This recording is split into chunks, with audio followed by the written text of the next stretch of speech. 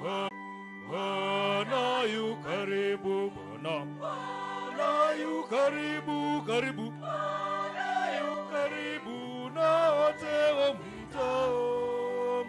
Bwana yu karibu, Bwana yu karibu, karibu. Bwana yu karibu na wote wamwitao.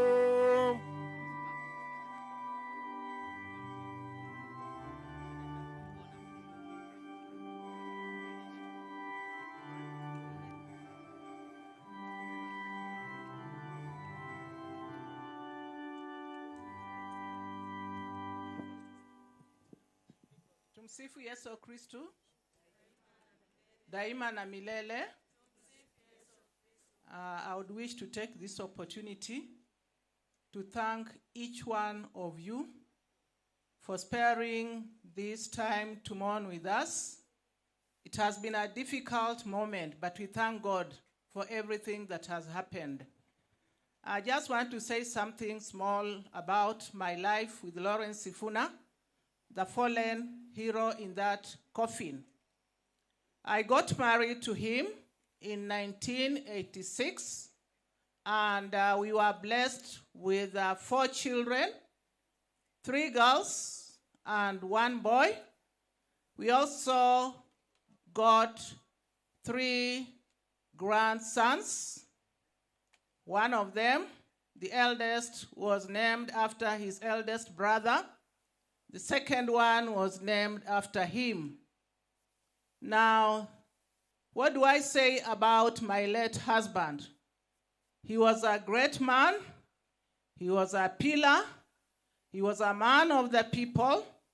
He would deny himself to give to the community.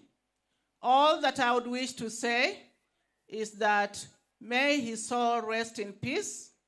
Kindly continue praying for us as a family for unity to prosper amongst us.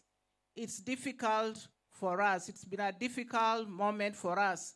Your prayers will be highly appreciated. Till we meet, my dear husband. Thank you.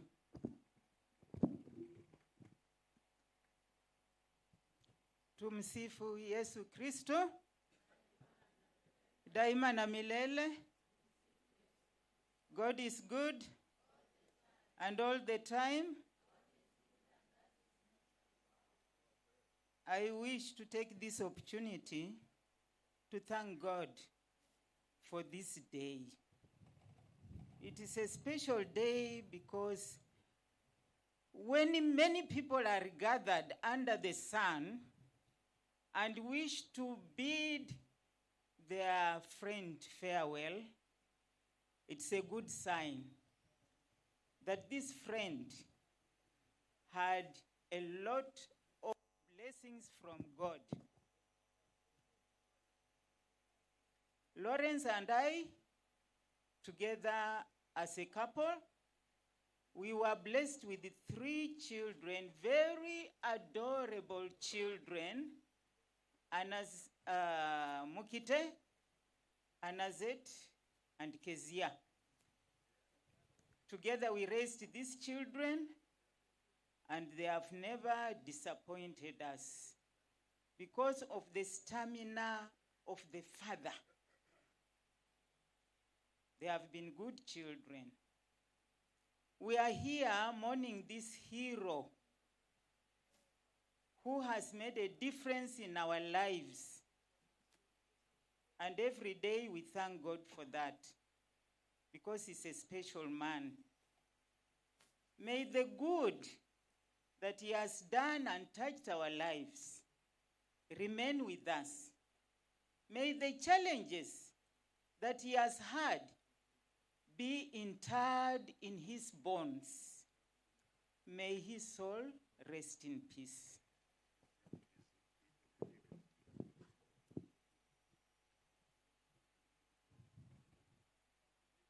Kwa majina naitwa Hon Sifuna, bibi mkubwa wa the late Lawrence Sifuna. Nilioleka naye mwaka wa 1971. And before I continue, Madam Alfred, come here.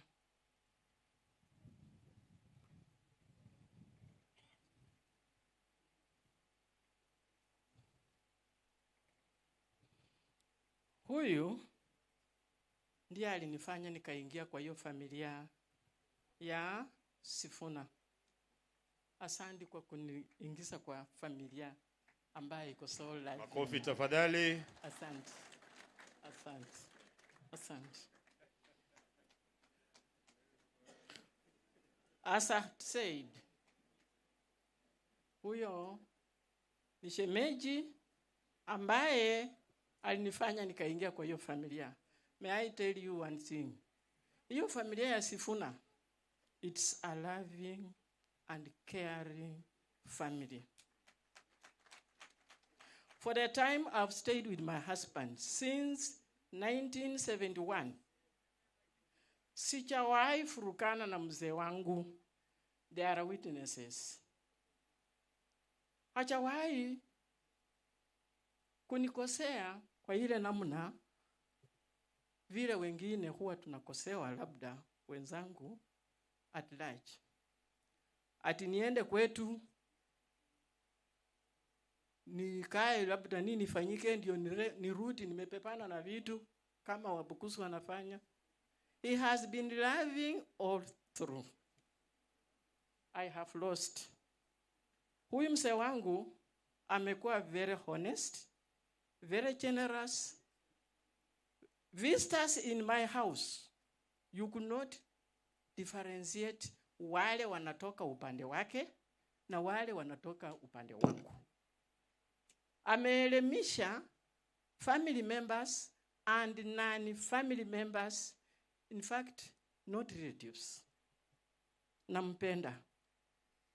I've lost. I miss him. I miss him so much. Wale wameacha kazi zenu, mmekuja kuomboleza nasi pamoja, umeacha nafasi zenu mbalimbali, na mshukuru kwa hali ya juu.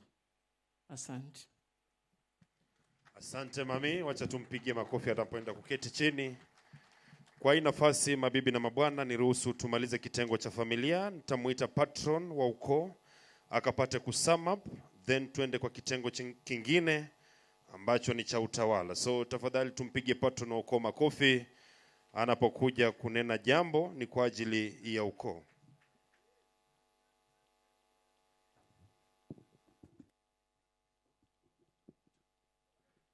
Kanisa takatifu, wageni wa heshima ambao mko hapa, majirani, mandugu, waombolezaji, hamjambo. Kwa ufupi sana, wacha nichukue nafasi hii ya kipekee kushukuru kila mmoja wenu kukuja kutuomboleza. Nashukuru wageni waheshimiwa ambao wako hapa. Nimesema karibu sana na asanteni kwa kuja kutuomboleza. Jamii ya Bamutilu, I take a special moment to really thank you and appreciate you. Mumeonyesha a lot of solidarity for the family since the demise of our brother. Ladies and gentlemen, my name is called Evans Kakai Masinde. I'm here specifically to welcome Bamutilu Huama, Uganda. Najua mumekuja mko hapa, mmekaa pale nyuma. Bamutilu from Busia muko hapa, tunataka kuwashukuru wote. Bamutilu from Kakamega muko hapa, we want to really thank you. Bamutilu from Trans Nzoia, tunataka kuwashukuru. Waombolezaji, ningependa kusema hivi, mwaka wa 1998 made a very, very important decision. This is the year the late Honorable Lawrence Sifuna was appointed to. In the same year, our late Mzee Peter Saisi was appointed as the deputy to patron. The same day, my father, George Masinde Murunga, was appointed as the second chairman of Bamutilu clan. It's unfortunate that all the lead in eternal peace. Lawrence, you have not left us as orphans. Umewacha jamii kama umetupanga. When we go to America, we are well represented. When we go to Trans Nzoia, we are well represented. Bungoma, we are well represented. The young man has requested, Governor of Bungoma, in honor of the late, we pray that you give us something that we can call after our late brother. We want to appreciate Busia. Busia, we have a school called Bamutil. But we are also requesting the governor of Busia in honor and favor, because we have a good representation there. Utusaidie kitu ambayo itafanya tumukumbuke mwenda zake Lawrence. Mheshimiwa Natembea, up there pia, we request that you give us something. Gentlemen, you had a vision. You had told us and you had given us direction as to what we are supposed to do as Bamutil. I want to request all of you. This man had a network that we cannot have. He was putting on a shoe that we cannot fit. But we request that anyone who has a network, come, let's be together, and let's live his legacy alive. May God bless you abundantly. Asante sana patron. Mabibi na mabwana, mtaniruhusu nivunje itifaki anga kwa kiduchu tu. Mama Mefa alisahau jambo, so tafadhali Mama Mefa, kindly karibu.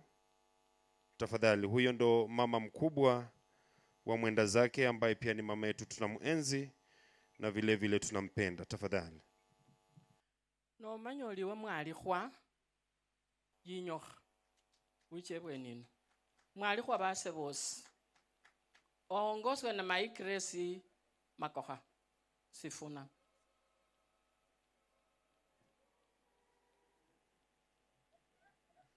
Asante. Waalikwa, wakati mnapokuja na tumai kuwa mko wengi kwa idadi. So kwa ajili ya muda tu nitaomba mtapunga mkono tu, huenda mnenaji awe mmoja tu tafadhali. Ama mnaweza punga mkono popote mlipo pasipo na kupoteza muda wa kuja tafadhali.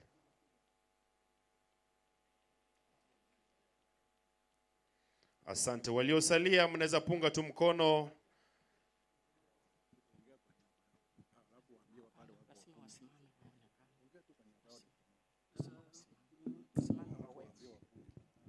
Bwana Yesu asifiwe. Bwana asifiwe. Ningependa wamualikwa wa Lawrence wote wasimame wapunge. Tuomba kusimama ni kwa ajili ya muda, tusimame tu. Hivyo. Haya, wamepunga mami. Mnaweza keti. Nimemaliza hapo. Yaani nilikuwa na shanga. Kwa Sifuna tuko na ndugu zake bali baseje. Manepa ho basumba na mwe baline bahasi.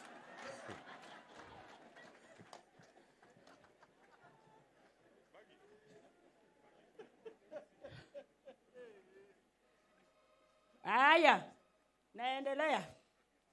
Huyo kijana amelala hapo alikuwa kijana wa ajabu. Ndiye alifanya hao vijana walikuanga na kichwa ngumu kusema wanataka waoe leo tena wanaoa kesho. Si alitusaidia? Hawa mama, si alimsaidia? Sifuna alifanya sisi tukaishi kwa boma lao. Alipenda mashemeji zao, alikuwa anawatetea. Hata mimi hivi alinifanya nikatoka Kakamega. Na alipeleka huko unaona mwe alipeleka huko ng'ombe ya ndume. Ya ndume kubwa. Asante. Na akanifanya nikaishi. Si aende kwa amani. Asante mama. Tuishi kwa amani. Asante. Mbarikiwe. Thank you. Thank you. Turudishe kipaza sauti. Aya, kwa nafasi hii mabibi na mabwana, niruhusu nikaruke kwa kitengo kingine ambacho ni cha utawala, na nitaomba kwa haraka kama kuna area chief tunakutambua. Kama haupo nitamwalika msimamizi wa ratiba mwenzangu akapate kutuelekeza kwa kitengo kifuatacho. Tafadhali. Area Chief, karibu tu watambue wenzako tafadhali. Watambue tu, si kunena. Tafadhali, unaweza nena tu kama host. Jamii, all dignitaries na waombolezaji wote, hamjambo. Nachukua fursa hii kuambia karibuni hapa Siritanyi, Msukuma location, Msukuma ward, Kandui division, Bungoma South, Bungoma County, our beautiful country Kenya. I take this opportunity to welcome all the chiefs and assistant chiefs within the hall. Wakuje. Karibuni wote, alafu muweze kusema majina yenu. Makoha Lucy, Senior Chief na para location. Nafikiri yangu niliongea jana. I'm what I am because of that hero. Asante, mimi naitwa Robin Barasa, Chief East Bukusu location. Mahali Mheshimiwa Sifuna anasaliwa. To the family, please kindly take heart. Poleni sana.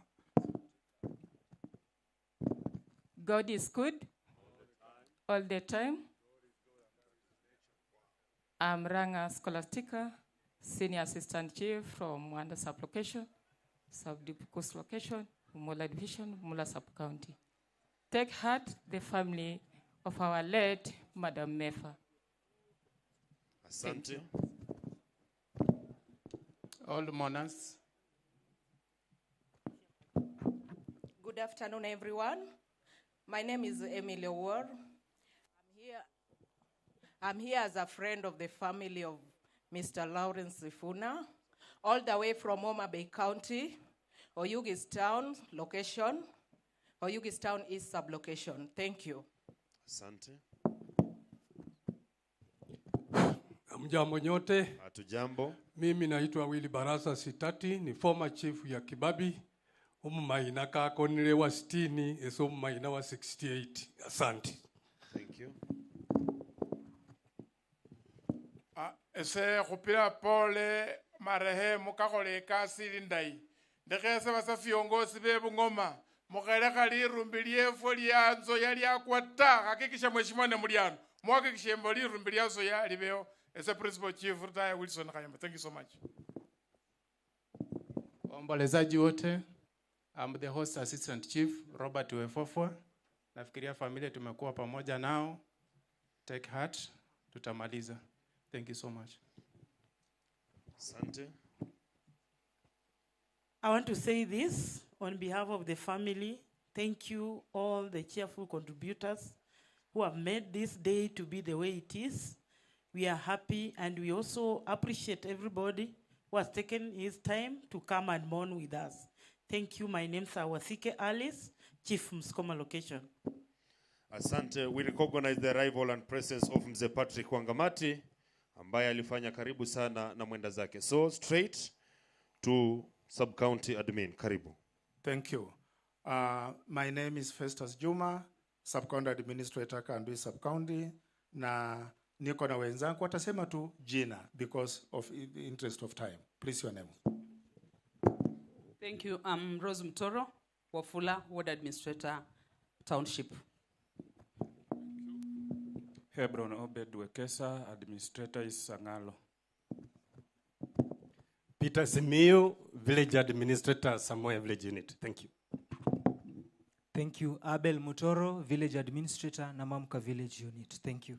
Thank you. Sylvia Kwatindi Wanyonyi, Msukuma Village Administrator. Thank you. Thank you. Ruth Wekesa, Village Administrator na Masanda Village Unit. Thank you. Thank you. Na natumai kuna wenzetu wenye wanafanya county government of Bungoma who are below directors. Pengine penye huko beba tu mkono. Penye huko. Ya, simama punga mkono. Yes. Thank you so much. Just one. Hon Lawrence Sifuna made me what I am. I'm a sub-county administrator, Kandui sub-county, courtesy Omwami Honorable Lawrence Sifuna. Esomo mutiru, ba mutiru mwativisye, karaba mai, papa, mwekhalire khaneba yaya, poleni. Thank you so much. Back to MC. Asante. Kwa hii nafasi nimuite mwelekezi mwenzangu wa ratiba. Karibu sana. Asante ndugu. Nitangaze kama ifuatavyo. Tunaenda kwa kitengo kingine. Tukumbuke kwamba tuko kwenye hafla iliyo na majonzi nyingi. Kwa hivyo tumekuja hususan kuomboleza. Watakaofuata kuzungumza ni kuombe. Una uhuru wa kusema unayo yahisi kusema. Walakin uyaseme kwa mipaka mapana na marefu ya heshima. Kwa kimombo, we are free to say what we desire. However, we must remember to be respectful. Ninaomba mjumbe katika bunge la gatuzi la Bungoma, mwakilishi wa wadi ya Muskoma, George Makari, uje na ualike wenzako nao wapate kutoa rambirambi zao. Karibu mheshimiwa.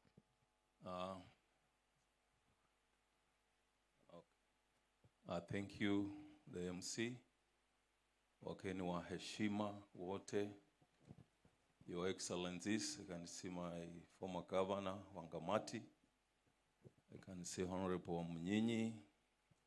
For the first time Wachakoya amekuja kwetu hapa. Governor Oparanya na Pina Puera. Nimeona Olako Alwoch, bunge wa alipita sana kwa tiketi ya Ford Kenya huko Kisumu when it was very impossible, lakini alikuwa anapita.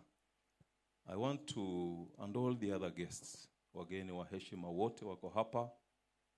Mheshimiwa Senator wetu Sifuna from Nairobi, mjumbe wetu wa Kandui Mheshimiwa Makali is also with us here. Mheshimiwa Wetangula is in Australia, lakini tulikuwa na yeye kwa jamii tukifanya mchango, akatutolea mchango wetu, and is with us in spirit. He asked the family kwamba he will not be around, but he is represented very well today. Mheshimiwa Gavana is on the way coming. Amehudhuria harusi mahali, but is just coming. In a few minutes atakuwa pamoja na sisi, and some other members of the county assembly. I think wenye wako hapa nimeona Mheshimiwa Cornelius, Mheshimiwa Makabichi, Mheshimiwa Alan. Nataka tu niwakaribishe, just a name so that we save on time. I don't know if the MC ameniruhusu. Nataka pia kabla kuje ni tumbele. I want to recognize Mheshimiwa Majimbo Okumu na Mheshimiwa Balala. Mheshimiwa amekuja tu, umefanya kazi mzuri sana. Kuja tu. I know you have your space to talk. But Mheshimiwa Balala accepted to be the chairman of the committee ya Haya Matanga. Si mnaona amefanya kazi mzuri. You have done a very splendid job. Assembly yetu ya Bungoma na ako hapa na hang lakini tuko pamoja na yeye. Mheshimiwa asante, una nafasi yako. Nataka nikaribishe Mheshimiwa Cornelius, Mheshimiwa wa Khalaba Ward ambaye pia ni jirani yetu hapa. Mheshimiwa, just introduce yourself. Asante sana. Kanisa yetu ya leo, waheshimiwa wote na waombolezaji wote, kwa majina naitwa Cornelius Mahanu, MCA Khalaba Ward. Naungana na nyinyi wote kupigia pole familia iliyompoteza shujaa wetu. Na tunasema tu Mungu airehemu roho yake. Pole kwa familia, pole kwa kaunti ya Bungoma. Asante sana. Asante waombolezaji wote kwa jumla. Mimi ni Mheshimiwa Tim Power Chikati, MCA wa Ndalo Tabani Ward. Tumekuja kusimama na nyinyi. Poleni. Asante sana. Asante kanisa, viongozi na marafiki wa mwenda zake. Nasema pole sana, neema ya Mungu itoshe. Naitwa Alan Nyongesa, mwakilishi wa vijana. Asante. Waombolezaji wote, itifaki zote zikizingatiwa, kwanza napenda kushukuru marafiki wale walitembea na Mheshimiwa Lawrence, hasa tukienda Nairobi kama Mheshimiwa Munoko, inua tu mkono. asante kwa kuhudhuria. Tumepoteza. Niliingia kwa siasa kwa sababu ya ukakamavu wa Lawrence Sifuna. Mungu amrehemu. Amen. Familia ya marehemu Sifuna, wamama wajane na watoto wao, na waheshimiwa wote wenye wako hapa leo, siku ya leo. Kwa majina yangu naitwa Mheshimiwa Margaret Sapina Wanjala, nikiwa nominated wa chama cha Fort Kenya Muhula wa 3 Trans Nzoia County Assembly. Mimi kwa Fort Kenya ni Vice Chair wa National Kenya Kwanza, mimi ni coordinator wa Rift Valley. Na nataka kusema, nasimama hapa nikisema wamama wachane, karibuni kwa uchane, kwa sababu mimi niko 30 years nikiwa mchane. Nasema karibuni, mko na Mungu. Asante, mbarikiwe.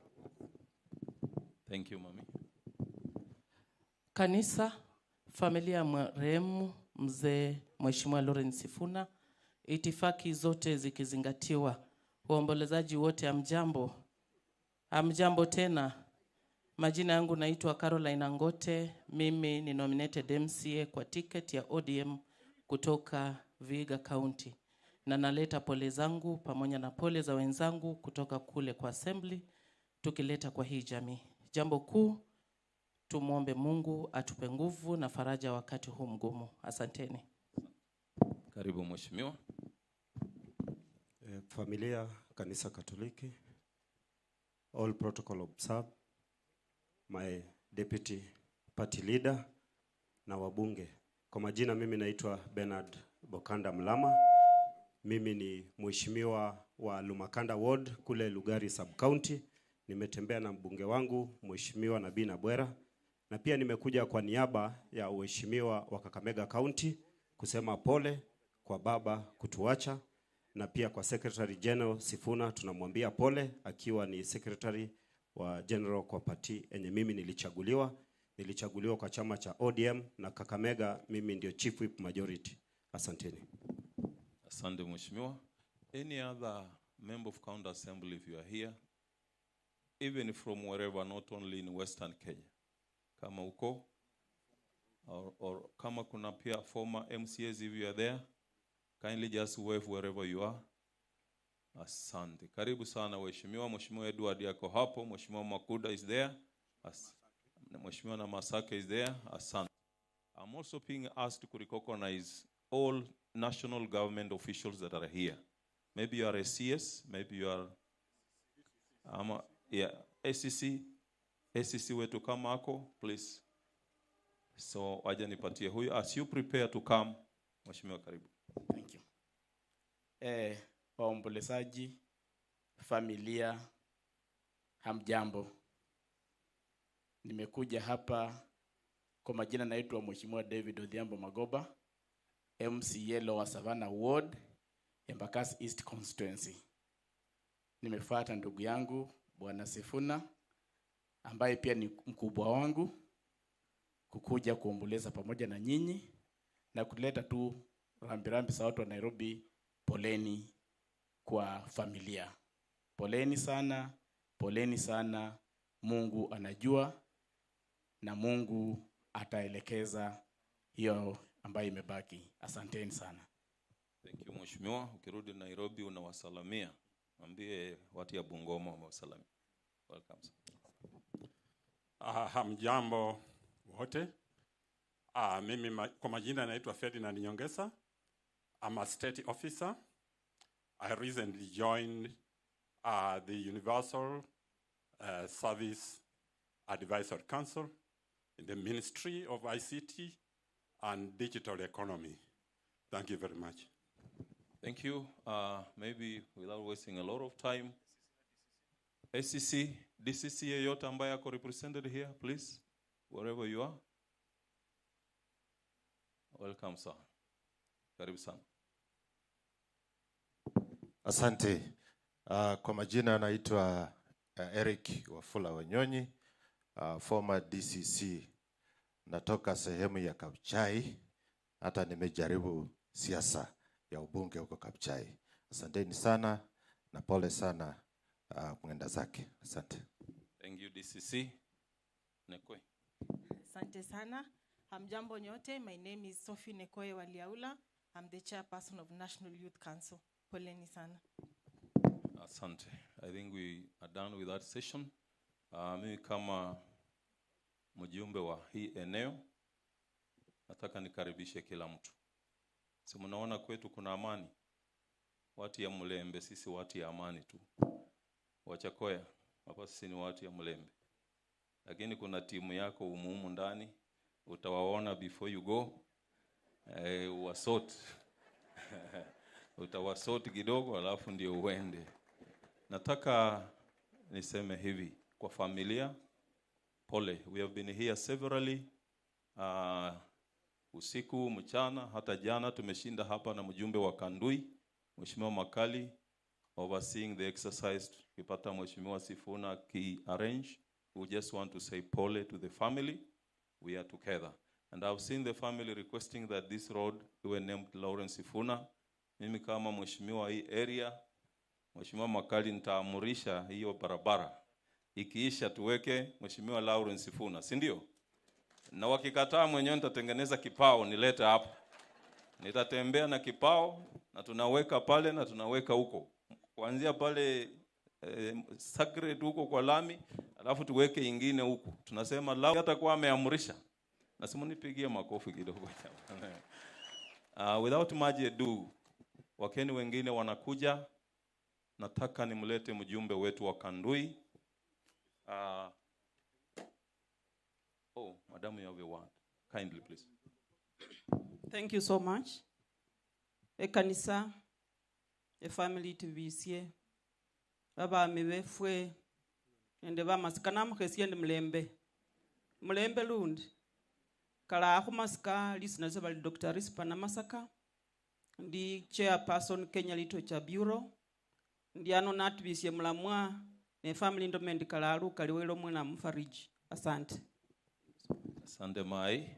Nasikia naambiwa nilete kamati ya matanga. Kindly please just come. Alafu kuna mfalme wa Vamasava kutoka Uganda ndio yeye anaingia. Mkaribisheni tafadhali. Na ako na mheshimiwa Wakoli, the newest graduate yesterday as a PhD in religion, huyu Wakoli Bifoli. Karibu sana mheshimiwa Wakoli Bifoli. King, karibu sana in Kenya. Asante. Kanisa andalizi, familia ya baba mwenda zake, viongozi wetu wa nchi na wanamatanga wote, Bwana asifiwe. Asifiwe tena. Kwa jina ni Rebecca Nafula Masibai. Nimesimama hapa. Watilu na Bamtil must have originated from the same ancestor. Kwa hivyo nasema pole Bamtilu nikiwa Omtilu. Second, nataka niseme ya kwamba I've been championing the rights of the girl child. Na baba tulikutana na yeye in the year 2017 when I was hosting the Girls Advocacy Initiative International Day of the Girl Child. Baba alinipea donation ya t-shirts to campaign against the early pregnancies in Bungoma County. Na alinipea t-shirt kama yenye niko nayo hii, nilivaa leo ili niendelee kumkumbuka. Baba, you've gone but you've left a legacy. Poleni sana na Mungu awabariki. Asante. Asante mheshimiwa gavana, karibu sana na timu yako. Nilikuwa kwa kitengo ya waheshimiwa wakati the king kutoka Uganda alikuwa anaingia, na tena mheshimiwa gavana wetu pia akaingia. Nirudi kwa kitengo ya waheshimiwa tafadhali. Tukipita hapo wananiambia hatutarudi huko. Hata kama you are still breathing ndio mnakaa chini.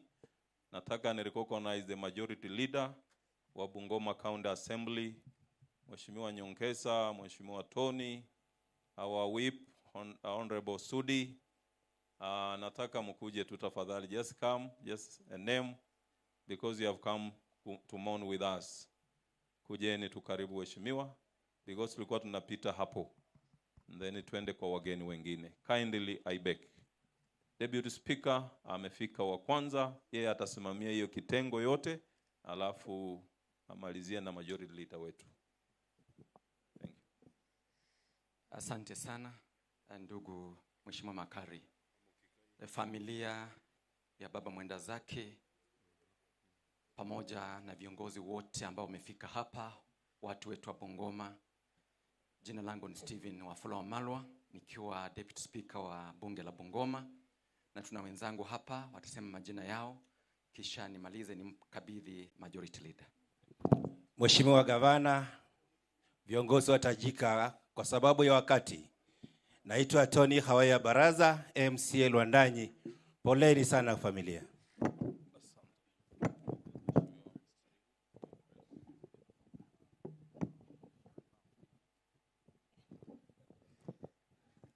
Familia na wananchi wote amjambo. Mimi nasema pole sana, na vile Biblia inasema kwa udongo ulitoka na kwa udongo utarudi. Wacha mheshimiwa wetu mwenye amepotea atembee salama. Kwa majina anaitwa Mheshimiwa Sundukwa na akilisha abantu besitiko. Asante. Gavana wetu, familia ya Mheshimiwa Lawrence, all protocols observed.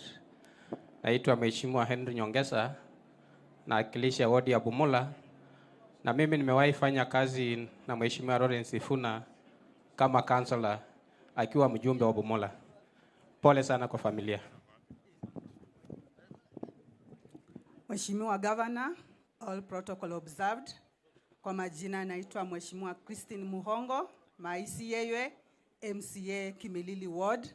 Pole sana familia kwa kupoteza.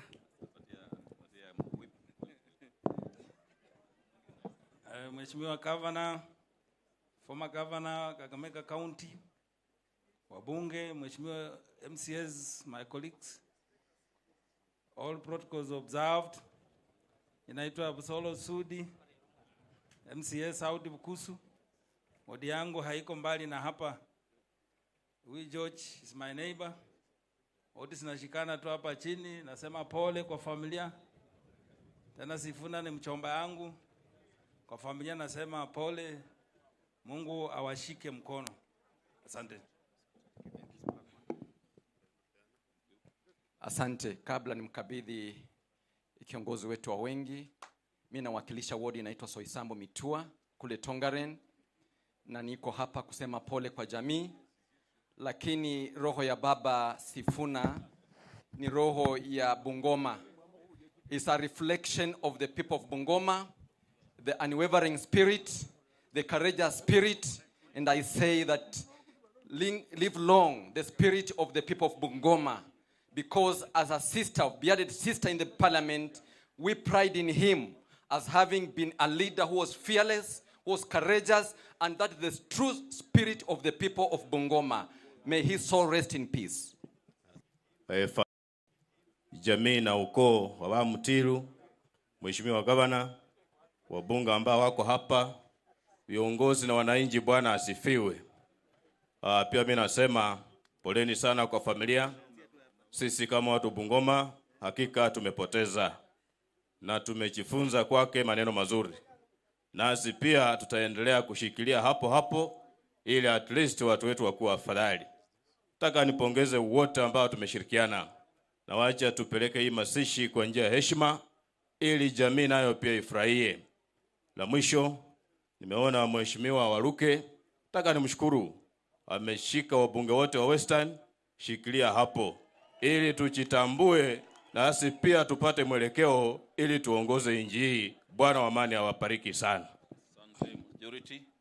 Mheshimiwa minority, you've come in kama tunaendelea. Asante. Kwa ombolezaji wote, kwa majina naitwa Mheshimiwa Lusanaka, MCA wa Bukembe West Ward. Mimi pia nimekuja kuomboleza na familia ya Papa Sifuna kwa sababu alikuwa my role model. I think he was the first member of parliament mimi kusalamia kwa mkono nilikuwa primary school. So kwa familia na Bungoma kwa jumla tumepoteza, na nataka kuomba viongozi wote wenye wako hapa tusikuwe tunaungana tu kwa matanga peke yake. Kwa maneno ya maendeleo waje tufanyie pamoja, ndio hii region yetu pia iende mbele. Tusingoje matanga kama hii, ndio tushikane tufanyie pamoja. So nataka kuomba viongozi wenye wako hapa as Western leaders, wacha tushikane, tusukume region yetu iende mbele. Otherwise kwa family nasema pole sana na Mungu mwenyewe atawafariji. Asanteni. Asante. Huyo ni minority leader wetu katika assembly yetu ya Bungoma. Yeye ni mtu wa Kandui hapa. Nimeambiwa niite kiongozi wa Bama Sava akuja aseme something as other leaders come in. Your Excellency, I recognize you. Nilikuwa nimepeana kwamba you are coming. Umeenda harusi but unakuja. I thank you for coming. Mheshimiwa Waluke, thank you for coming too. Karibu. Kiongozi wa Bama Sava, tafadhali. Is coming. Time is coming. Samahani kidogo, nitaomba ili tuwe na mpangilio mzuri. Kwanza tuwe na njia nzuri hapa. Maafisa wa usalama, kuna viti vya kutosha, watu wote waliosimama hapo waketi. Ya pili, nitaomba kwa sababu mgeni wa heshima anaingia, kwaya itupee kibao ili mpatie nafasi ya kutizama mwili na kuketi, kisha mheshimiwa utaendelea na kumwalika mjumbe wa Kandui kuendelea na ratiba. Na niombe tuwapigie MCAs wetu makofi mazuri. Wamezungumza kwa heshima na wamezungumza vizuri sana. Na tunashukuru kuwa sisi ni watu wa amani. Kwaya inapokuja, kama umeketi katika hii nafasi na wewe si mheshimiwa, huenda wewe ni mheshimiwa kwako nyumbani, nitaomba kwa heshima, waheshimiwa bado wamesimama, tunyanyuke tu ili tuupatie wageni wetu nafasi tafadhali.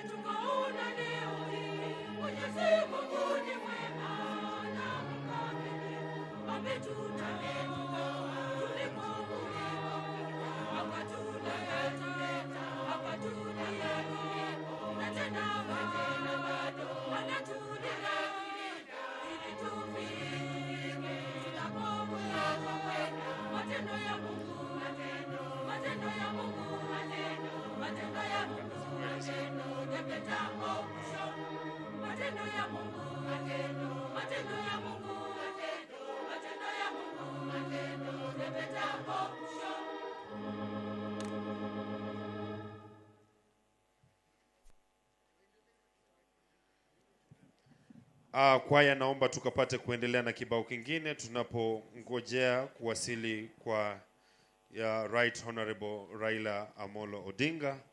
Akishafika hapa nitaomba kwaya tutaendelea na ratiba sasa. Tafadhali.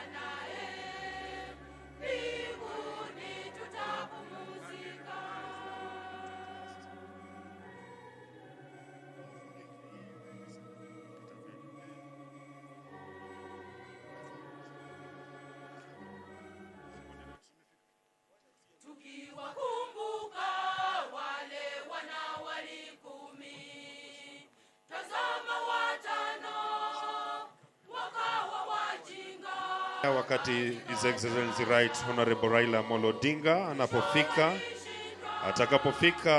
atafika straight, atazame mwili, ndiposa aende kuketi. Tafadhali kwa heshima, wacha tukasimame wakati His Excellency anaingia, akiwa maandamana pamoja na gavana wa Siaya, gavana Orengo James. Tuko na gavana wa Kisumu Peter Anyang' Nyong'o, wakiwa pamoja na viongozi wengine.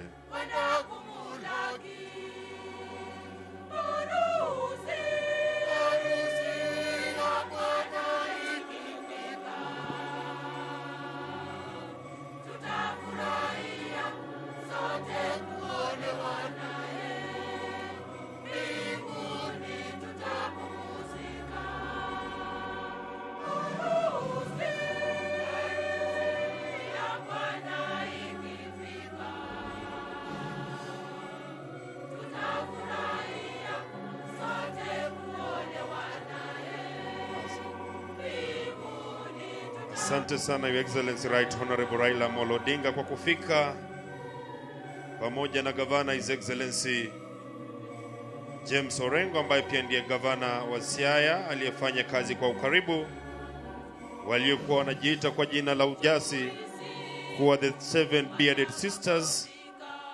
Kumbukwe Mheshimiwa Lawrence Sifuna alifanya kazi kwa karibu sana na mwenda zake, wakiwa pamoja na Mheshimiwa Koigi wa Mwere, Abuya na wengineo.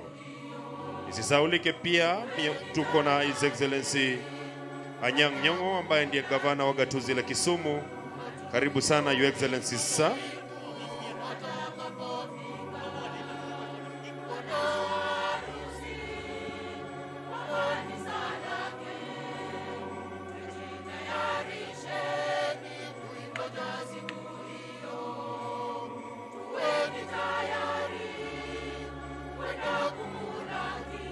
Wakati His Excellency anapowasabai familia, nitaomba mwenye gari UBN 806K ambaye ni Honorable Simiyu unaitwa nje, ni kwa ajili ya gari hilo tafadhali.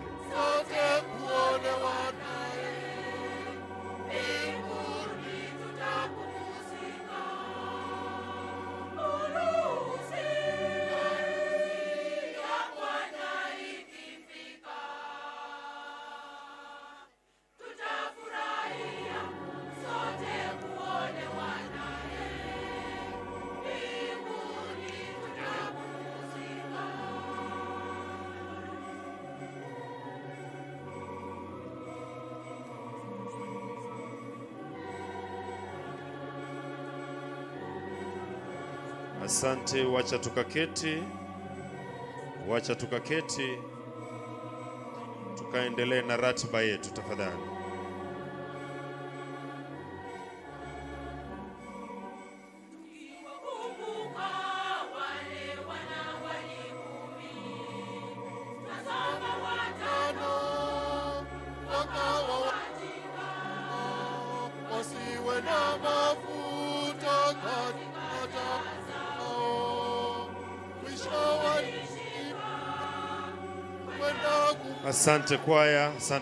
Asante kwaya. Wanahabari, kwa heshima na taadhima, nitaomba kwa nafasi ya kipekee tukapate kujongea kwenye lango kuu, tukaendelee na ratiba yetu ya siku ya leo. Tumsifu Yesu Kristo daima na milele. Tunatambua uwepo na kufika kwa His Excellency Right Honorable Raila Amolo Odinga, ambaye ndiye party leader wa ODM aliyefanya kwa ukaribu na mwenda zake Lawrence Sifuna. Vile vile His Excellency ameandamana na gavana James Orengo, ambaye pia ni mmoja wa the Seven Bearded Sisters, wakiwemo na Koigi wa Omwere, Abuya za Mazile na wengineo. Saulike pia tuko katika mjengo huu na gavana wa Kisumu His Excellency Governor Anyang' Nyong'o, twasema karibu sana. Senator Eddie wa Migori pia anaarifiwa umefika. Karibu sana ndugu kwa kuomboleza nasi. Your Excellency sir, kabla mfike tulikuwa tunaendelea na ratiba yetu na area MCA ndiye alikuwa kwenye jukwaa. Tafadhali take over please. Thank you MC. Your Excellency Raila Amolo Odinga, wageni ambao uko nao, Mheshimiwa Anyang' Nyong'o, Mheshimiwa Orengo. You came in when we were already underway with the speeches. Tuna almost coming to the area member of parliament. But before I come to the area member of parliament, nataka niite kamati ya matanga led by the chairman, Mheshimiwa Balala. Mheshimiwa Balala, you are welcome. Asante. As chairman anapokuja, wanahabari tafadhali nitaomba tukapate kusonga tafadhali. Wanahabari tukasonge, na mwenye gari UBN 806K tafadhali unaombwa kuangalia gari lako tafadhali. Thank you chairman, karibu. Thank you. Your Excellency, Right Honorable Raila Amolo Odinga, familia ya mwenda zake Bamutiru, Your Excellency the Governor Bungoma, Your Excellency Governor Kisumu, Governor Siaya, our Member of Parliament, Mheshimiwa Makali, Deputy Party Leader Mheshimiwa Paranya, serious leaders seated in this congregation. On behalf of the committee, kindly allow me to usher in the committee members just to pronounce the name, alafu wakae chini. Wamefanya kazi kubwa sana. Kindly, members of the committee, jina na unakaa chini, sababu hawa ndio wamesaidia imatanga kafanana hivi. My names are Christopher Sifuna. I'm the treasurer of this funeral committee. Asante sana.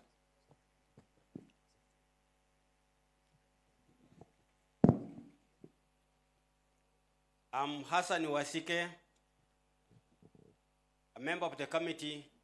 I've been representing the clan ya Bamutiru kwa hiyo kamati. Thank you so much.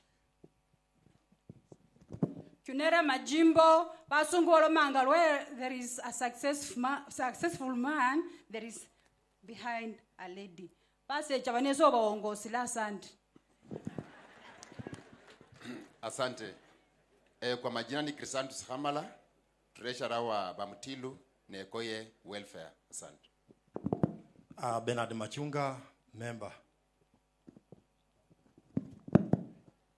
I'm Leonard Wekesa Kiniale, member. Edward Simiu, niko in charge of communications. Crisandus Mabele, I was the secretary. Bernard Wafula, mwanachama wa kamati. Adrian Sifuna, member. Honorable Dr. Bifolo Akoli, member. Dr. Wakoli Mfoli. Asante chairman, Mheshimiwa Raila Amolo Odinga, magavana wote ambao wamejumuika na sisi na viongozi wale ambao pia wametoka Uganda. Tumsifu Yesu Kristo. Daima na milele. Mimi naitwa Majimbo Okumu, nimekuwa katibu mwandalizi wa haya matanga. Nataka kuchukua nafasi hii kuwashukuru nyinyi wote, kuanzia kwa baba kwa mchango wako tuliupata, mchango wa governor Lusaka tulipata, mchango wa wabunge wa Kandui, mchango wa former governor wa Ngamati tulipata, mchango wa mheshimiwa wa Munyinyi tulipata, mchango wa mheshimiwa Nabii Nabwera umwana wa Lihanga tulipata, na wale wote ambao sijahesabu na wale ambao walitusaidia. Kama katibu mwandalizi nasema asanteni sana kwa ile kazi nzuri ambayo mmetufanya fanikisha haya matanga. Ya wale ambao hawajui historia yangu na Lawrence Sifuna, Lawrence Sifuna has been my political father. Na yeye alikuwa anasema epusi sale epusi, yani paka inazaa paka, umbwa inazaa umbwa. Sasa wale ambao viongozi ambao mmebaki, muige mfano wa mheshimiwa Sifuna, mkisema 1 + 1 = 2, msiseme = 11. Kwa sababu mambo ya kusema 1 + 1 = 11 ndio inaleta mambo yanasambaratika. So tunamshukuruni nyinyi nyote ambao mmekuja, tumevunjika kabisa kabisa kabisa. Mungu awabariki, muendelee kusaidia watu sehemu zingine za nchi. Shukran. Thank you, Your Excellency, Right Honorable Raila Amolo Odinga. All protocols observed.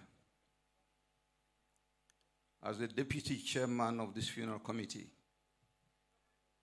I want to share with the congregation and tell you all that this funeral has been followed very keenly. The committee is only delivering. But the followers of this funeral, including the Right Honorable Raila Molo, have shown the people of Bungoma and the members of the family that Lawrence Sifuna, who is fallen today, was indeed a great person.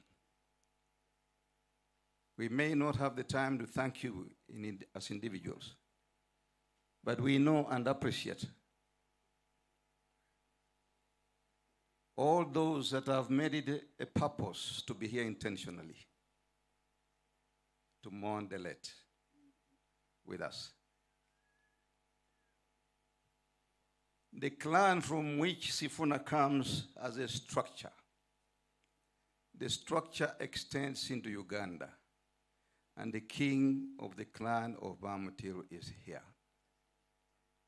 The governor, the king is here, and the king will have a time to say something.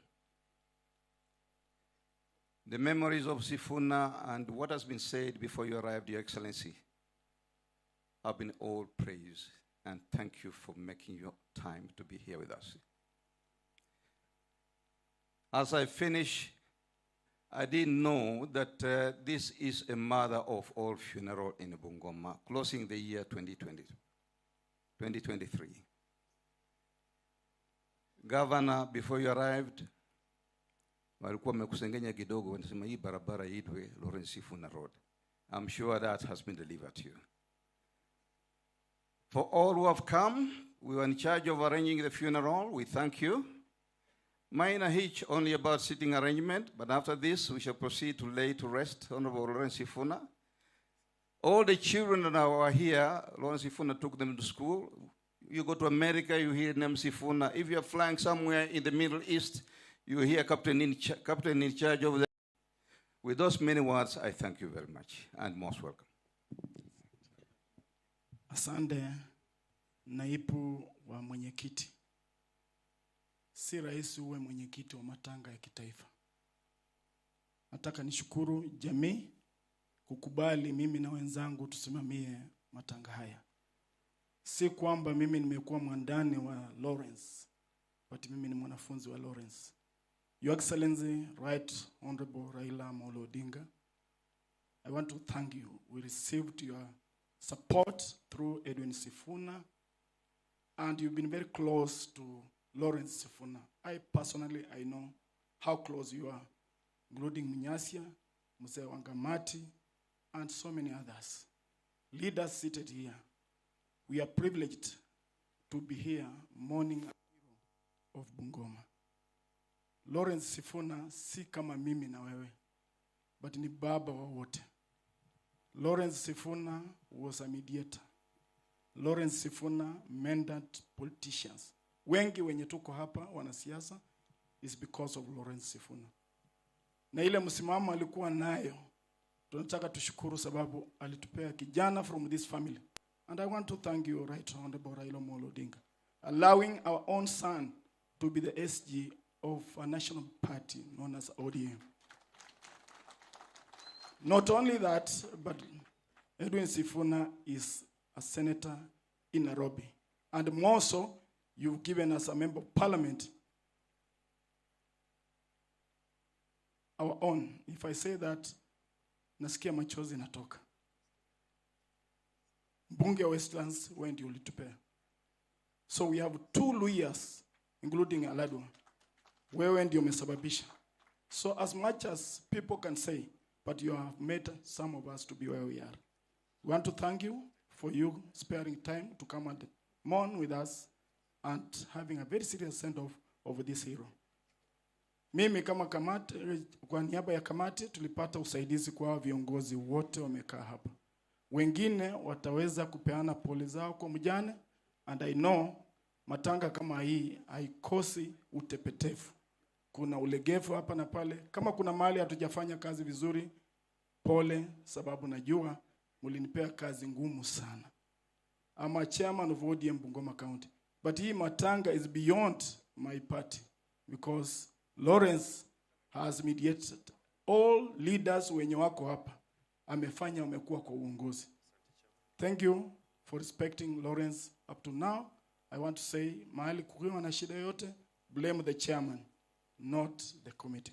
Thank you. Asante. Tupikie kamati makofi tafadhali. Mumefanya kazi mzuri. Also, let me recognize the newest doctor in the room. Before Wakoli, wapigia makofi. As a PhD in religion. Alitaka kuwa Catholic priest, mambo ikamshinda kidogo, lakini ameachieve, si ndio? Situmpigia makofi. Nataka nimlete mjumbe wetu wa Kandui. Mjumbe watu wa Kandui kwa heshima. Na anapokuja nataka niseme kitu moja. Mheshimiwa Waluke is here as the chairman of Western MPs Caucus. Mheshimiwa Waluke, kindly unite all the members of parliament in Western. We have our leader here called Moses Masika Wetangula. Unite these people under Moses Masika Wetangula.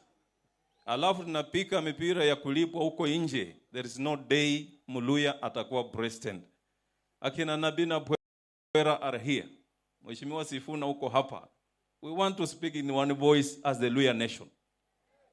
It doesn't matter even if we gravitate towards other parties. Lakini wacha to unite. Wacha kwe. Wewe wache vitu zingine unakula. Wewe kuja. Kuja. Wewe ni Muluya. Let's gravitate towards one party. Tuunge Moses Masika Wetangula. Uko mbele, tunajua we will have a say in the government. Mheshimiwa Makali. Pikia Mheshimiwa Makali mjumbe wa Kandui makofi.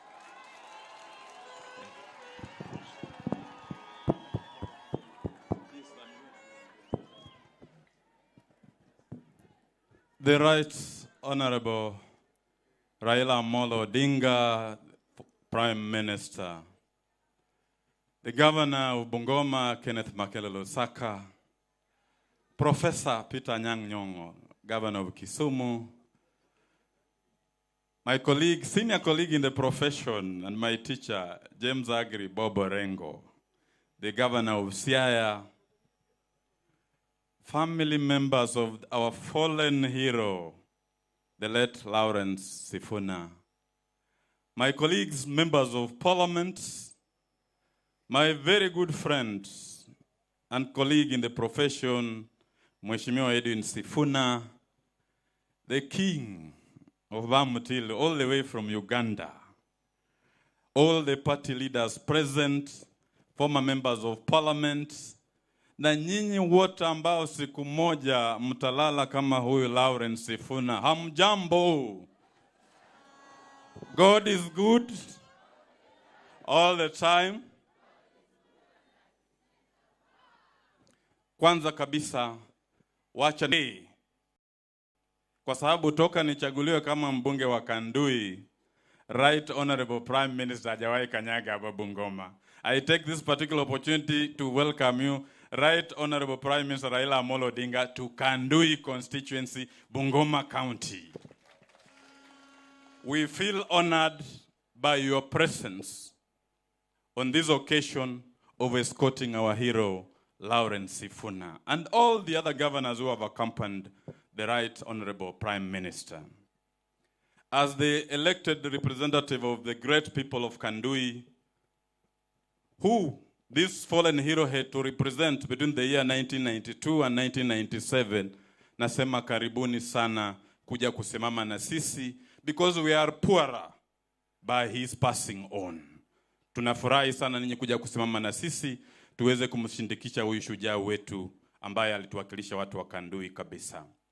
Tatu, ningependa kuchukua nafasi hii kwa niaba yangu binafsi na kwa niaba ya watu wote wa Kandui kuombea familia hii, poleni, poleni, poleni sana. And Bamutilo boss for producing such a hero. I hope at the end of the day today, Bamutilo Ndukulayo Kambitanda will produce another hero like this one.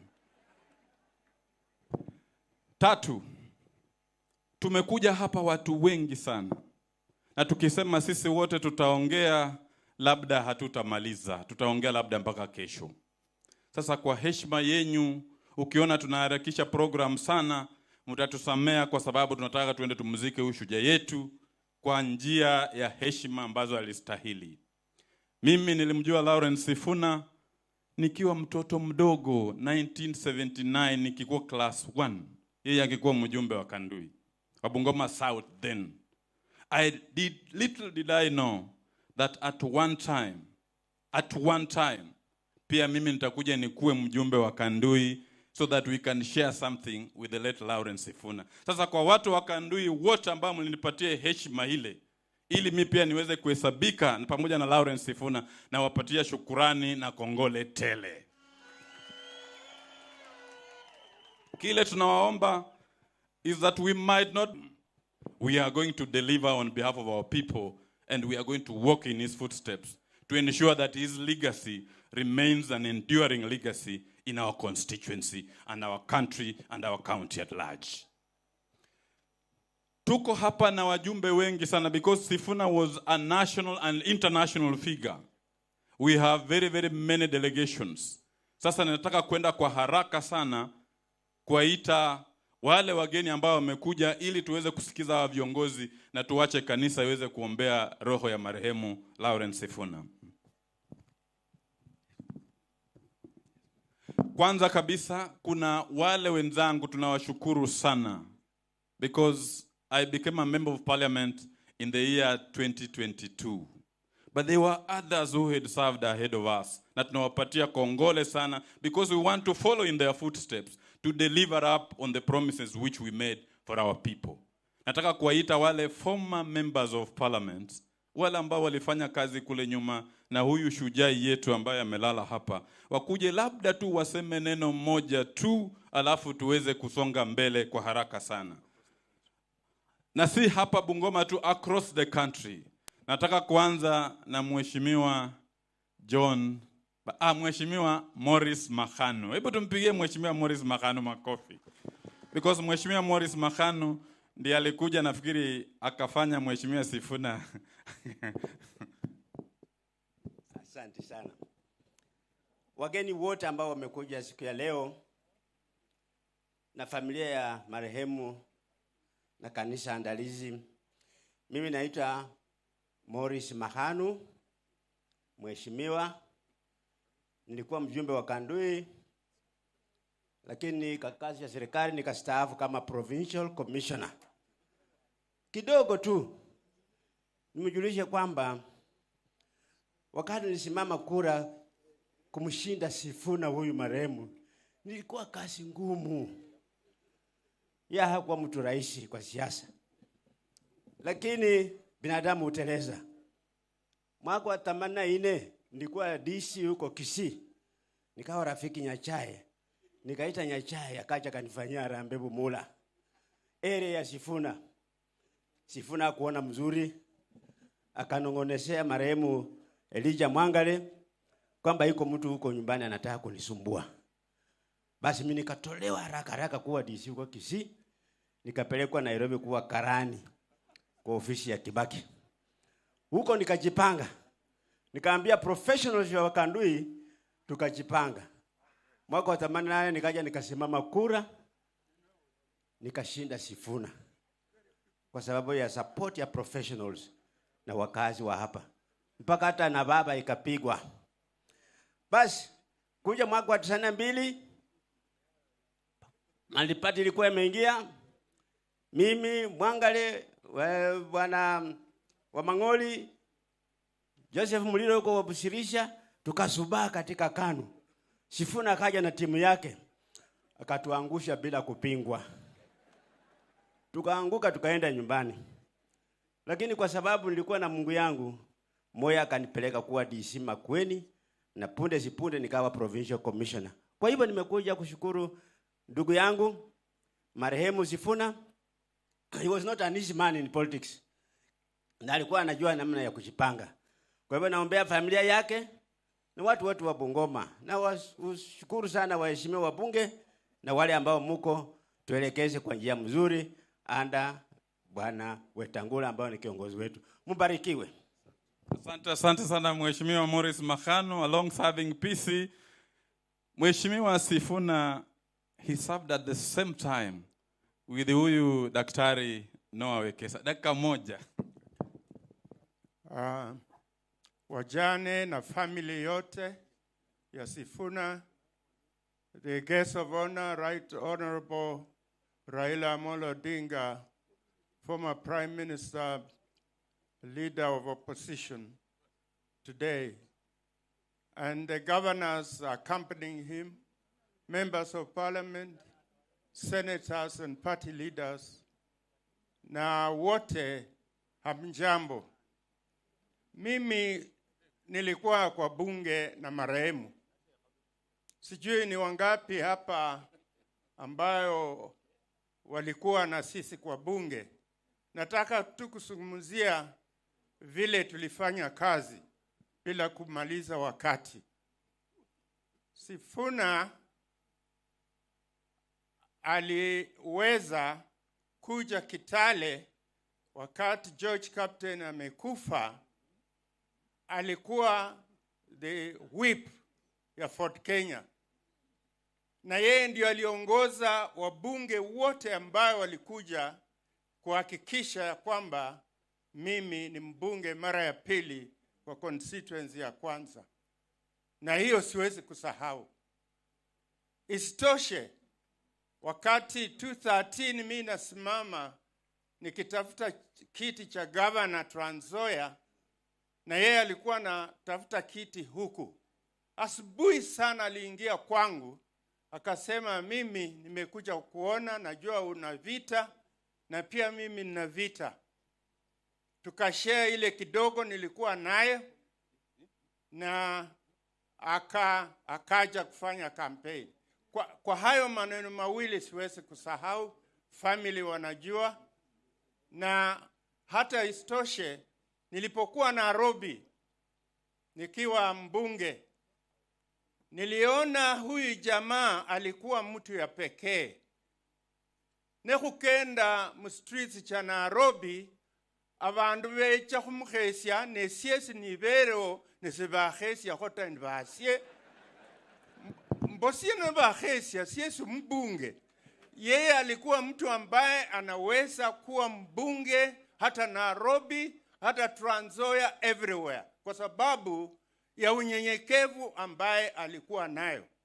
These days are here, money is a big issue when you want to be a party leader, a member of parliament, an MCA. I can assure you people sitting here, Sifuna did not need money to be a member of parliament. Just like Muliro was. We never used money to become leaders. Emimaki efunikio kihola abandu ba hochakula. Na huyu ambaye melala alikuwa hivyo. Nikimaliza, I've been very close to this family. Monica was with me in Nairobi. Tukipanda miti dunia hii yote, Monica ndio huyo. Claire alikuwa CEC, Claire Sinjira.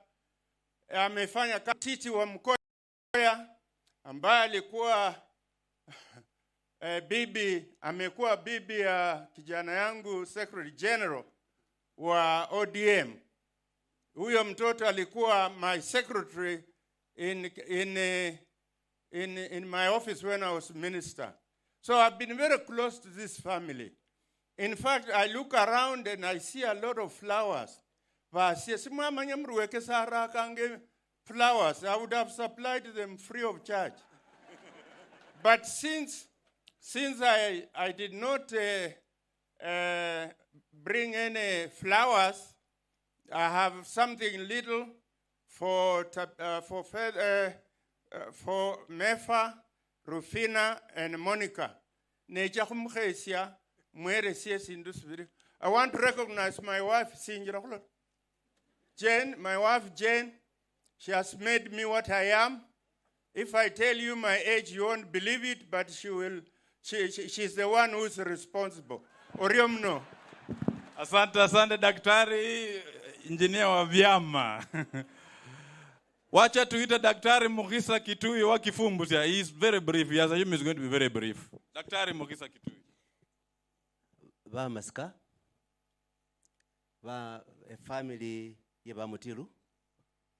Omukuko ba masaba be mumbone ndelikwe. Kiongozi wangu. Kinara wa upinzani. Kinara wa siasa ya fikra endelevu. Viongozi magavana mlio hapa. Mabibi na mabwana, mtaniruhusu mawili matatu niyaseme kwa lugha tatu. Khananji lengo. Ekura yawa. Si khona kilanga khupano lukhurukho khuime kura male kura yawa. Olikura ijeza khwakana kana olukhwatibira waeta. Ekura ne yawa siasa ni mukhola sahi balomeliko. He who has no destination cannot get lost. Kama una pahali unaenda, huwezi kupotea njia yako. Try to define where you're trying to go before you can assess how you get there. Saiji sache khuyimana khukane khana nende khukweta nende babandi khulikhwatibira wine. Khwenya khucha wine. Wakati mnasherekea kiongozi fahari yetu kama Sifuna, you must remember the greatest time ya siasa yetu ni wakati tulifanya siasa ya vitu tunafikiria tunaelekea wapi. Sio siasa nani amenipa pesa ngapi. Bamuela gachigo hoje suna mwati bengera. Lakini kalushe chingana kani GPS nyala ya kololo. You can fall and get up again. Mukharama busasi yao mlikwati kuilanuta. Munaumia side najua. Kwa mbola ngaze merekereta lakini za kumukhomata. Nyaga chikhomana chawa. Saichi khulima khuambana khuriena, how can we do better next time? And what is it we're trying to do? Sifuna hakuwa mwanasiasa kujitakia bure. Mimi nimefanya siasa na Sifuna. Wacha story moja ambayo mtaniwa radhi niiseme kwa sababu nilikuwepo. Moi alisema kama Wabukusu wanataka kula baheba yao wakule. Mara Sifuna baheba ni maita. Wakati Moi alikuwa anakuja Bungoma County for the first time after legalizing multipartyism again. Sifuna wala nyinyi wasomi kama kitu mmesoma sana, mnafikiria mambo ya kuandika manifesto, wacha. Kukawa na budget, Sifuna akakuja akachinja kondo moja na kuku 10, akaenda akaweka entrails kwa River Nzoia Bridge na kichwa ikitizama huko. Motorcade ya Moi kuja wakaenda wazimu. You also were there like Bunyasi, you remember. GPS ya Moi ilipotea kwa sababu ya trick ya Sifuna. He knew what he was doing. Kitu cha pili ningependa kusema. If we are celebrating Sifuna, we must celebrate the way he would have done it himself. That you do not tolerate deviated leadership. Ukiambia viongozi khupahotiri. We fought for the liberation of this country. We cannot be cowed today to look the other way when the gains that were made from that struggle are being subverted by opportunists who don't know what government is all about. Lazima tueleze wa Kenya ukweli. Mbele ya viongozi wanaharakati wenzangu. We did not fight for liberation of Kenya. Mtu kutuambia ati hii itafanyika wapende wasipende. Kwame wabwe. Efwe bana bama iwewe. You can't tell us I will have housing whether you like it or not. You don't own this country. We fought to stop that kind of primitive politics from permeating the public conscience of this country. Mukisherekea Sifuna lazima msherekee ukweli. Kwamba you cannot take up petroleum because of global prices. And when global prices come down, you keep prices up with a token reduction. We are not fools. Museme ukweli, we are not fools. And Sifuna will have called out fools who think that we cannot see through their lies. Mukimsherekea Sifuna, museme, can we go back to the path of proud politics? Oh, Mayora kijana kama Olanga.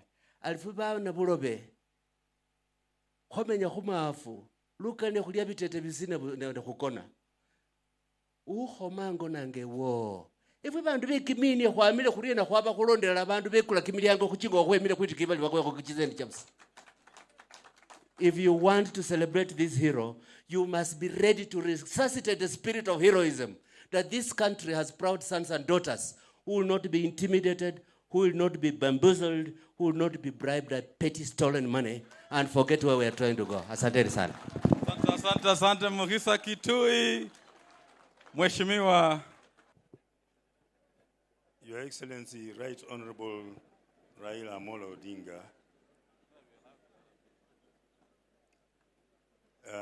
Deputy Leader ODM,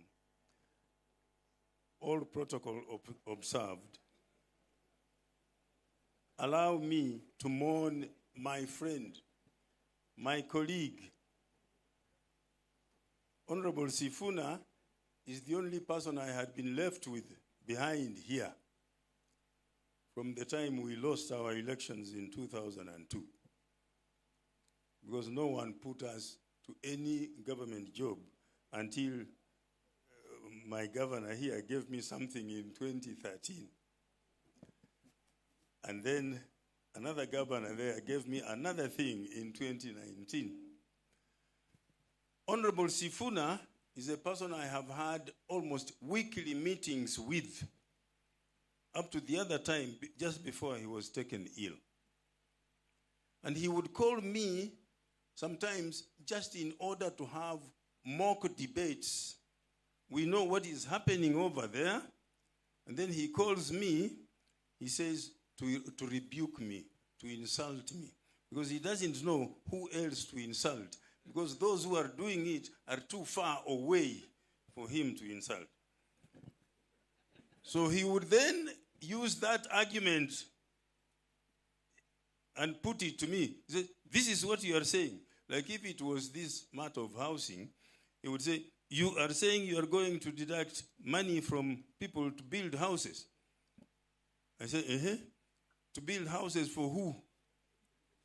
And things like those. So then when I try to explain, he says, I said, no. If you want to abuse someone who is higher, don't lips tremble, and then he will know you are saying something. he would have abused you. So Honorable Sifuna is someone that I'm going to miss. There is a lot that we were doing together. For the political leadership that is there now, I want you to know that wherever we pass, we who have been there, we are always asked, na sasa, nyinyi, wakati wenu haikukuwa hivi, what do you think about this? So we also have information. We also have ways to influence, the thinking of our people. And that's why I was using Sifuna, to test my arguments. Pole sana. I see my my former student here, Wajakoyo. I'm happy that you are here. I taught Wajakoyo in St. Peter's Mumias Form 5 and 6. And I'm happy that I have... just a little bit about Wajakoyo. When he talked about marijuana, people wanted to take it lightly. I started Googling, and I saw you were right. Maybe that is something that you can pursue. Otherwise, for me, I just... Okay. Last, I want to say, I and Mheshimiwa have remained steadfast from 2005 when we chose to go Chungwa, when the rest of the county here was going banana. We have remained in ODM, and that is why I would have liked that maybe his coffin should have been draped in ODM colors. Asante sana kwa kunisikiliza. Thank you, Mheshimiwa Munyasia. Lips trembling is a sign of an insult. Asante, Mheshimiwa Munyasia. Daktari, the newest doctor on the block. Daktari Bifoli Wakoli.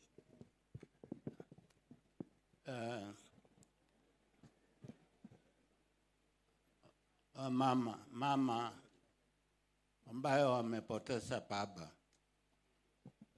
Prime Minister Emeritus, His Excellency the King, and Excellency Governors, and all protocol observed. I have just one or two things to say. One, I want to make a correction. My brother is not a king of Bamutiru.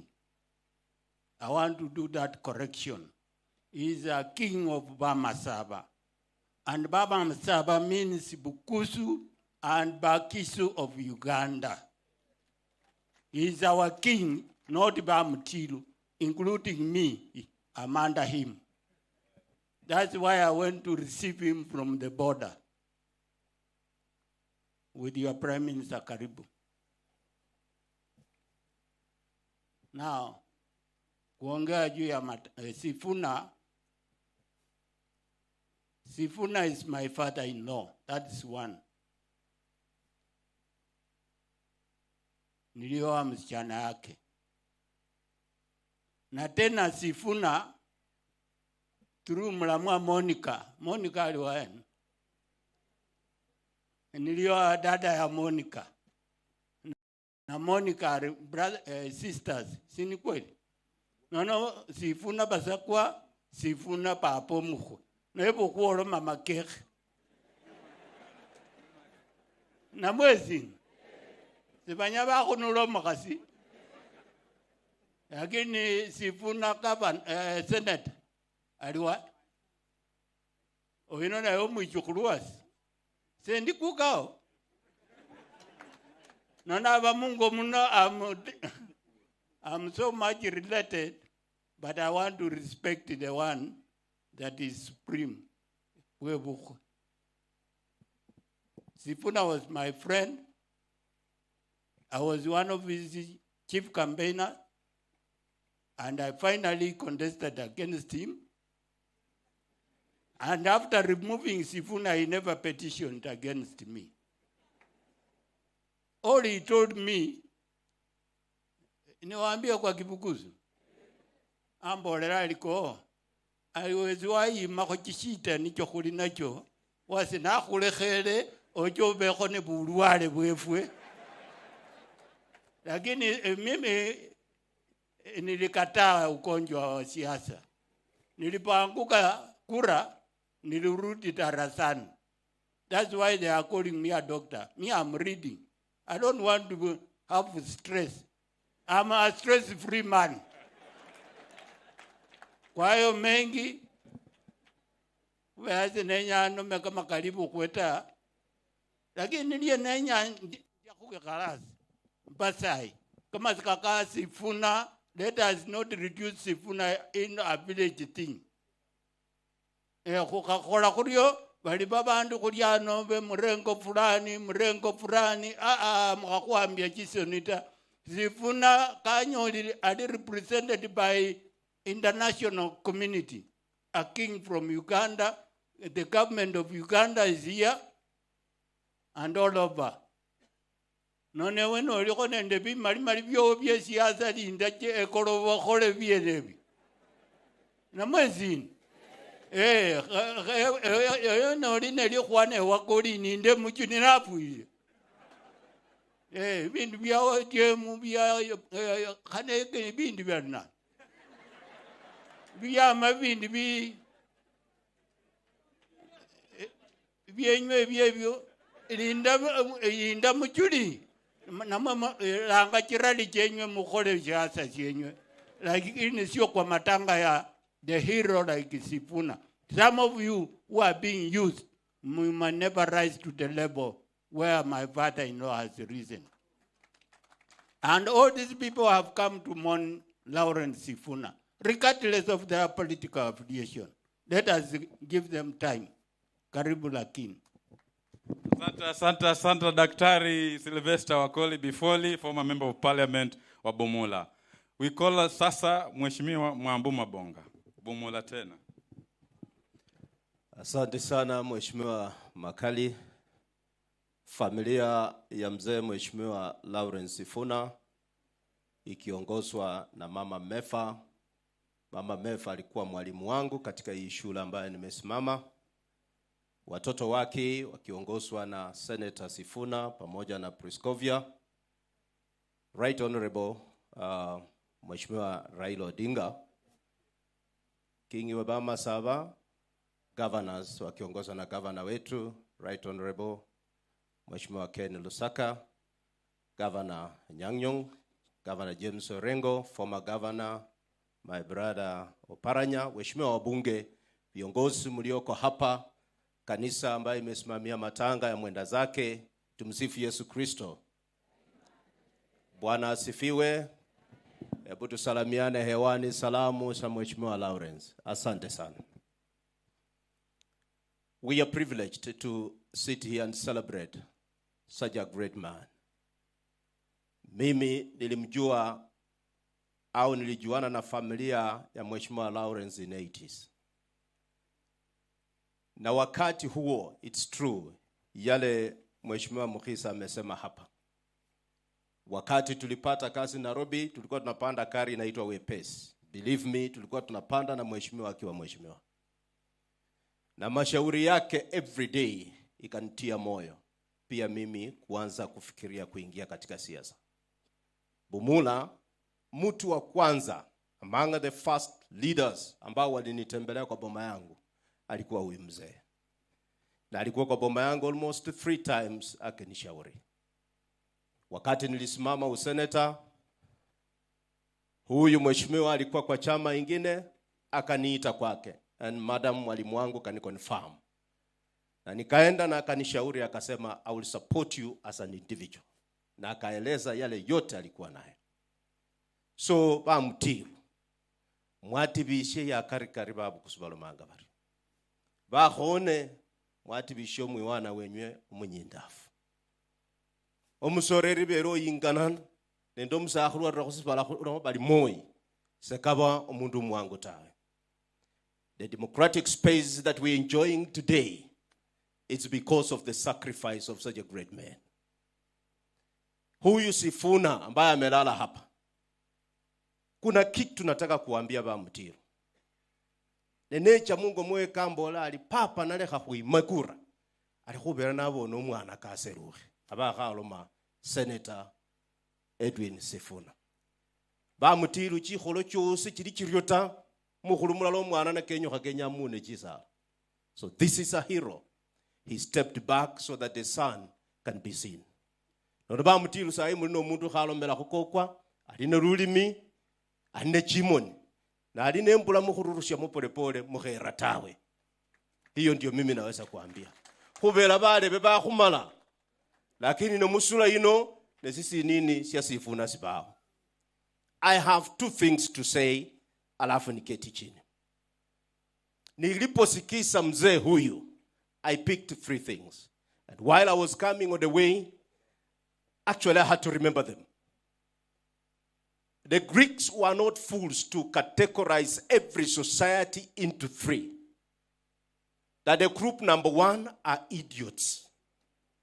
And idiots are not people who are mentally ill. Ni wale watu who are private, selfish, who are full of themselves. And the group number 2 are tribalists. Tribalists are those people who view others in the eye of their tribe. They can't reason beyond their tribe. Even when given permission to nominate or elect anybody, first of all, they have to think about their tribe. And the last group is a citizen. Today we are burying a citizen. Khemba yushe mulubu kusuyiri malilishi. Enji yo mubu kusuya bechanga na bintu bitaru. Na biongosi bali anana. Kesi bero bale khelango mulosi khubero reremo bikenga oreremo bichikhi oreremo bisanju byosa bikhola liko. Ka mukhe kabechanga kabuli mundu akabona. For us to defend the democracy of this country, we have to be serious. Kerusiro kamasiro na mwende khombea. Omundu nyala wabona khakhola wapora khola buzakane busiro nibwasutule ewoso bunyala tawe. Ne babola bali kerusiro barayo luwa. Sifuna Lawrence kambolela ali mwambu omanyo mufuna akonile bola niko kakhubolela. Iri keche kamaroro kamalai. Ali mwambu khe khuborera. Wembile kura ya kama mwangerekha. Lakini si bala siya khubone. Ohebilira ta omubukusu munyindafu.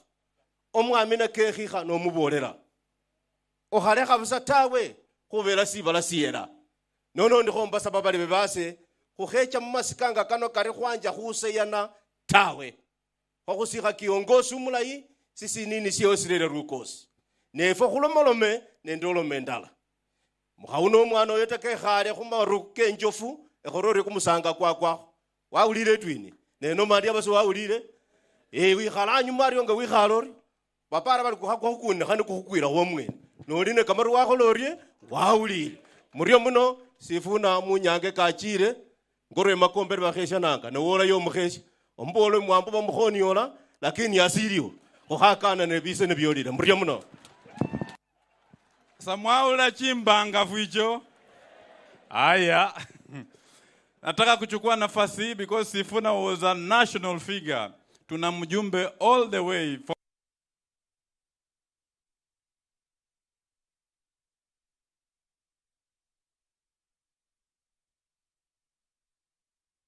Late Honorable Lawrence Sifuna. It's very difficult for me to call the Right Honorable Prime Minister as former. I always see you as my Prime Minister. All the governors who are here present, and the former members of parliament, the current members of parliament, that all the MCA's protocol observed. First and foremost, initially I really didn't want to come because I didn't know in which capacity. I'm here because one of my sister's son is married from this Sifuna family to Lawrence Sifuna is a Korera through Mama Rubina. Kasia is in our home. And because of that marriage, the governor of Nairobi, and through our son who is here, who is married in this family, he made sure that he went around and recruited a lot of people to ODM, including myself. Of course, I was a supporter of the Right Honorable Raila Odinga, a friend of Mother Karua for a long time. But our son said, you have all to be in ODM, live members, so that those in Nairobi can vote for the current senator. The senator doesn't know that, but our son recruited all of us. And me was an ordinary member. I was made to pay a live membership. So that nobody challenges, we know where we are moved to. I want to pass my condolences. It's a very, very good and loving family. I'm happy that we are here today to see the hero whom I admired as a member of parliament at that time. I was together with Wamunyinyi, Munyansia, who came for me, and all the others.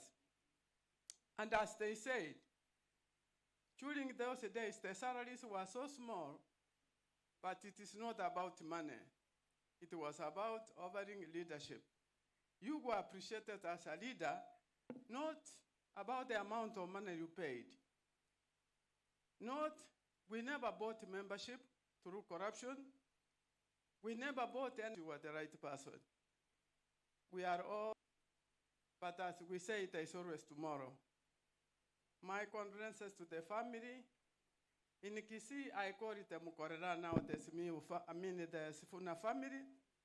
My condolences to everybody and all those here present. We received warm welcome as we came, and I thank everybody for welcoming us to bring our condolences from all the members of parliament from Kisii who served with Sifuna. Thank you so much. Asante Mheshimiwa Catherine Nyamato, asante. The next person ni rafiki yangu sana. Asante. Right Honorable Prime Minister, this old client of mine. I was life member of ODM number 889, 2007. 2017, tukapigana na rafiki yangu Edwin Sifuna to unseat this man. And all of us lost. I was the ODM candidate in 2017. This time around, nikasema lazima nitafute network. Nikatafuta network. Nikaenda kwa Ford Kenya, and then the rest is history. Asante Mheshimiwa Mwenyinyi. Asante. Fanya kazi lakini chunga kabisa.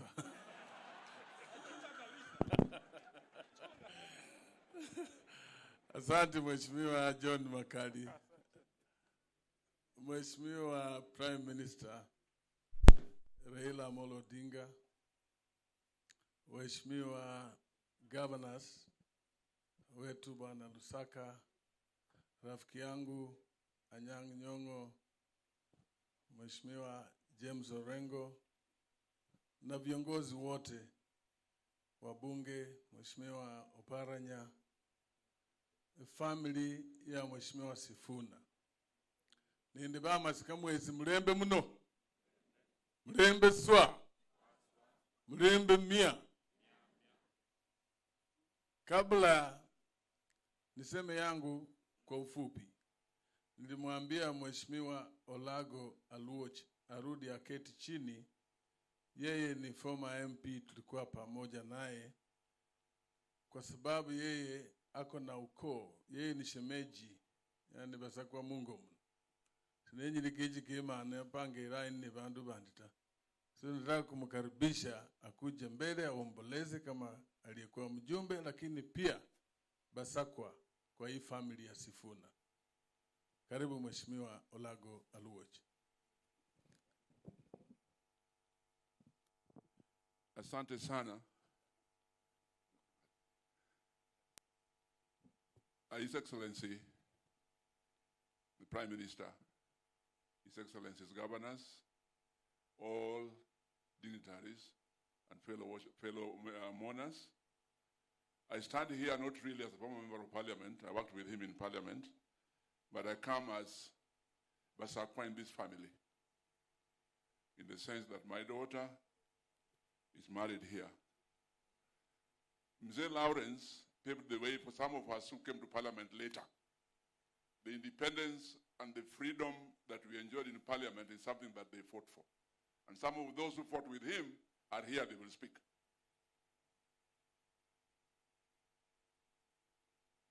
Lawrence had many brothers. One of them is Vincent Wattleman. That is the father of Edwin Sifuna. Edwin's follower is Peter Sifuna. Peter is the one who one of my daughters, Dr. Pam Aluoch Sifuna. I think Pam is somewhere here. There she is. So that is why I'm here. And Bamutilu have been hosted by Kanyakwar in Kisumu. Kanyakwar have been hosted by Bamutilu in Bungoma. And we are very close. I have here apology from Pam's first cousin, Anthony Oluoch, MP Mathare. But Anthony Oluoch's father, my brother Charles Sondiek, and Anthony's mother are here with us.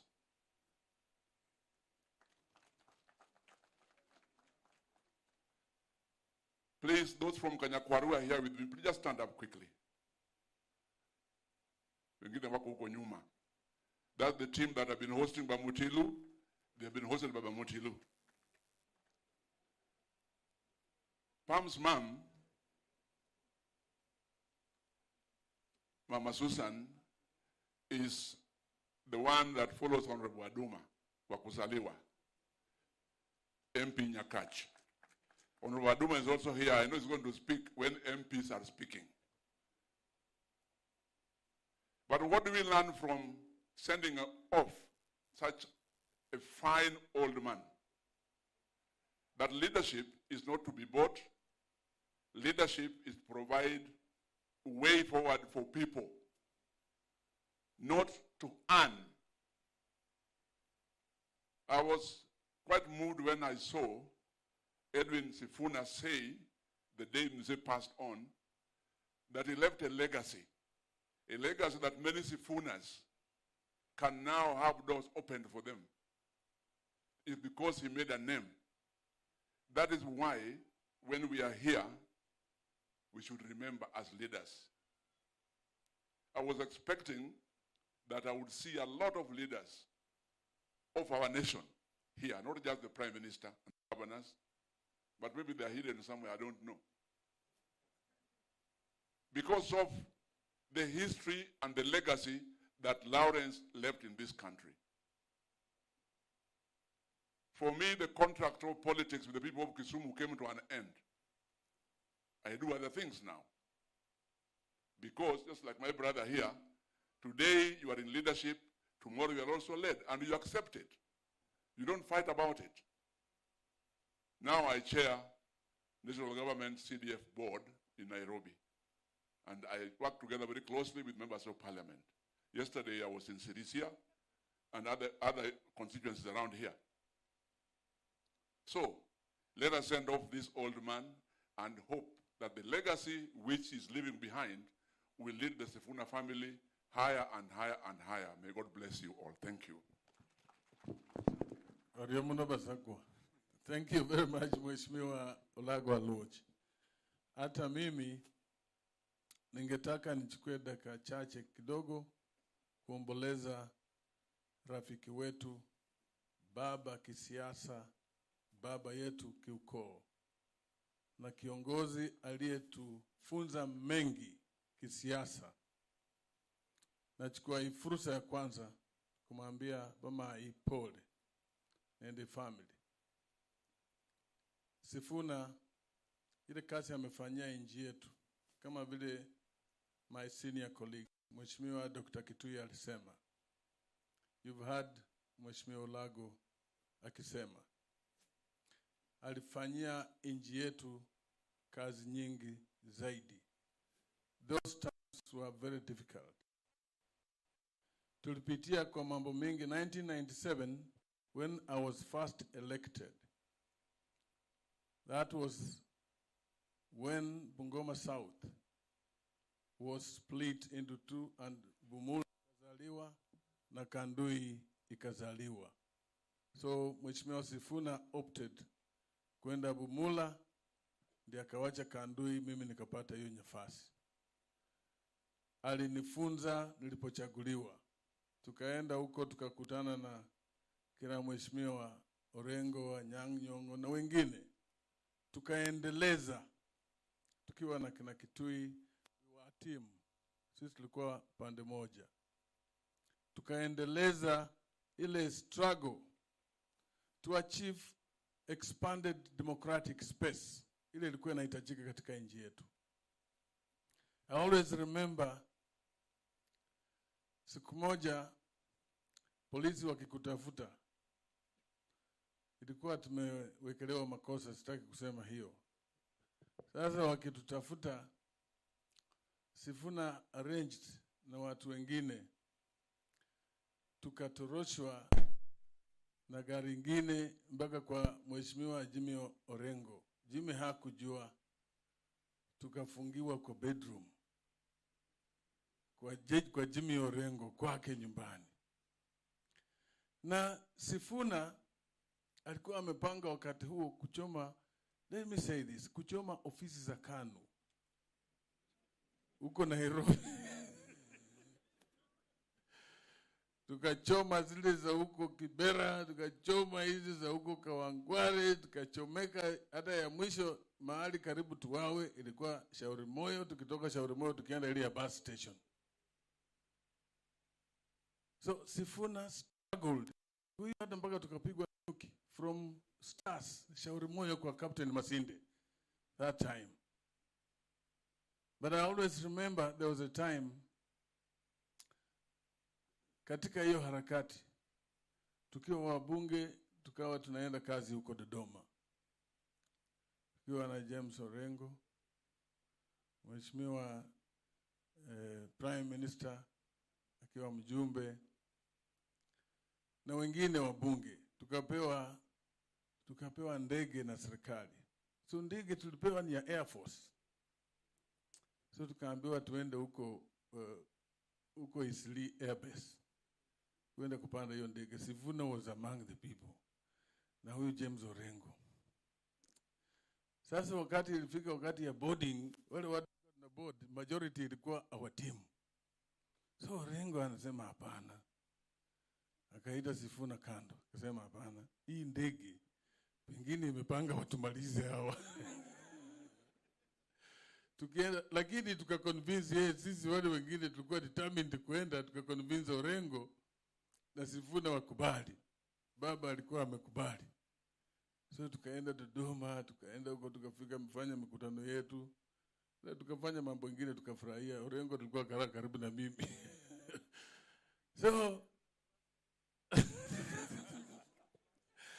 So tulifanya kazi na Sifuna.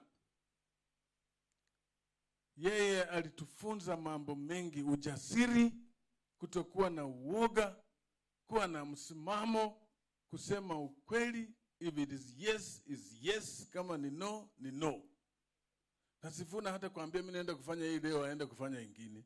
Kakira mwaulirangana bora kama hoke pusi abe pusi sale pusi. Yani ile yake ndio hiyo, sio tofauti. And when he said he's going to take this route, he's taking that route. So we've lost kiongozi katika county yetu. It's not just the family. Sio pigo kwa family peke yake. It is this county, it is this country. It is those who value what they worked for and what they stood for in the war, in the liberation struggle. Mnakumbuka watu walikuwa wanalala kwa barabara hapa Bungoma. Sifuna was leading. Watu wanalala kwa barabara. Bandu bakaliano, young guys may not know. Lakini kama hokaba kama rafu. Paka inji yetu ifike mahali imefika sahi. So we should appreciate, celebrate Sifuna na mambo mengi yale maombi familia na watu wengine wamesema is important. Governor Lusaka kitu kidogo kama hiyo. Wewe tayari umeshajipatia barabara nyingine, patia Sifuna. Lusaka rodiko. Lusaka rodiko hapo sasa, hii kwa Sifuna road. You know, kukumbuka kazi ambayo alifanya. Si ni kweli? So esinenya naka mirabwe nao. Sisi tunajua mimi nilikuwa mjumbe. This guy, John Makali, has been my friend for a long time. And he's been my lawyer for a long time in both civil and criminal matters. Huyu jamaa.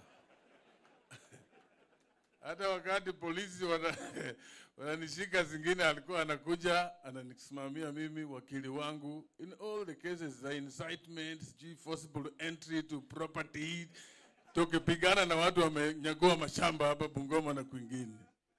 So he is my friend. Mimi namtakia kila heri, afanye kazi mzuri.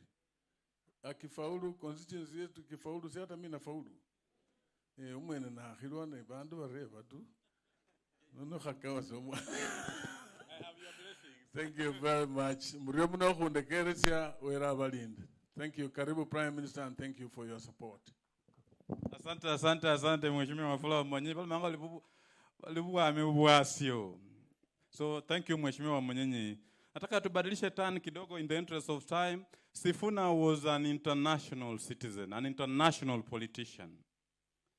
We are honored in our midst to have a whole delegation from Uganda, members of parliament from Uganda, led by the king. Nataka kuchukua fursa hii sasa nimkaribishe Prime Minister akuja alete hiyo delegation ya dignitaries wote wa Uganda, then we finish up with the king. Prime Minister.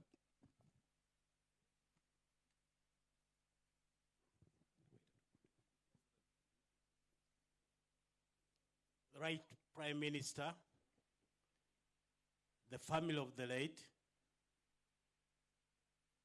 honorable governors, members of parliament, fellow mourners in our capacities, protocol observed. Can I call the team, just come in front. Say dumsoro rumutiru no, na filile imboko. Delegation of Mukuka, please, we have no time. Just come.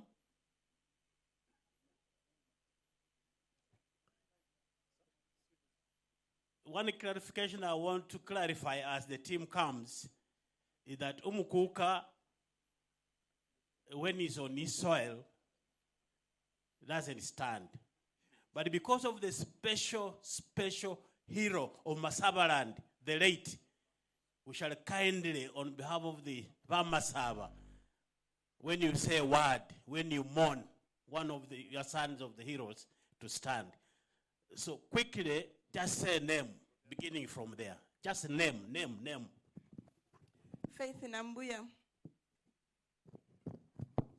Mauso Joseph Mobalaisa ni inzu ya Masaba. Mtonyi Beatrice.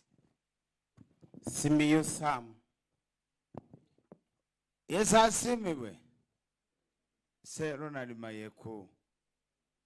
Zewisi Robert. James Tumwesije. Umusahulu Damian Wamimbi umubiki inzu ya Masaba.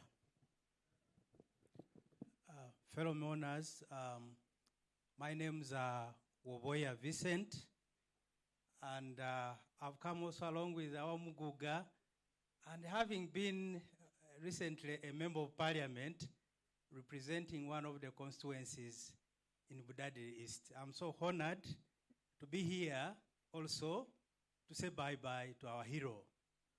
And how great that you are remembered for the good deeds while you served the nation. We are so grateful to be here in the convoy of our Umuguga. Thank you. Right Honorable Governor, Honorable Members of Parliament, former Members of Parliament, watu yote ya Kenya, wa mama, wa baba, na wasalamia kwa jina ya Yesu. Mungu asifiwe. Mulibalamu. Asante pole ni kamasika ko mwana wefe Sifuna ne kuloma kuli Nyesaye Mungu akumo amutikie bulayi. Amulinde bulayi.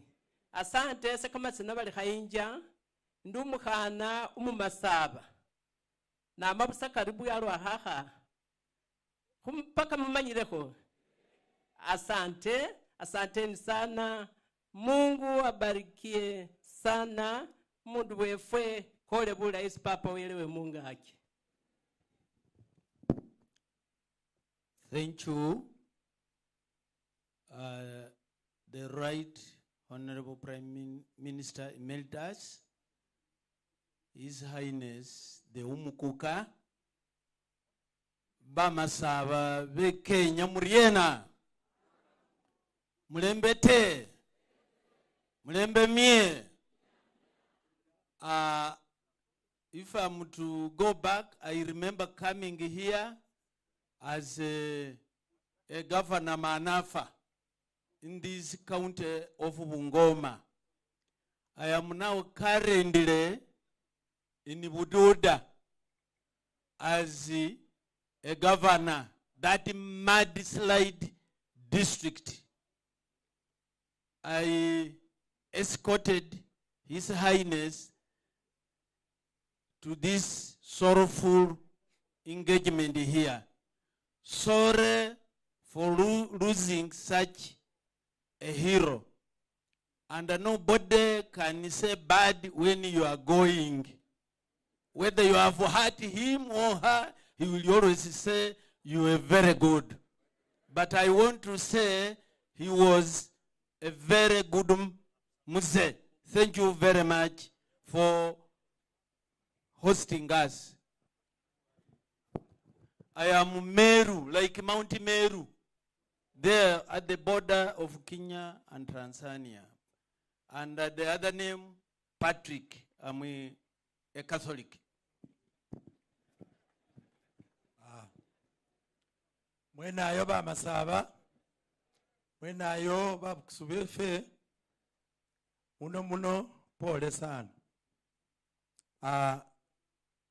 Indumukuka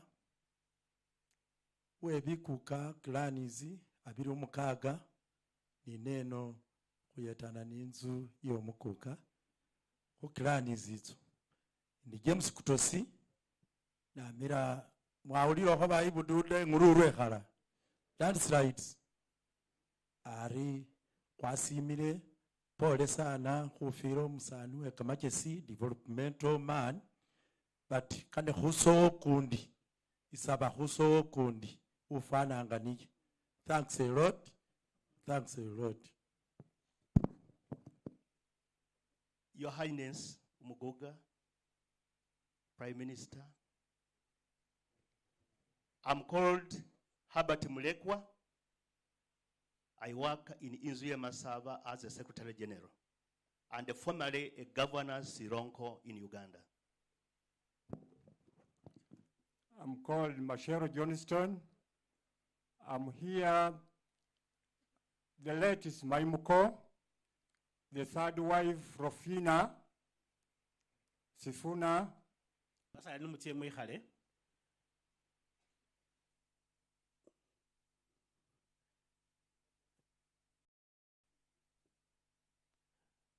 We are saddened. We have lost.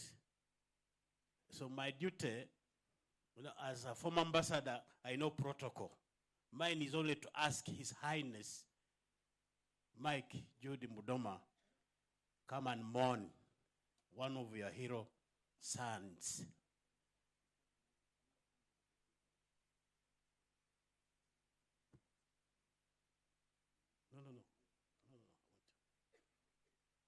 Our culture, His Highness sits, but we have said because of the service of his son, he will stand. And because when you stand here and see the Africans, the mourners, you know that the late did the job and it deserves. So Your Highness, kindly speak to your people.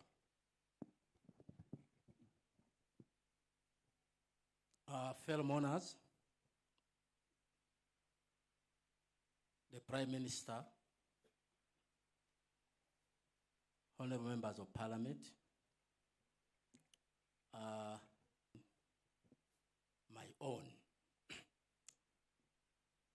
I have a written condolence of only one page. You'll kindly allow me to read it in English. I am deeply grieved by the news of the death of a senior citizen and a veteran politician of this great nation, Kenya. The family and the clan members, please accept for yourselves and the people of Bungoma and Kenya as a nation, including the entire political fraternity, my sincere condolences, which I address to you in my own name and that of this institution of Womukuka, 3 Weber Masaba, for the loss of my dear one, Honorable Lawrence Sifuna. We have lost a man of international possessions. It's a sad moment. Among the politicians of this great nation,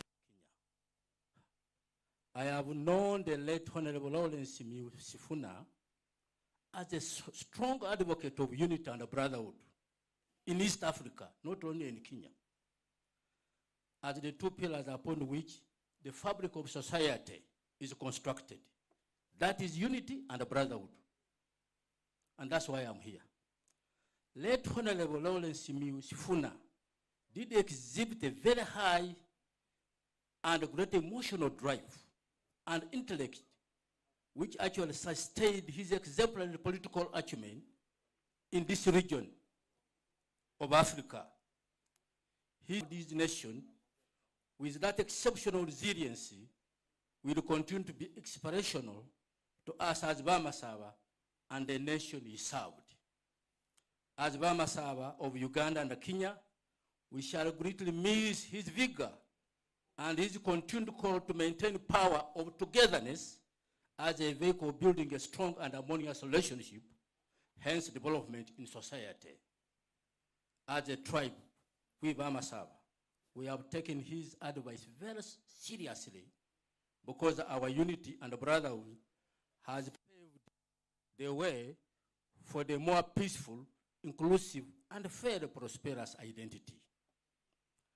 For the late rest in peace, that hero, I call upon the East African community governments to expedite the East African Federation so that will enable us people who are divided by the colonial injustices to harness our collective strengths and work towards shared objectives as opposed to the current situation where, coming to Bungoma, I have to pass through the eye of a needle in order to visit my people across here.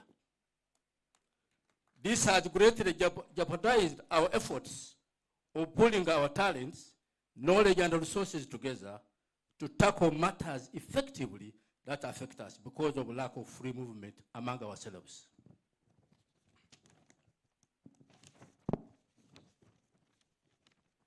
Lawrence, as I know you, you have been a plausible person, a commendable and responsible parent.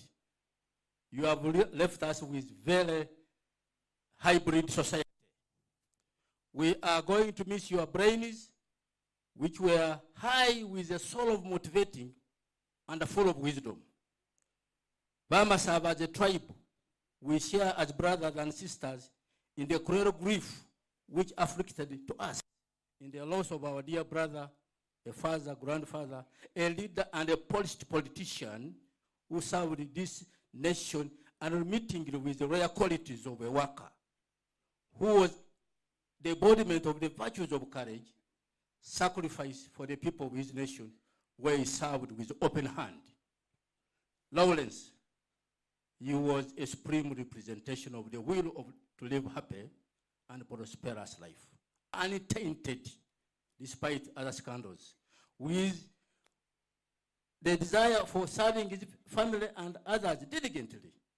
He was always on duty to ensure effectiveness and exhibited humility to all categories of people before himself, and above all, he loved his people, especially people of Bungoma and the Kenyans. I share the affliction of their children and relatives to the outstanding qualities of the late Lawrence. Please, as children and relatives, accept my deepest sympathies on account of your great loss caused by the death of an accomplished parent and a servant who completed his journey very well. He has left a stronger legacy which cannot be broken by hearsays. May God the Almighty strengthen the heights of the family and take comfort in knowing that Lawrence is now resting in the arms of our Lord. May the Lord provide the family with the indispensable strength to handle the current unfortunate situation with humility. May Lawrence's soul rest in everlasting peace. Signed by Jude Mike Mudoma, Umukuka Weber Masawa. May his soul rest in peace.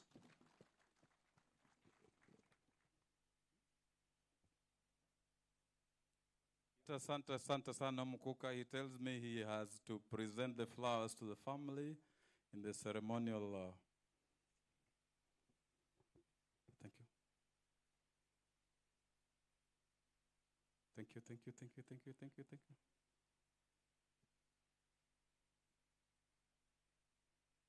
Thank you, thank you, thank you, thank you.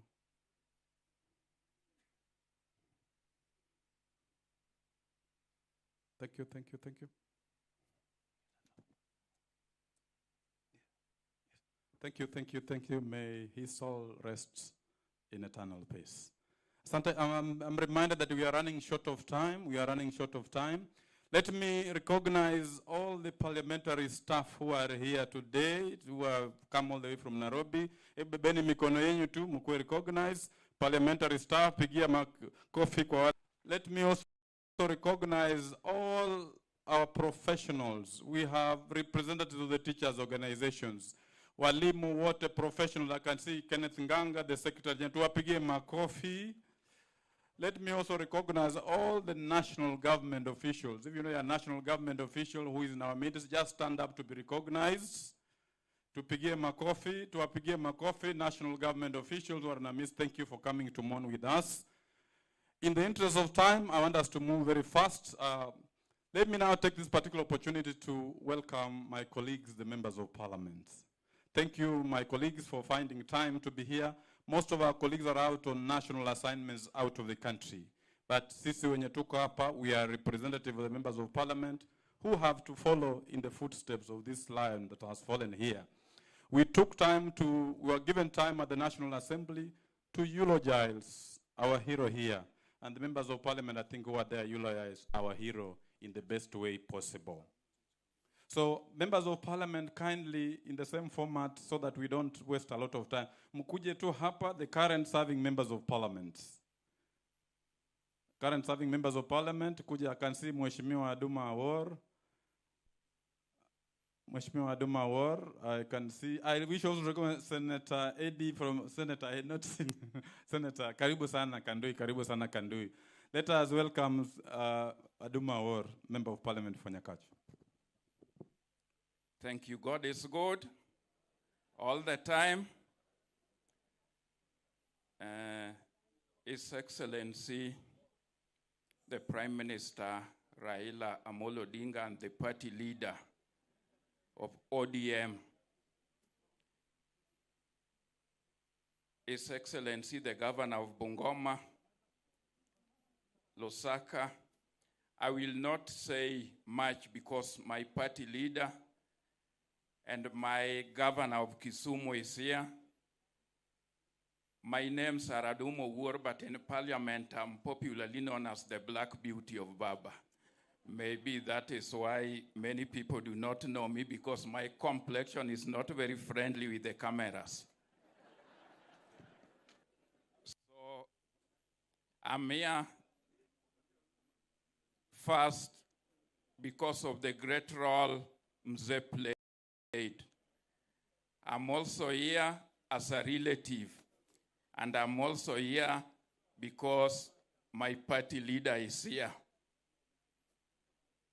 I came a little bit earlier, and I had the testimony of the great brothers of the late Mzee Sifuna, and I was touched with the testimony of Christopher, who said he grew up in the hands of Mzee. And one of the things he said was that Mzee had to make a decision whether to go for riches or to keep a name. And I think Mzee went for the name, and it is because of that name that we have even the great leader of ODM, Raila Amolo Odinga, in our midst today. When you see Raila here, you know that at 6 when Mzee will be escorted by the angels, he will sit by the side of Mzee Jaramogi Oginga Odinga, Masinde Muliro, Mumias Nabongo, Wamalo wa Kijana, because he's on the right side of his story. I was keenly looking at the eulogy, and I've seen names which many of the younger generations will not call here today in this eulogy. Whether James Orengo was here or not, you saw his name in the eulogy, and that is because of the special role they played in the struggle. I really want to thank you, Baba. I'm sure even the King of Uganda just knew this place would be peaceful because you are coming. That is why we have even these relatives of Uganda. We are also here because, as Honorable Lagalwatch said, had I killed his wife, Susan, the short one who is there, then you people would not have had Pamela here, who is her daughter, and who is a daktari. So you've gotten the best. Baba, I want to say that all the people who are here today and who have served in this parliament have served because of the great role the 7 bearded sisters played. That is why you would see their names in the eulogy here today. Many of us who are in parliament today know that parliament has been captured, and we still look forward to Baba to redeem this country with his colleagues. We also know that it is historical and biblical that emancipation of the people of Western would actually come from the lake. So I want to thank Baba because I've worked closely with my colleagues, members of parliament who are here today. We worked very closely with Waluke, In the last parliament, we worked closely with Wamunyenyi, who is the chairman of DAP party. But I want to say for sure that I know Baba has been very close with the people here, because I recall my days when I was serving in City Hall, courtesy of Baba, and we served with Philip Kesia, who is also from Western. That is the time when, courtesy of Baba, I had the opportunity to interact with even your former governor. And we worked well. That is the time when Aladwa from this region became the mayor in Nairobi, courtesy of Baba. And now you have another Sifuna, who is the senator of Nairobi. It is not easy to win a vote in Nairobi. Sisi, we just win votes in the village. So there are people who would talk and give a good testimony of the mzee we are sending here today, which is Baba, Professor Nyang' and his colleagues who are here. I also want to thank the deputy party leader of ODM, Honorable Paranya, for being equal and being steadfast to us. So I don't want to go beyond that. I want to thank everybody. We are here as relatives, and I want to urge you, Baba, to continue, because in Parliament we've been captured. And I know the next game plan is to capture our governors like Lusaka, who also borrows, his luck from Bondo, where he served as a young DO. So there's nobody who will rise. Even our leader in Parliament, Wetangula, could not be there if it were not for Baba. He borrowed and he got the luck because he worked under Baba. I recall the days when I was at the university with the current president, because we entered the same day and graduated the same day, when I was studying law and he was studying botany and zoology. That time, Baba had suffered and had been in jail for 9 years. Thank you. God bless him as he goes to heaven. Thank you, Mheshimiwa Nyakach, for coming to mourn with us. As we were proceeding, we got some other mourners, dignitaries.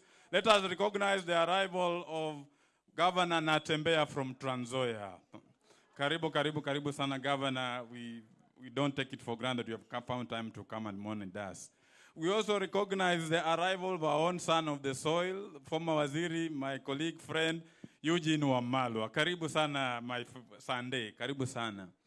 We also recognize the arrival of Mheshimiwa Ferdinand Wanyonyi, MP Kwanza. Karibu sana, Mheshimiwa Ferdinand. We are running short of time. Na wale wenye nitapea sasa ni dakika moja tafadhali. Let me invite Mheshimiwa Nabina Bwera. He is the Secretary General of the Western Members of Parliament Caucus. Mheshimiwa Nabina Bwera, my friend. Asante ndugu yangu Makali. Familia ya baba yetu.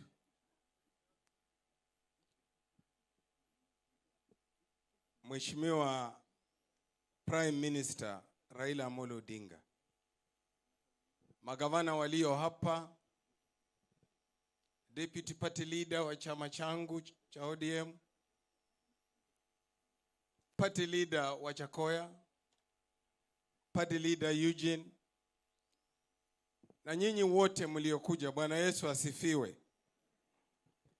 Yangu ni matatu. Ya kwanza, kwamba mzee nilimjua, watoto wake ni marafiki zangu. Mzee amenisaidia kwa njia nyingi. Kwa hivyo nikija hapa mimi nimekuja nyumbani kumlia baba yangu. Jambo langu la pili ni kwamba nina rambirambi za wabunge wafuatao, kwa sababu wako katika kazi ya kitaifa kule Rwanda.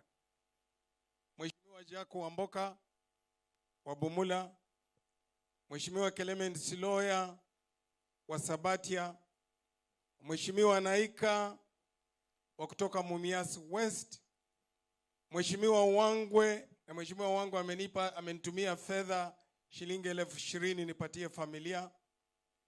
Mheshimiwa Omanyo, Woman Rep wa Busia, na Mheshimiwa Kashobe ambaye anamjua seneta wa Subukia, wametuma rambirambi zao. Jambo langu la tatu ni hili. Nikiwa mwanafunzi katika chuo kikuu, nilipata nafasi ya kuwajua kwa undani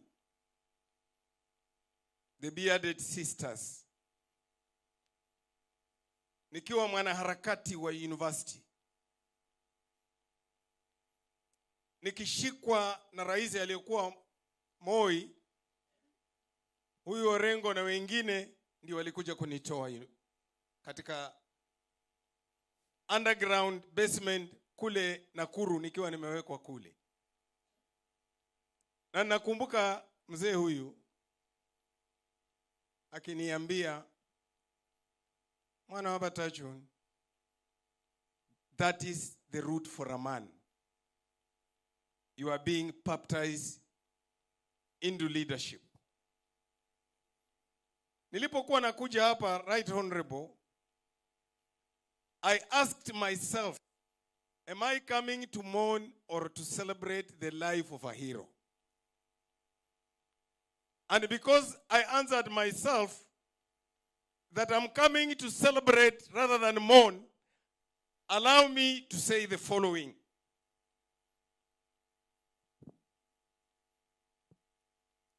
What would I do differently that would make this man happy in heaven?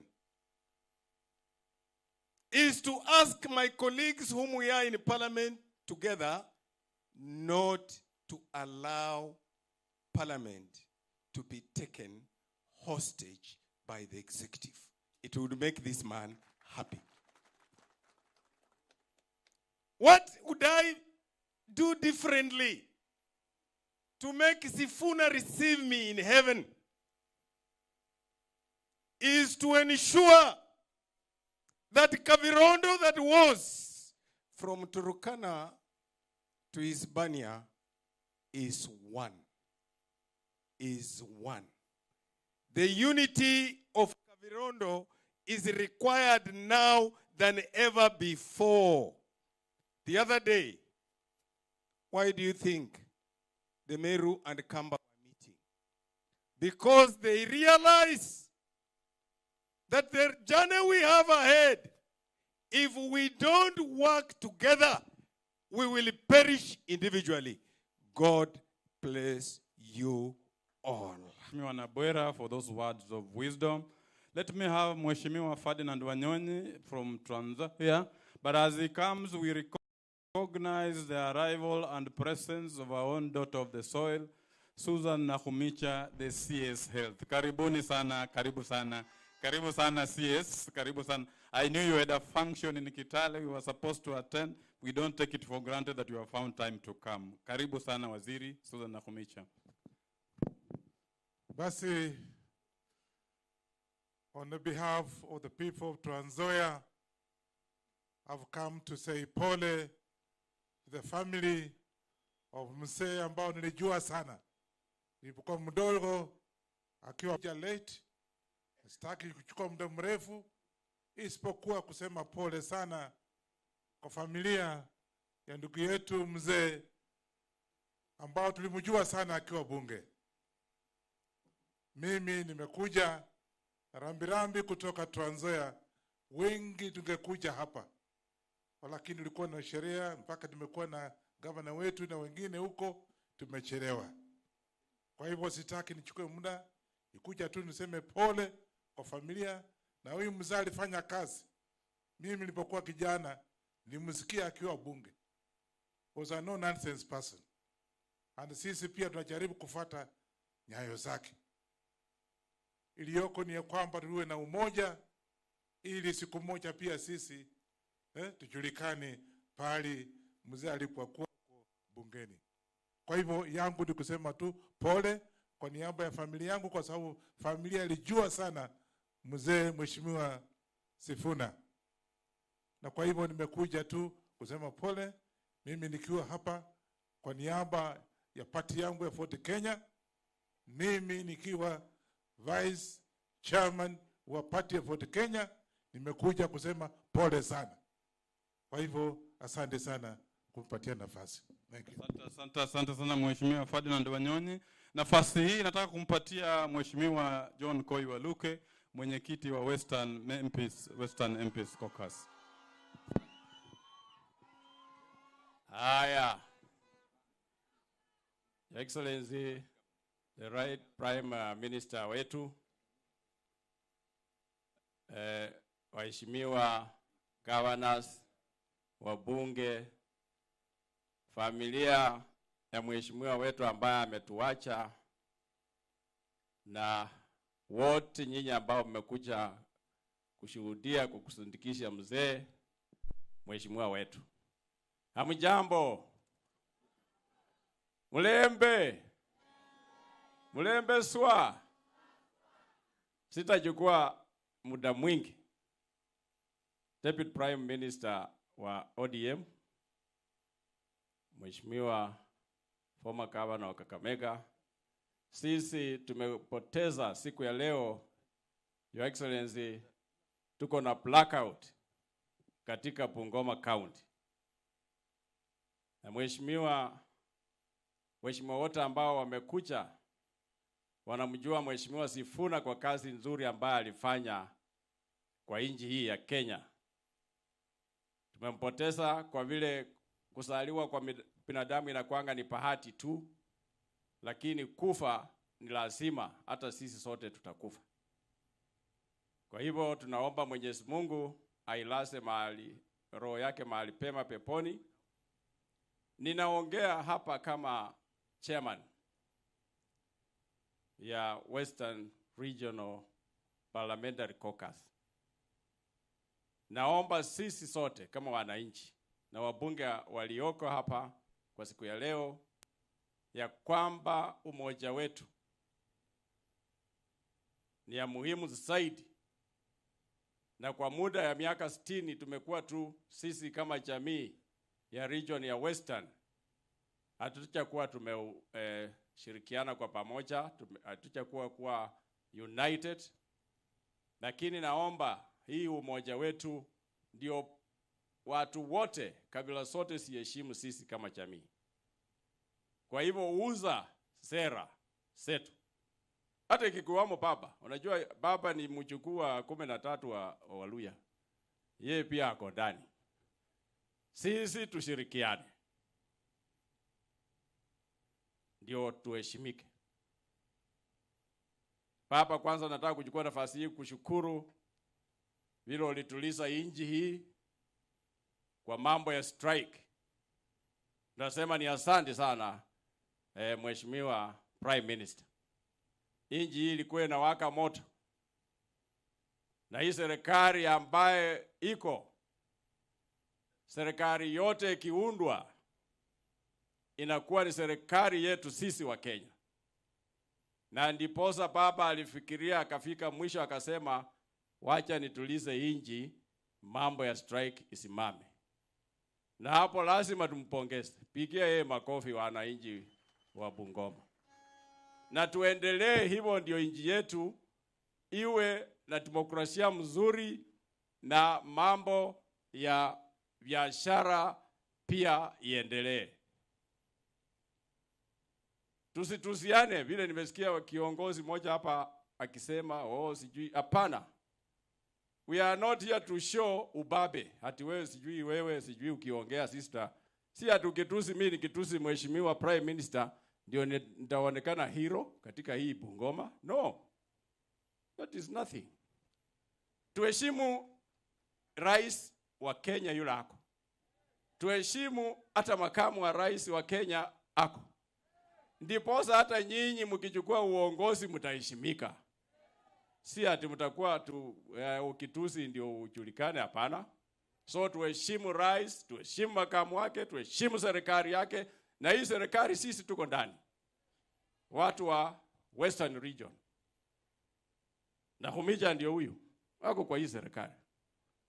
Wetangula ndio huyo, ako kwa hii serikali. Mudavadi ndio huyo, ako kwa hii serikali. Na Mwamba ndio huyo, ako kwa hii serikali. Na mupendane, hii mambo ya kuoana hii vile nimeona hapa, ndio mimi nasitisha tuoane, kama ni Wajaluo, Wabukusu, Wakikuyu, ndio umoja uendelee. So umeona familia Mheshimiwa lako iko hapa kwetu. Sasa nataka muoane na msahane vizuri, ndio umoja iendelee namna hiyo. Na hii nchi lazima tuendelee na upendo hiyo, sio kwa matusi. Mimi wakati nilikuwa nimefungwa, yule mtu alisimama nje kabisa na akasema openly ni waachiliwa, alikuwa ni prime minister. Sikuwa nimeiba. Na Raila akasema kwa nini Waluke anafungwa na hakuiba na alistaki serikali na akalipwa na serikali yenyewe. Kama ningekuwa tu yake Raila si angesema, because he has been my friend, mimi ni mtu yake. So let us unite, speak together, drink together, na tunaomba hata Eugene huyu tunaomba hata Oparanya huyu wakuje wote kwa hii unit yetu, ili tuwe familia moja. Trans Nzoia, Bungoma, Vihiga, Kakamega, Busia, wote tunaanzia hapa ndio tuende kwingine, ndio baadaye tukipiga kura kwa kikapo kimoja, basi Wakenya watasema hawa jamii wame unite. Because sisi hata tunashinda Wakikuyu kwa namba ya wananchi, lakini wanachekelea sisi, wanasema hawa they are not united. Because huyu anaenda huku, huyu anatanga huko, yule anaenda sijui wapi. Sasa hiyo umoja tunataka irudi nyumbani. Kwa hayo machache, kwa vile prime minister anaenda function nyingine, nilikuwa na mengi ya kuongea kuhusu hii mambo ya unity yetu, lakini kwa heshima yake prime minister sitaongea zaidi. Na tunakaribisha baba utembee Bungoma, ni yako. Mheshimiwa Gavana yako hapa ni rafiki yako. Sisi ni watu ambaye tunapenda amani na umoja na upendo kama jamii ya Western Region. Lakini serikali lazima iheshimike. Asanteni sana. Asante sana Mheshimiwa Waluke, mwenyekiti. Kama mnavyojua bunge la taifa kuna seneti na National Assembly. Ndugu yetu wakili Edwin Sifuna ndio senator wa Nairobi, lakini mtoto wetu hapa sana na ndiye amefiwa. Tumekuja hapa kujua kusimama na yeye. Atakiendesha kipindi cha senators na party ile after turudishia tuende kwa gavana sasa. Asante sana Mheshimiwa Makali. Tumsifu Yesu Kristo daima na milele. Mheshimiwa Prime Minister, viongozi wote ambao wamefika hapa kwa ajili ya kutufariji sisi kama jamii, itifaki zote zikizingatiwa, na watambua nyinyi wote. Kwa niaba ya familia ya Mheshimiwa Sifuna, kwa niaba ya Eholoeba Mutilu, mimi nataka niseme asanteni sana kwa heshima ambayo mmempatia huyu baba yetu, kwa heshima ambayo mmeonyesha hiki kikao. Kwa sababu waziri mkuu alikuwa na shughuli nyingine pamoja na wale ambao waliambatana na yeye, tumeomba tu kwa heshima kwamba tutaenda kuharaka kidogo kwa ajili ya muda. Your Excellency, I am extremely honored. As a family, we are extremely honored. Immediately you heard that Uncle Lawrence had left us. You sent us your messages of condolence. You have sent us support. The first person to give me money to put up this tent was His Excellency Baba Raila Amolo Odinga. He gave me 1 million shillings to do this work. So we are eternally grateful to you, Baba.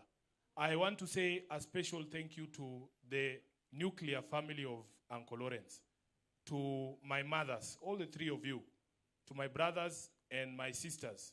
Thank you for sharing this wonderful man with us. You shared him with us so much, some people think that he's my actual father. And you are forever going to be remembered for what you have done in terms of sharing your father with us. I want to say, Your Excellency, that we have many apologies because, as Honorable Waluke has said, kuna wajumbe wengi sana ambao wako nje ya nchi kwa ajili ya michezo, lakini wote wamenitumia support. Nataka niseme asante sana kwa Mheshimiwa Beatrice Elachi wa Dagoretti North, ambaye alikuwa anaendesha fundraising ya members of the National Assembly. Wamenipatia pesa ya kutosha kufanya hii hafla. I want to say thank you to my brother Eddie. He's here.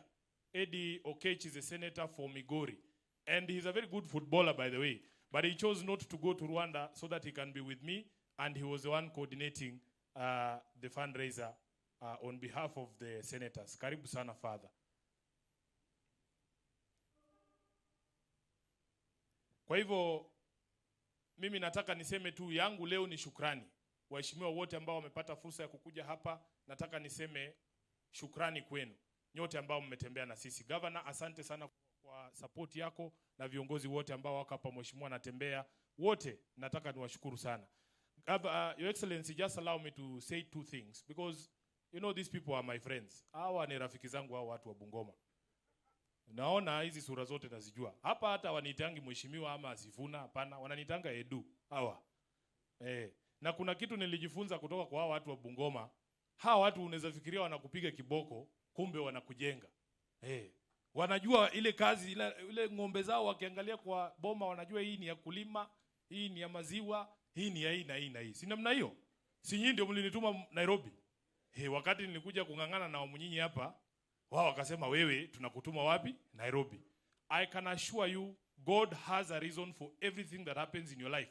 And there is a purpose for everything. Those of you who know the Bible, kuna hadithi ya mtu alikuwa anaitwa Yusufu.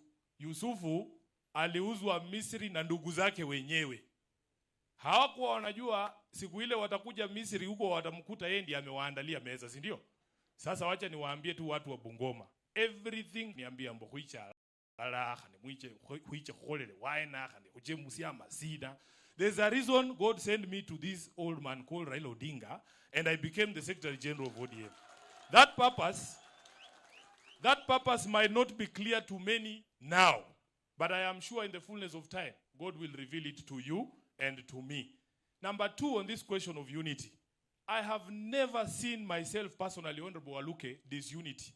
When it comes to issues of our people here, when there was a rumor that the cabinet had said they were going to set parastatals, including Zoya Sugar, without parliamentary approval, the first people to speak were members of ODM from Western Kenya. Nikiwa hapo mimi, Mheshimiwa Nabii alikuwa hapo. Na wale wanakumbuka nilisema kwa hii issue ya Nzoia tutachukua list ya watoto wetu wote. Unaandika column A, no. Column A, yes. On the question of the sale of parastatals, including Nzoia, Edwin Sifuna, Senator of Nairobi, mwanawe Bungoma, what do you say? Na tunaweka hapo. Si tulisema hivyo? Nikasema Governor Lusaka, I want to hear your voice. Akaongea, akapinga. Nikafurahi sana, nikasema wameanza kushika laini watu. Haya. Mheshimiwa Makali, nikamuuliza Makali, wewe ndio mbunge wa Nzoia. Kweli Nzoia itauzwa wewe ukiwa mbunge? Akasimama hapa nikaona, nilikuwa natumiwa video tu nafurahi. Makali akasema over my dead body. Nalo manandi correct. Haya nekuisenda. Muline ndo kundi mulanga muli third in command. Nalo manandi ubweno nyambulile sana. On the sale of Nzoia Sugar, third in command Olomo Orien. Kalo mali yesi over his dead body. Which other unity are you people looking for? Which other unity? For as long as we can see that when it comes to interests of the issues of the community, ate say nibile langanandi ni senator wa Nairobi ni khola senator wa Bungoma. Ni ndoma sikilo kundu yo aundi amechelewa kidogo ama amebanwa kidogo mahali. Ese ndoma bisa lekecha ne kambeleza kama. Hala, kuna unity nyingine mnataka nyinyi watu? Kuna unity nyingine mnataka? Na hii chama inaitwa Ford Kenya. Nyinyi mnajua hii chama ilitoka wapi? Sisi ama sino si ama waena. Si ama waena. Mtu mwenye hako na kifungu ya Ford Kenya amekaa tu hapa. Kwa sababu kuna wenzetu walitutangulia huko, Mheshimiwa kina Wamalwa, wakaingia ndani ya Ford Kenya. Kwa mpango ya Mungu, chama ikakuwa yetu. Ama namna gani? Hata ODM ino ngamwambuka akharoma. Enyo mmanyile muli wacha niachie tu hapo baba. Wacha vitu vingine Mungu mwenyewe atafanya, si ndio? Kwa hivyo allow us to thrive in our respective spaces. We will always remember home. We will always remember. If there is an issue about our people, we will always unite. And for the rest of my life, in honor of this man, mimi I will always speak the truth. Kambolera angali afadhali mtu akuchukie kwa ukweli kushinda mpendane kwa uongo.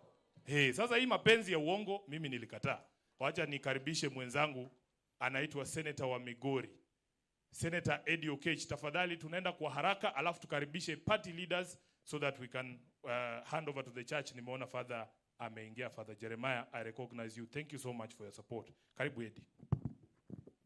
To the right honorable Prime Minister, waombolezaji wote, tumsifu Yesu Kristo. Daima na milele. First of all, I want to take this chance to Mama Mefa, Mama Rufina, na Mama Monica, together with my brother Chris, and of course with my brother Sifuna, to pass my deepest condolences, all the way from Migori, and on behalf of the people of Migori, as Eddie Okech, I just want to say that when you lose a gentleman who is celebrated nationally, like you have lost Honorable Sifuna, it is more painful than a toothache. All of us will live here today, and as we leave you behind. The only person who can remain with you is your belief in God and our Lord Jesus Christ. Because the Bible says in the book of Zaburi 34 verses 18 that God is closest to those who are broken in spirit.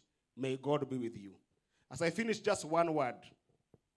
Unajua, tulipokuwa pale bunge, when we were with my brother Sifuna, na tulikuwa tunaomboleza, I got to learn of a man who is sleeping here today, about his spirit as a left-wing politician.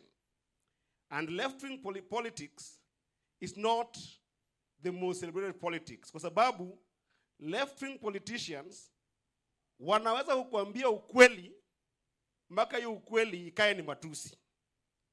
Na hiyo ndio naona kwamba ndugu yangu Aluke imekuumiza kidogo. Ukweli inakaa kama matusi. As we are speaking right now, ukweli ambao uko ni kwamba bei ya mafuta iko juu. Ama namna gani? Bei ya mafuta iko wapi? Hiyo ukiambia hii serikali ukweli inauma Waluke. Ukweli wa pili ni kwamba bei wa unga uko juu. Ama iko juu hapa Western? Hiyo ukiambia Waluke hii serikali inatukanwa. Si ndio? Ukweli wa tatu ni kwamba serikali iko na mikakati na mipango ya kuuza Nzoia, ya kuuza Sony Sugar, ya kuuza KICC. Hii ukweli inakaa ni uchungu. I want to tell you the people of Western as I finish. If you read the book of John chapter 21, Jesus says to his disciples kwamba alipokufa na akarudi, akapata disciples wake wamemwacha, wamerudi kwa mambo ya kuvua samaki. And they could not catch anything. Akawaambia, rusha hiyo neti huko ndani. Waliporusha neti pale ndani, they got the highest number of fish that they've ever gotten. Na Yesu akawaambia kwamba sometimes when you feel like you're the most broken in spirit, that's when you are closest to God. Nyinyi pia kama watu wa Western na watu wa Kenya, the way this government has broken your dreams, has broken your faith, has broken the future of your children, you might feel that you're broken in spirit. But now is when you are closest to God. I hope you'll see God even in Mzee Raila Amolo Odinga. Asanteni sana. Thank you so much, Senator. Tunataka kuenda kwa nafasi hii kabla sijamuita Mheshimiwa Oparanya, nimuite aliyekuwa governor wetu hapa Bungoma, Mheshimiwa Wycliffe Wangamati. Asalimie watu yake.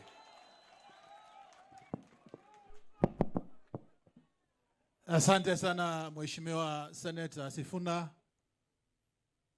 Familia ya Lawrence mwenda zake, kina mama, watoto wake wote, akiwemo Senator Mheshimiwa Raila Amolo Odinga, magavana wenye wako hapa, wabunge, omukuka wefwe, waheshimiwa MCS, nende bamenywa be Bungoma be Kandui, nende bumulabos. Bwana Yesu asifiwe. Bwana Yesu asifiwe. Hebu nipatie mkono ya Sifuna. Vandu wefe mlembe. Mlembe swa. Mimi pia nimekuja siku ya leo hapa kutoa pole zangu kwa familia ya Mheshimiwa Lawrence Sifuna. Mimi nimejua Lawrence Sifuna kwa miaka mingi sana. Yeye alifanya kazi karibu sana na baba mzazi Patrick Wangamati mwenye yuko hapa, na alikuwa ni mtu namjua vizuri sana.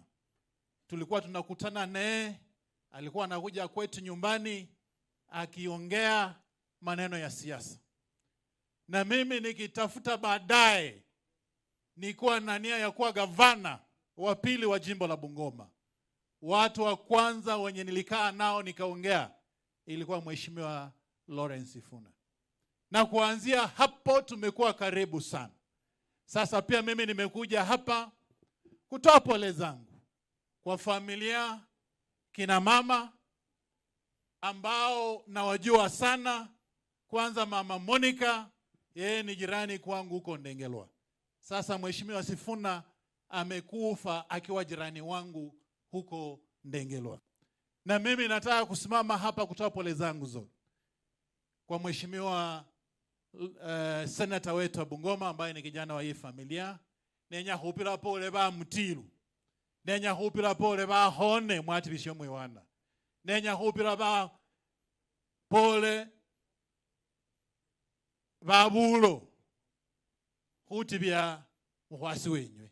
Sifuna ino ngakoni lariri. Esene ndi governor wali jimbo lya Bungoma. Mbone mwana wewe kana abelo mwana wewe mwabele na aloma. Abelo mwana wewe na aloma. Nendi governor wali jimbo lya Bungoma.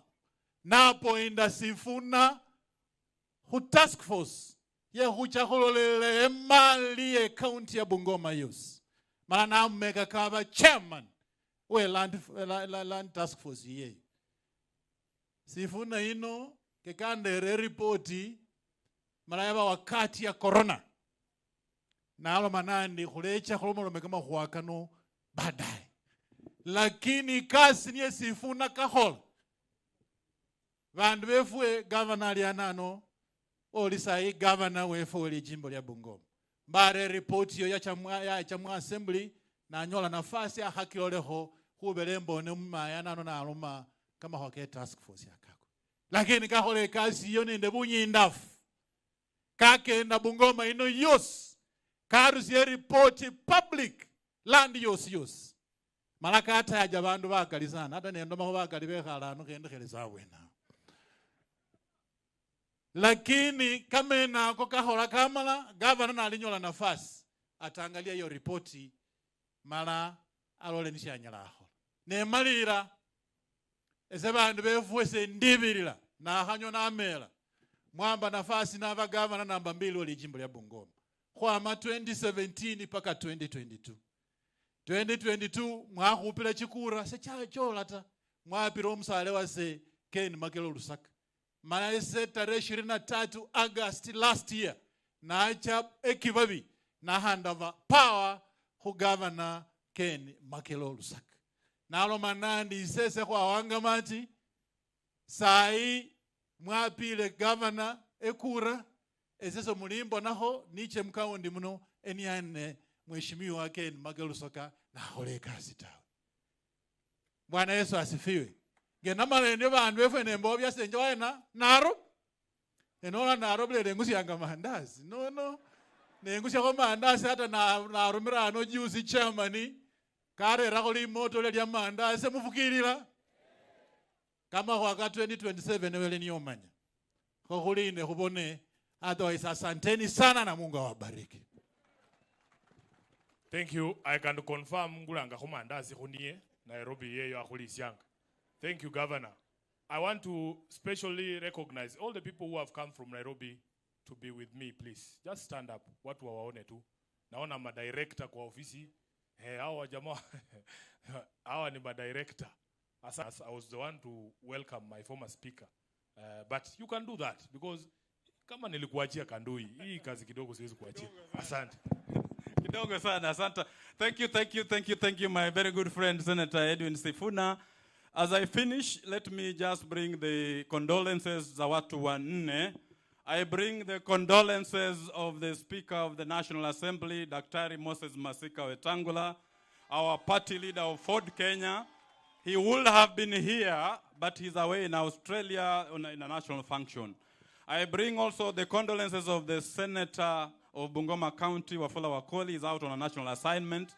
I bring the condolences of Honorable Didimas Wekesa, MP Kimilili, who is also away, together with the condolences of Honorable Martin Wanyonyi Pepela and Honorable Majimbo Kalasinga, who is also away in Nairobi. As your chosen representative, I want to assure you this. We will remain united. We will fight for Nzoia Sugar Company like we have fought. We will work towards the economic empowerment of our people, and we shall never budge.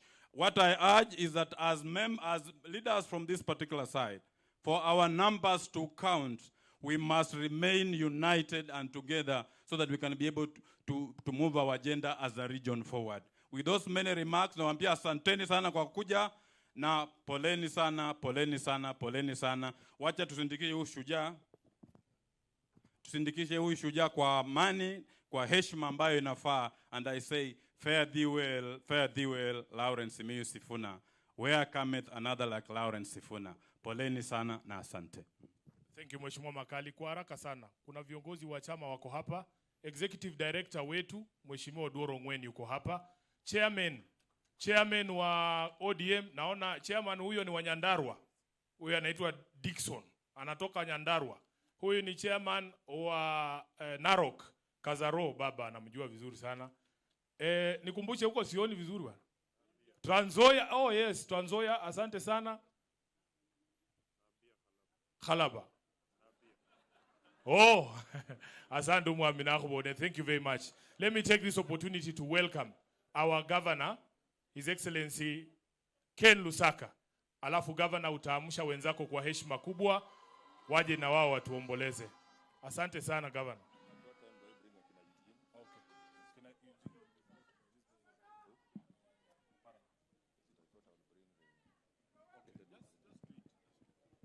I think the Right Honorable Raila Amolo Odinga, viongozi wetu Mkuka, familia ya mwenda zake, tunajua the Right Honorable wako na function nyingine, kwa hivyo nitaita viongozi wachache haraka haraka ili tuweze kusonga na program. Nikubalie nimwalike, unajua mimi pia ni Deputy Party Leader wa Ford Kenya. Kwa hivyo nimwalike Deputy Party Leader wa ODM ambaye pia alikuwa mwenzangu kule, governor, alikuwa chairman. Governors first. I thought we were saving time. Okay. Basi kama mnataka niite magovernors kwanza, wacha nichukue nafasi hii niite Professor Anyang' Nyong, Governor Kisumu. Karibu.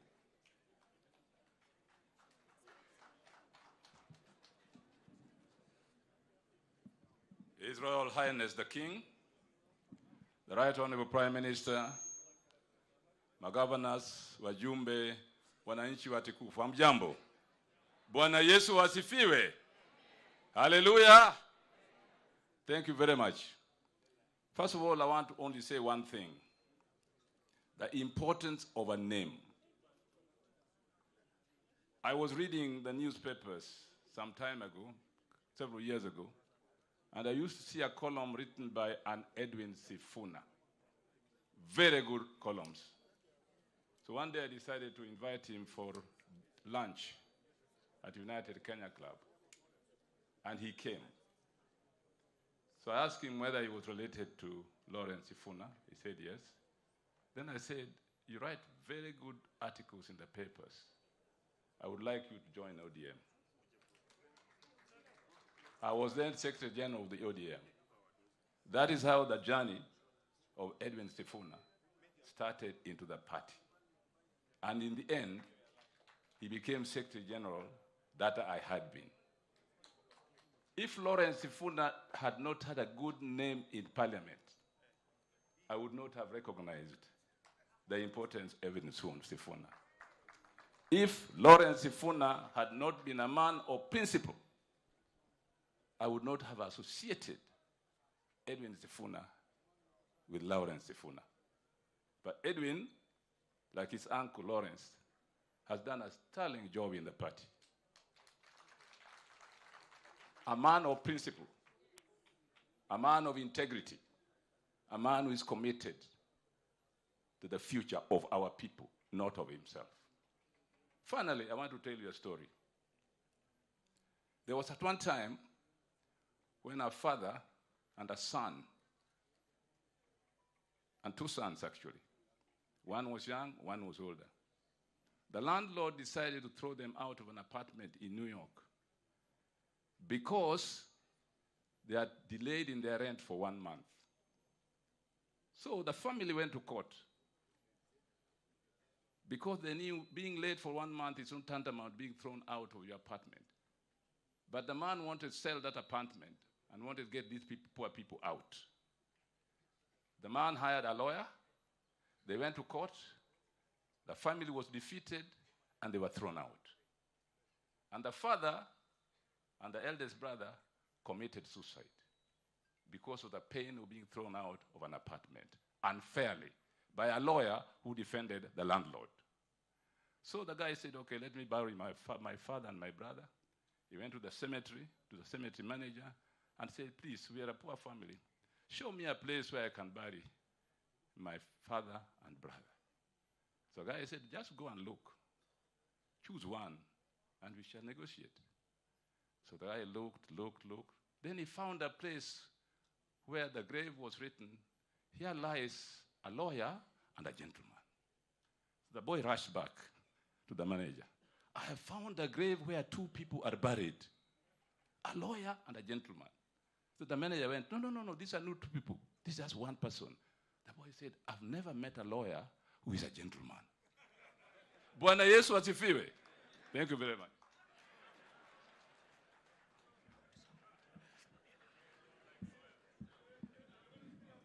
Aya. Let me take this opportunity. Nitaleta James Orengo baadaye kidogo kwa sababu yeye was among the 7 bearded sisters. He's here in a very special way, though a colleague as a governor. Let me invite the governor, Trans Nzoia, George Natembea.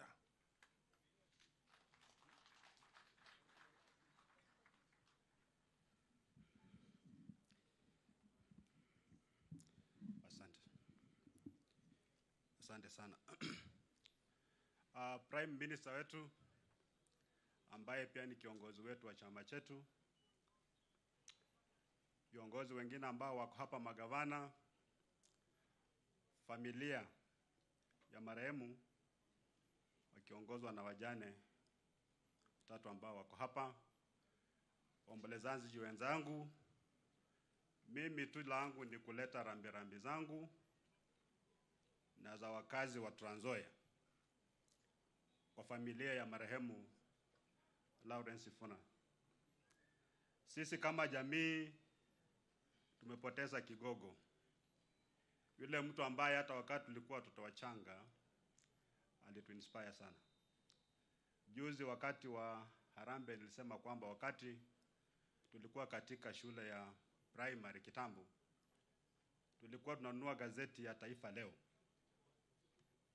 na sisi wote tulikuwa tunaenda kuangania kusoma ile imeandikwa jana katika bunge, na hakuna siku jina la Sifuna alikokuwa pale. Sisi kama viongozi sasa, najua wakati ikifika wakati huu ndio tunaongea mambo mazuri, tunaongea mambo ya unity. Pande ya Western Kenya sisi tunakuanga united by funerals. Kuja hapa tunaongea mambo mazuri, vile tutakuwa united ndio tunakumbuka parastatos zinauzwa, tunakumbuka kwa matanga, mambo kama hayo. Lakini tukikumbuka wale watu ambao walijitolea wakati huo, ambao Kenya Democratic Space ilikuwa ni kidogo, lakini wakakuwa na ujasiri wa kuongea yale maneno walikuwa wanaongea, mpaka waitwa 7 bearded sisters, Orengo akikwemo. Hiyo assembly bunge haikuwa na wajumbe 7 peke yake, kulikuwa na wengine, lakini wale 7 ndio walikuwa wamesimama na haki ya mwananchi wa kawaida. Walikuwa wanajua mwananchi wa Bungoma anakaa namna gani, na hao wengi ukiwaona wala ambao walitoka wakakufa, walikufa wakikuwa watu maskini sana. Kwa sasa ukiona mjumbe anapiga kelele, mara nyingi anapiga kelele ile wamuone kando. Akiona ananyamaza na story ya mwananchi na kuishia hapo.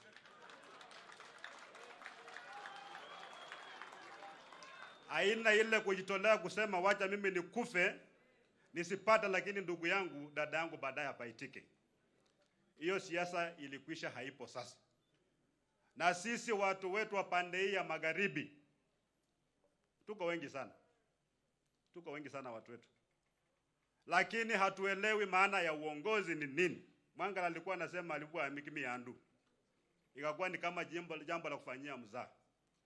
We are very many, tuko na kura mingi, lakini tunaenda mikutano ya siasa, ukiuliza watu kama hata wako na kitambulisho hawana. Bandu ba hapa chimbi kweli kweli. Hata wana wala panga chimbi saka panga kura tu. Sasa tukitaka kuamua kwenye lindi la umaskini, maana for me kwa sasa ile jambo ambalo li tatizo kubwa sana kwa wakazi wa magharibi ni mambo ya umaskini. Tuko kwenye lindi la umaskini. Nilisema kwengine kwamba we cannot be united by poverty.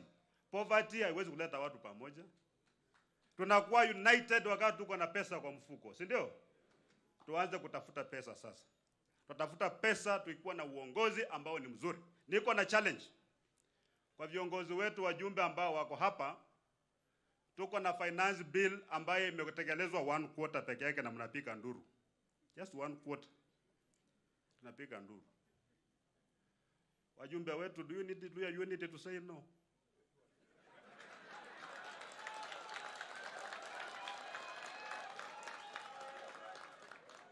All you need ni kuelewa matatizo ya mwananchi hapa iko namna gani. Bana wafugwa, baleme, balozi bakaenda basa kuluta, basi kuatasi, waumia kweli kweli. Mimi nakaa mashinani kila siku, mimi siendangi Nairobi, nakaa huko. Ile tabu ambayo iko mashinani yake ya Mungu, kama ni viongozi, hatuwezi kuwa na time ya kulumbana. Tutakuwa na time ya kudiscuss vile tutakuamua watu wetu kutoka kwenye lindi la umaskini. Tulipata political freedom, lakini economic freedom is still elusive. Bubi bwenjala na wikura okolifana bandu bosi bekure. That is the biggest challenge, ndio? Lakini ukweli ni kwamba ndugu yako akikula wewe ushibi. Lazima nyinyi wote mkule ndio mshibe, si ndio? Sasa huyu mzee ambaye ameaga leo, tunamzika leo, na wengine waliweka ile msingi mzuri ya kuweka ile uongozi ambaye inaweza kupeleka Wakenya watoto wa Western mbele. Lakini tunawasahau. Hata wengine walikuwa nafikiri Sifuna alikufa kitambo sana. Ngabatanga zitu Sifuna kafu ile ukunda ikana bia kafu hata. Tunasahau viongozi wetu haraka sana. Na kama mtu alifanya kitu kizuri na unasahau mahali aliwachia, wewe ukikuja utano unaanzia siku ya waziri unafikiri kwamba unaenda kuinvent vitu. Kwa hivyo pia lazima tukue na ile hali ya kukumbuka watu wetu. Bandu befenga kiyokole kumbongi, lakini kuatikie. Kwa kabisa gurudumu tumeshikilia, hakuna wasiwasi, mjue kwamba Trans Nzoia iko kwa mikono ambayo ni kamilifu. Napenda kuchukua nafasi sasa. Niombe Mwenyezi Mungu airehemu roho ya shujaa wetu na iweke mahali pema mbinguni mpaka ile siku tutakutana. Mrio mnoko? Aya. Uyo kali la kakewe. Waulira. Kabla sijaleta James Orengo, nikubalia nipatie dakika moja tu waziri wetu na Humicha aje pia atoe rambirambi, alafu nimlete James Jim Orengo. Karibu.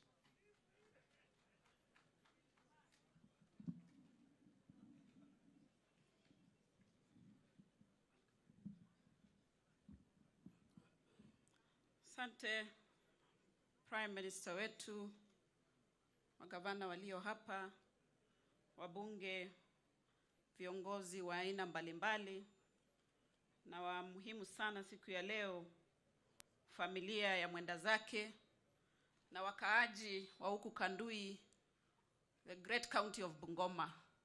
Tumsifu Yesu Kristu. Daima na milele. Mungu yu mwema. The daughter of this soil of Western. I'm privileged to be serving this country as the Cabinet Secretary for Health. And I'm sure you have seen progress. Mimi nimekuja hapa kuleta rambirambi zangu na rambirambi za marafiki kadhaa ambao wako mbali na walinituma ili nije nikatoe pole zao.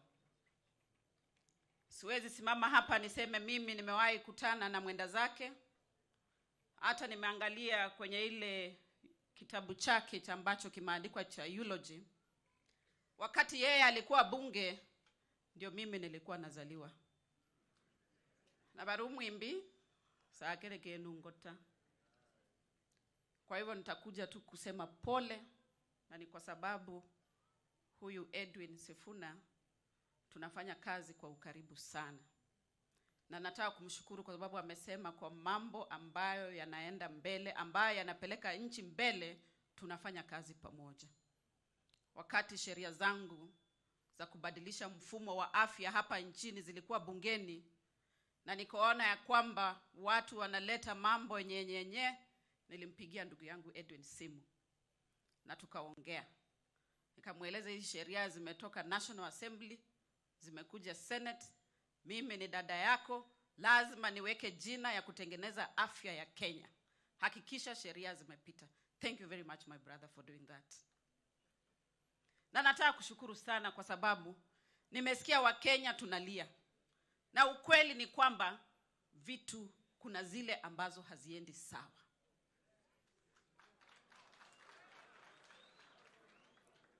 The beginning of finding a solution is acknowledging that there is a problem. Kwa upande wa afya kulikuwa na shida. Nami nitasema hii shida lazima tutatue. Afya hapa nchini for many years tumekuwa tukiegemea wale ambao wanakuja kutusaidia, donors. But we must get to a place of self-reliance, self-sustainability. Na ndio kwa maana afya sasa tumeanza mashinani. Ukitembea huku Kenya, kuna wale watu tunaita community health promoters. Kenya mzima wako watu 1,100. Ebu ngomeno baliyo. Wanakuja kwa nyumba yako, bakupima pressure, bapime sukari, bakureba kumaswali hapa na pale, bakuyete. Na ukhaline na kabari kabaka yanibo, bakuru moche mu hospital. Na hiyo yote free of charge, courtesy of this government. Mambo ya pili ni kwamba tuko na social health insurance. Wabunge walinisaidia ikapita. Sasa tuko wakati wa public participation.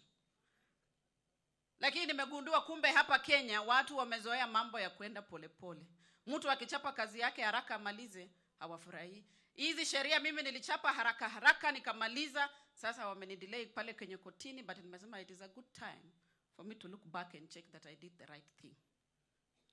Nyinyi mnajua NHIF, ule mtu wa chini kabisa alikuwa anaambia alipe shilingi 500. Ule mtu anapata mshahara kubwa kama mimi na naona wengi ambao wamekaa hapa. Ukifanya percentage walikuwa analipa 0.01%. Mtu wa 10,000 alikuwa analipa 5%. Hiyo hata si hesabu ya kwenda kwa darasa. It was unfair. And that is why we have brought changes that people must pay. Those who have money, wanisaidie tusaidie hawa wa Kenya. Out of over 50 million Kenyans, watu 300,000 tu ndio wako na mishahara. Sasa hawa 47 million afya yao nitafanya namna gani? Si wa Kenya wanisaidie. Wenye wako nayo wanisaidie, tusaidie wale ambao hawajiwezi. Kwa hivyo mimi nawaomba kama mtoto yenu mkanipe support. Hii mambo ya afya nimeshikilia sawa sawa, na muona hata juzi rais alisema mwana ino si yundunisi. Kanda yako za ibari EGH as elder ndoma makere. lakini lazima mbole buli mundu anenju yewe esese takaford Kenya andisendi waziri ta olosa nyane mano barimo mfed Kenya mbikana zinazemani ya meta sikira hapo ndio penye unga yangu hiko. Na kila mtu na dini yake. Angano efwe ba Roma kuli kusira. Ebangalia pende andi babene bekhale bwene. Sasa tuheshimiane hivyo hivyo tu na tuendelee na serikali iende mbele. Prime Minister, I want to thank you. And I really like the analogy that you use about football. Mambo ya kuchengana mpira. I really like it when you use it. But what I have also noticed, Prime Minister, is that the people who are always outside the field, they always look like they can play better than those in the field. Baremo, nyoka manya. Murioko, umwame amwechi. Aya. Oyo kali lakake wewe ni muna afwile. Buli mundu alile style yewe. Sasa nichukue nafasi hii ya kipekee nimwalike one of the living 7 bearded sisters, James Agri Orengo. Karibu sana Jim.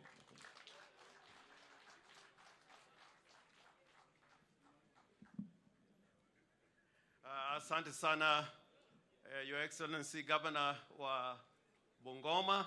Now the family of my departed colleague Lawrence Sifuna, Right Honorable Prime Minister Raila Amolo Odinga, Your Excellency the Governor of Bungoma, party leaders including my neighbor Wajakoya, and the cabinet, former cabinet secretary and leader of DAP, Eugene Wamalwa. Nitasema machache sana. Na nikisema kidogo kuliko vile nitajaribu ni kwa sababu pengine kwa watu ambao wako hai, ambao walipiga siasa Kenya hii, hakuna mtu anajua Sifuna kama mwanasiasa kuliko mimi na kuliko wale tulikuwa nao pamoja. Chibule, Koigi wa Mwere, Abuya, Chelagat Mutai, na saa zingine wanaweka Midika, lakini Midika hakuwa 7, na Mwashengu Mwachofi. Na unajua baadaye pia tukawa na Young Turks. Yani the struggle was continuing. Mimi nataka niseme hivi. Na Lusaka najua. Mimi napenda sana kusema ukweli. Kweli nitasema. Hata kama Ruto angekuwa hapa nitasema. Hata kama Moi alikuwepo tulikuwa nasema. Hiyo na mjue hatukukuwa na mtu mkali kuliko Kenyatta. Mimi nimefanya kazi na Kenyatta wakati nilikuwa university, nikaenda kwa bunge. Kenyatta akafa, mimi Orengo bado niko. Akaje Moi 23 years tukihangaika hapa Bungoma. Moi akafa, mimi Orengo bado niko. Kibaki akaja, Kibaki akafanya kazi, Kibaki akaenda, mimi nipo. Uhuru akaja, Orengo bado yuko pale pale. Sasa Ruto yuko, tutaona nani ataondoka, mimi nitakuwa pale pale.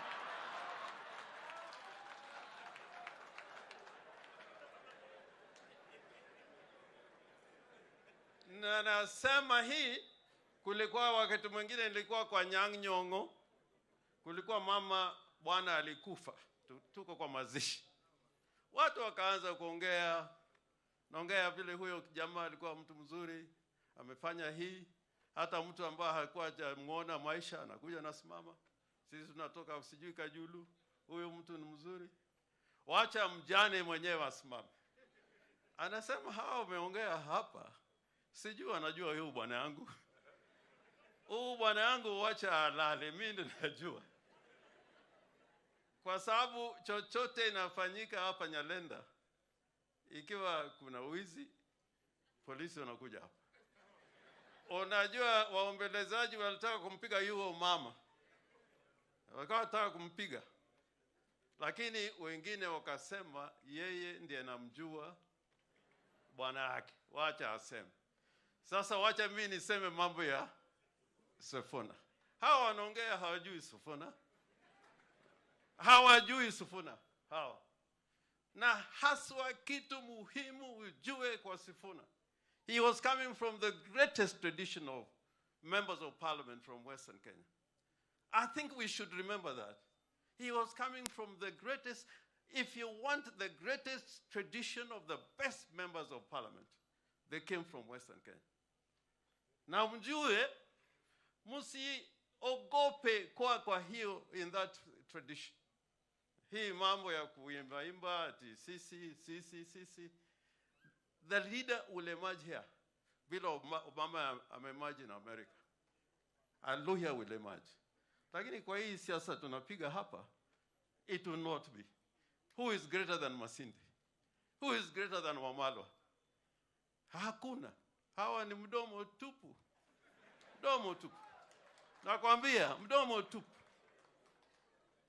Wakati J.M. Kariuki, when he was murdered, and there was a select committee of the National Assembly to find out what caused the death of J.M. Kariuki. There was a lawyer in that team, anaitwa Bwana Peter Kibisu, one of the most brilliant trade unionists and parliamentarian. And then there was Martin Shikuku, waluya wawili. Wakati wa kupiga kura, they said, we must be told who killed J.M. Kariuki. Who killed J.M. Kariuki? And then when the matter went to the National Assembly, Masinde Muliro, who was a minister for cooperatives, he said, we did not fight for independence. We did not fight for independence to murder each other. And Masinde was sacked from cabinet. Kibisu was sacked from cabinet. And they went out now to go out to struggle out there. The best of the speakers in the history of Kenya has come here from Luhyaland. Marende, who is not a yes man. I don't think in the near future we are going to get any better speaker than Marende. Wakati mwingine nilikuwa na karibu nipigwe na Uhuru Kenyatta siku moja nikiambia kwa mazishi ingine ya Matiba, nilikuwa nasema ati from all the politicians ambao wako hapa, I think it's only Matiba who will go to heaven. Niseme hivi, huyu mtu anaitwa Lawrence Sifuna. If you look at the annals of Parliament of the Republic of Kenya, him and Shikuku, there were two things they used to do. Lawrence asking questions every day. Second, motions. And they were there all the time. Shikuku was the king of standing orders. So this man was a good parliamentarian. He was a good parliamentarian. And stood for the truth. Stood for the truth. Like now, tumesema ya kwamba dialogue imekuja na mwongozo ambao ni nzuri. But if you really believe in that dialogue, the easiest route is to amend the Finance Act. Mara moja. But I think a lot of people are here who are speaking. When that thing comes to Parliament, they will not vote for it. Kwa hivyo, mimi nataka niseme, he was a practical politician. Na kuna ingine ambayo nataka niseme kwa sababu wamnyinyi iko hapa. He used to tell us when you want to go to work in the morning, kula sawa. Ano mjane najua, nyumba yako nilikuwa nakuja. Tunakula umrere, mayai, nyama, kila kitu unakula asubuhi kwa sababu hujui kitu gani itafanyika. Na anasema hata kama unaweza kugonga pelele kidogo, gonga tu. Kwa sababu hujui. And I learned that lesson because many times when I was arrested, sometimes you'll be kept in the cells for 2 weeks, 3 weeks, and so on and so forth. But an incident that I can never forget, because Wamunyinyi was a good footballer, and I was a good footballer, Baba was a good footballer.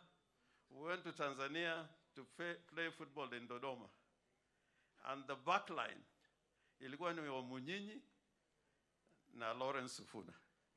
Na Wamunyinyi ndio nyumba yake tulikuwa nakwenda huko asubuhi. Alikuwa tunakula mboga na kila kitu asubuhi. Na Wamunyinyi akasema leo tukienda kucheza mpira Dodoma and we are on the back line, you try your best, but Wamunyinyi na mimi,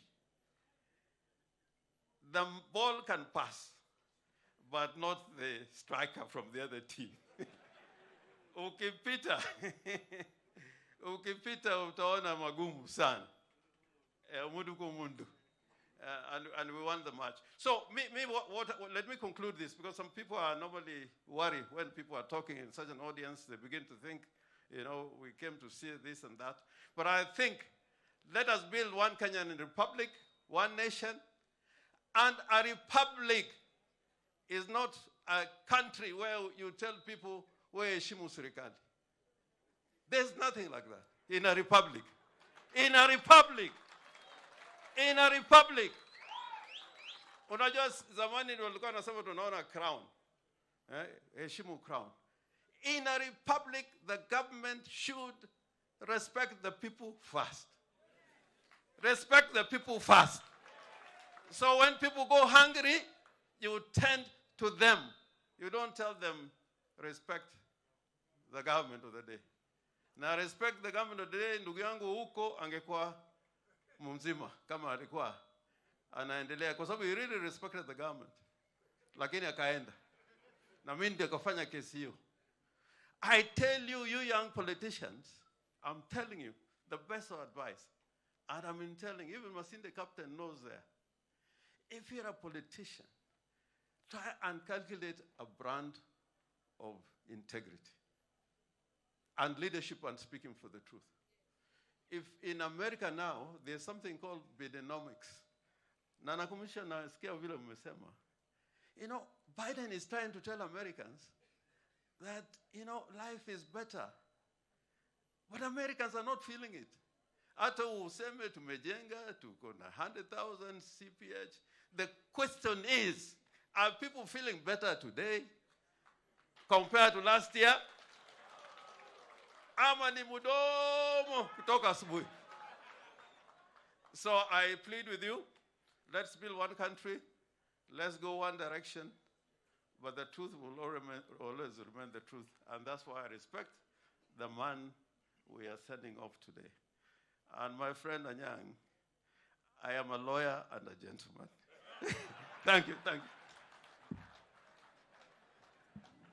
Aya, wewe sikali la kakewe. Sasa mimi pia nataka kulia. Lakini ile alisahau kusema ni kwamba Western we have been very lucky. We have had 3 speakers. And I was his speaker, and he said I was a good speaker. So I don't know why he has not mentioned that I'm a good speaker, because mimi ndio nilikuwa speaker wake wa mwisho ndiye aende kuwa governor. Na sasa tuko pia na speaker Moses Wetangula ambaye ako kwa National Assembly. Nataka nichukue nafasi hii kwanza pia kusema pole kwa familia, na niko na rambirambi za His Excellency Otuoma ambaye ni governor wa Busia. He wanted to come but he fell a bit not too well. Amesema pole na amenitumia shilingi 1,100 to give to the family. Pia Mheshimiwa Majimbo alipeana rambirambi zake, anaenda DRC, is one of those observers who are going to observe the elections in DRC. Kwa hivyo nimeleta rambirambi zake. Ya pili pia nataka nilie Mheshimiwa Lawrence Sifuna vile wengine wamesema. I knew in 1979 when I was a student in Form 3, kule Kibabi alikuja na ile lori wameweka kwa kichwa yake. The first time to see somebody na lori katikati, tulikuwa tumezoea ya upande huu. And he was very impressive. Walikuwa wana compete na mtu anaitwa Frederick Masinde. He won the elections that 1979 and he went and became a very fearless leader. Na vile mheshimiwa wengine wamesema, I'll remind you 2 incidents where this man is fearless. One, alikuja hapa akaambia Moi watu wakunywe busa. Alisema lusaria baheba waando kabanywe busa. Moi akamwambia mtakula hiyo baheba yenu. Ya pili, this man lying here, the gentleman, with due respect to the Prime Minister, Raila Odinga, and he knows the history. Oyinoka Oyaisia, Jaramogi Oginga Odinga 1992 kumukutano kwao. Alisimamisha mkutano akasema mkutano haiwezi kuendelea. That is how courageous he was, and that time he was in Ford Asili. Alikuwa ametoka Ford Kenya, ameingia Ford Asili. So he was a very fearless person.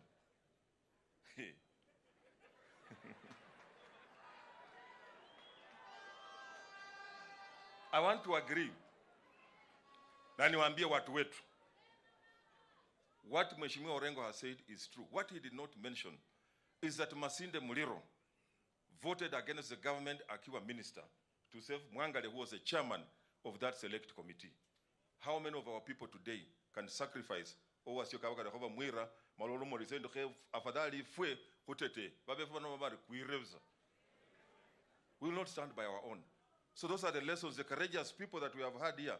Masinde Muliro was sacked because he saved Mwangale from being killed, because he was a chairman who had said the government had killed J.M. Kariuki. So I want to appeal to our leaders. Let us be our brother's keeper. Let's be our brother's keeper. That time. Mimi ndio niko. Na tulipiga hii kura, mimi nilikuwa speaker. Tukapiga hii kura, maisha ilikuwa imeanza kuwa ngumu. Sasa wanajaribu kurekebisha, bado mambo si mzuri. Lakini let us have hope. Bembu hilo osa baloma na angata. Ne mulimu hilo mkakange murura. Wale wako kwa shima mwezi kugombana, mnajaribu vile mnatoka. When we lost Varata, and let me tell you, of course we have government and those in opposition. Wangoyo sa kwa kasi alu khulu omireta kwa kasi alu bizufuke bubisi, nyeba khole bariena bakhupe.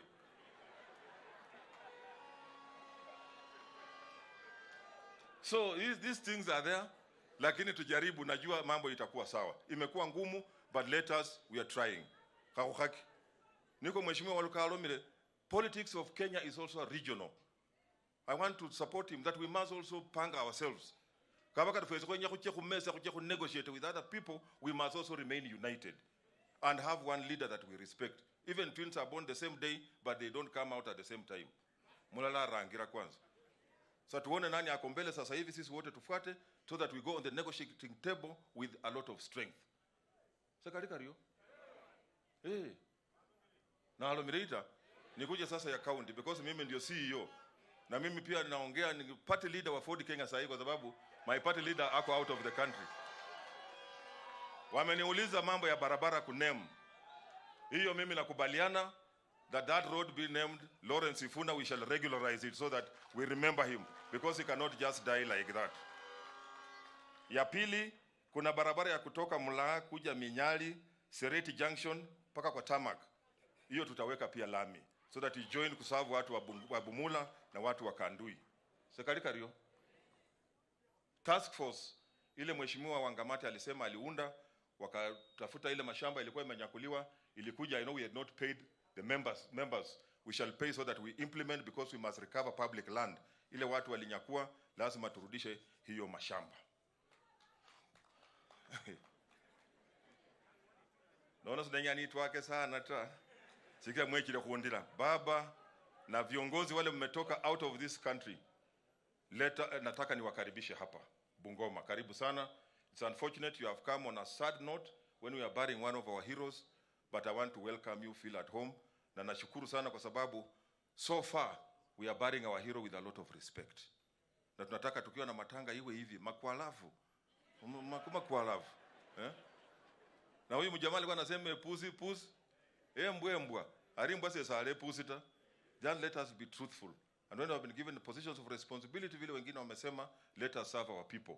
It's not how long you live in this world that matters. It's what you do that you will be remembered for. We are remembering Sifuna because of the good deeds that he did. Nikimalizia kwamba wakati the longest person who ever lived in the Bible, I'm sure most of you don't remember him. It's called Methuselah. He lived for 968 years. Jesus Christ lived for only 33 years.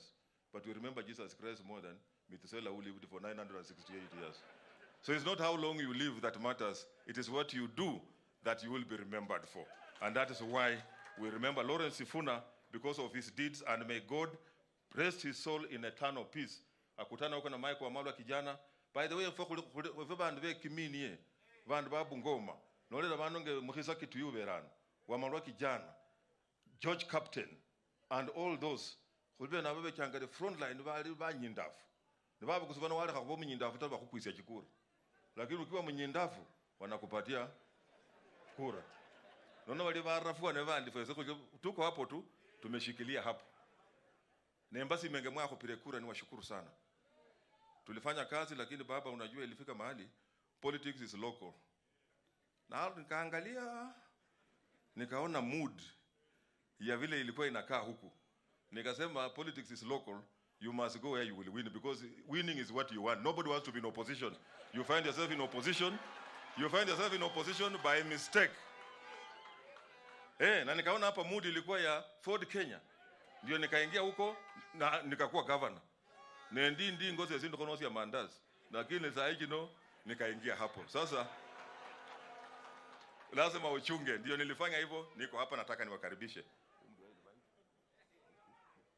Basi nataka now in my capacity as also a party leader, nialike deputy party leader wa ODM ambaye pia alikuwa rafiki yangu. We were elected the same time as a governors, na akakuwa chairman wa COG. Karibu Mheshimiwa Oparanya. Basi mimi nimepewa nafasi ya kukaribisha party leaders ambao wako hapa. Tayari Mheshimiwa Lusaka ameongea, ningemkaribisha kama party leader. Nitakaribisha wale wamepaki, alafu niongee machache. Kwanza, kwa Azimio tuna principles ambao ni party leaders. Na tuna bwana Wajakoya here, na kukaribisha ulete rambirambi zako.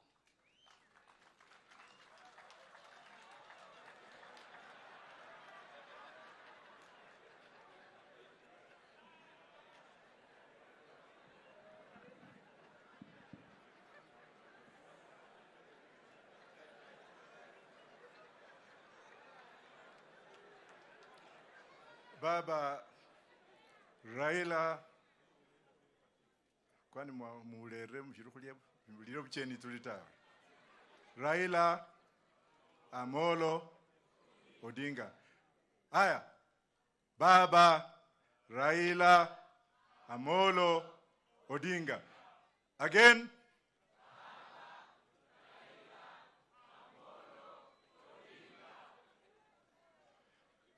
Mama ambao wako hapa na familia na mapadri wote, kwanza mniombe, manake nimeambiwa na mtu mwingine hapa kwamba mimi navutanga hiyo kitu, lakini nitamsamehe because ni mtoto mdogo namna hii, ni MCA. Mungu amshukuru. I'm going to tell you people, nitawaambia nizokubabolera, neneshiro kubabolera. Mtu anaweza kuuliza na huyu wazimu ya bangi alitokea wapi? Kuna gavana hapa nilikuwa naye KIA kwa mwaka mzima tukisoma, kweli rongo? 1989. Na kuna mwalimu wangu hapa, sijui mwalimu wangu ameenda. Hebu simama tu. Mheshimiwa Munyasi alifundisha mimi form 5 na form 6. Mumias Boys High School. Nilipita ama sikupita? Niendelee ama nisiendelee? Alafu wa mnyinyi hapa anakuja na fura hapa, na yeye na mimi tulikuwa kiganjo tukiwa askari kwa kosi moja. Niseme nisiseme? Omanyira bandu bali sasa mbusa ituli ngoro mheshimiwa former governor wa Bungoma ndakuchama because your father is a hero. I don't know that your father is here. Baba yuko wapi Wangamati? Mnangojea yeye afe ndio mweke barabara inaitwa Wangamati. Bure kabisa. Mheshimiwa Lusaka, ambia hii tu MCA wako tu. Twende bunge tukae chini tupitishe katiba, tuwe na Wangamati Airport Bungoma. Nimesema ama sijasema? Na mimi Jaramogi Oginga Odinga na James Agri Orengo, huyu James mnaona huyu, Jaramogi alipokutana na sisi London, nikaambia mzee, mimi nilikuwa nimefungwa na Moi, saa hizi mimi nachimba makaburi London, mimi ni refugee, nataka kwenda shule, lakini makaratasi yangu ilibaki Kenya. Jaramogi alikuja akaambia James Agri, chukua makaratasi ya huyo kijana kutoka ile shule zote alikuwa, nikaletewa na Mr. John Ward, na ndio nimesoma nikasoma. I'm now doing my 14th degree. Kwa hivyo bwana KMCA, rudi shule.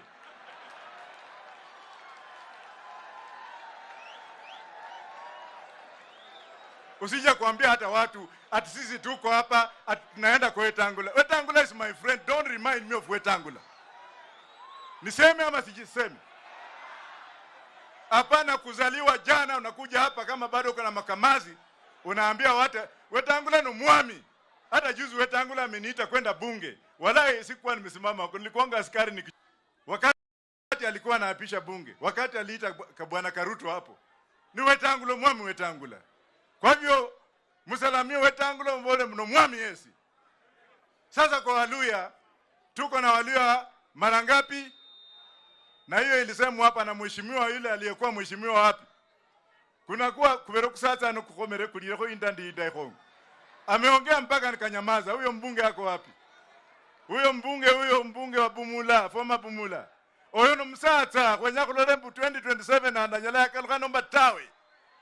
Amesema kuna Waluya ina ngapi? Wale ambao nisiseme. Wacha kuja kutuambia ujinga hapa tunaenda huko. Kama baba yuko hapa. Baba bado yuko hapa. Waluke wakati umekaa jela miaka mingi. Sisi tumekulilia. Wewe unakumbuka wakati nimekupata pale nikasema nini? Ukikaa hapa unakuja kusimama shobolambu wajakoeso wako nyatawe. Alafu Waluya wakiiba wanasema ati sasa Luya unity. Luya unity ya Mluya ni yule ambaye ameiba. Wakati ameiba anasema nimezingiziwa, Waluya kujeni mkae na sisi na mimi mniokoe. Lakini sio Wetangu, sio nani? Sio mzee. Tunajua wale ambao wameiba. Na ukiwa mwizi, beba msalaba yako. Wapi mheshimiwa Sifuna? Tafadhali simama. When it comes to Luya unity, the only person I believe in Luya unity ni mheshimiwa Lawrence Sifuna. And I want to be on the right side of history today because I am following the footsteps of this man. I will be on the right side of the late Sifuna. Nitaongea courageously, sitamuibia mtu, hata ukinukana mama yako. Nisiseme? Alafu wengine wanasema ati huyu Wajakoya ati ni bangi ya mao. Siembo langendi.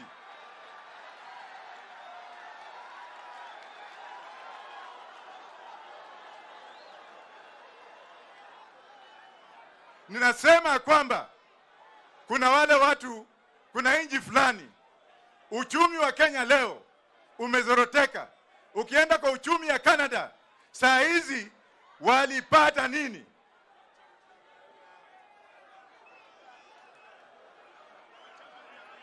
Baba Wetangula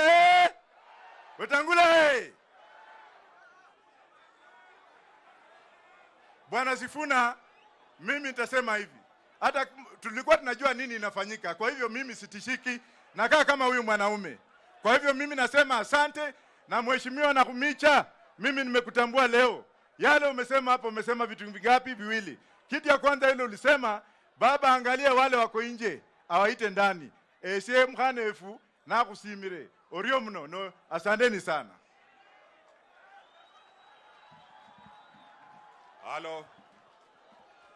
Halo, tafadhali nataka niulize kwa heshima wale viongozi ambao wamebaki, tuheshimu viongozi wengine. Please. Let us respect other leaders. MCS were elected. Na wananchi hawa tafadhali tuwe na heshima. Nataka niwaombe. Those who are remaining, let us respect our leaders. Please. Wale ambao wamebaki. We cannot come to insult leaders here. Please.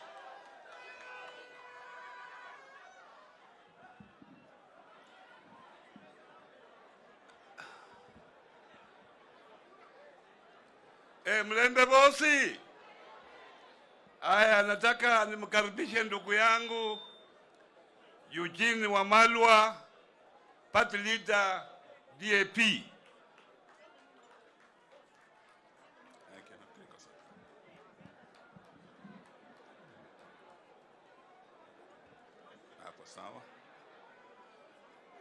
His Excellency Raila Amolo Odinga, the second Prime Minister of the Republic of Kenya, Excellencies, Governors present, His Highness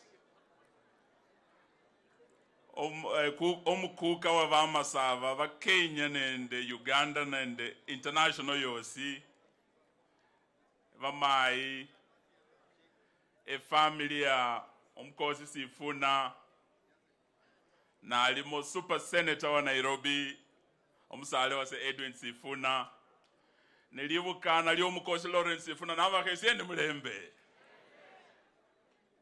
Ese nechile kupapole va mutilu mwativisi yenywe ya kari.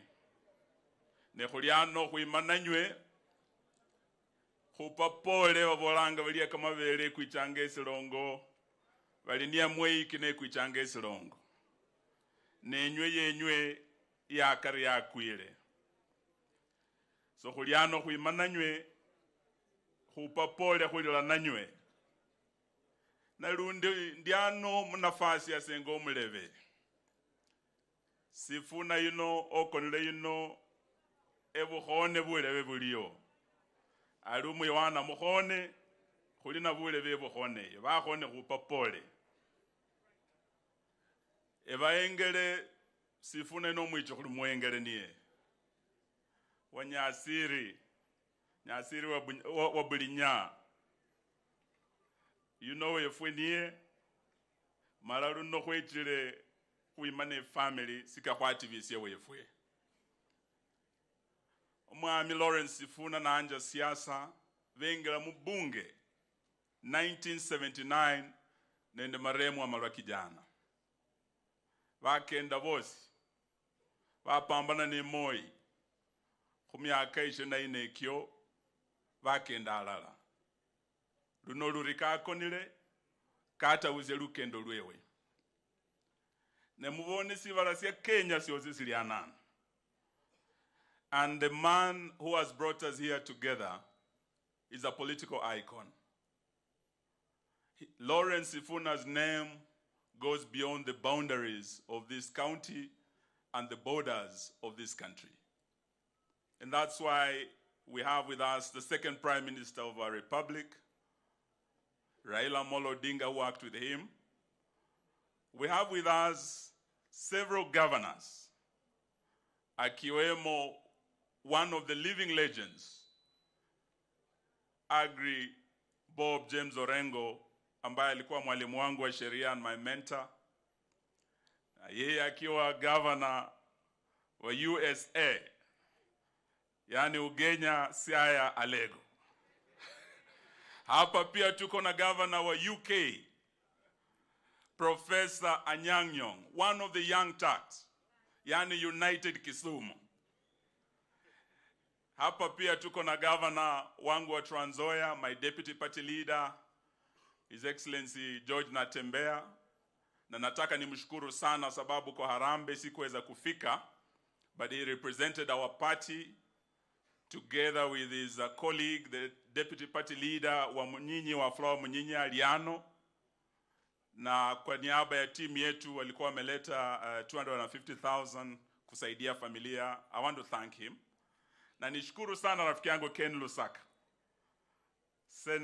governor wa jimbo hili ambaye tulianza safari naye. Walivindu vichenjanga. Lusaka ino kwava naye mu New Ford Kenya, lelo ali mu Ford Kenya. Eyase ili siasa Yani valichingo wachinura na kama kita. Senava ne Lusaka muni Fort Kenya na Kwanja a county as the founding governor. Na vandu ve Bungoma kweshimania mwakwa na kanyo namira sanivila tawe. And that is why even beyond these counties, tukona our national, from the national government, waziri wetu na Kumicha, our daughter, former governor Vasako Wangamati, lakini beyond Kenyan borders, leo we have His Highness, King Wefoyo Vamasava Yesi Alian. This is why Sifuna's name will never be forgotten. We had a statesman from the British side called Benjamin Disraeli, and he said that the legacy of heroes lies not in a name, just a name, but in the great example they leave behind. Today, as we celebrate this hero, let us inherit a great example of leadership. Leadership that is based on principle. Mahatma Gandhi once said, one of the greatest sins is to practice politics without principle. Na Sifuna leo is one of those leaders. It is an age, it is an era that is going and that might go with the wind. Unless as we bury Sifuna today, we learn from him. And as we salute him also, we must salute other legends who are here with us, living legends who walked with him. We heard Abraham Lincoln tell us that every society has its better angels. Those who are guardian angels of what is of great interest to that society. Na hapa kwetu Kenya historia ikiandikwa, itaonyesha ya kwamba wakati wa mkoloni tulikuwa na kina Dedan Kimathi, tukawa na the Kapenguria 6, tukawa na watu wa Lancaster, tukawa na the Young Turks led by Raila Odinga who is here today. Hawa ndio watu walileta mabadiliko kwa nchi yetu, and it was out of sacrifice, out of principle. Hawakuwa watu wa kununuliwa. So wabunge wetu, as we live here, let us take one thing from Sifuna. Let us practice politics of principle, politics of conviction, politics of integrity. It is what we can learn from Sifuna and his colleagues who are here today. Hilo ndio jambo ningependa niseme na niwaombe. Sababu kwa sasa, many Kenyans are hurting. Hata tukienda Christmas hii, kuna Wakenya wengi hata wajui sikukuu watakula namna gani. Kweli si kweli? Ikifika Januari kuna wazazi wengi hapa, hata wajui watoto wataenda shule namna gani. Fees Januari ni shida. Sababu kila kitu imetoka bottom imeenda wapi? Up. Mafuta imetoka bottom imeenda wapi? Up. Chakula kila kitu.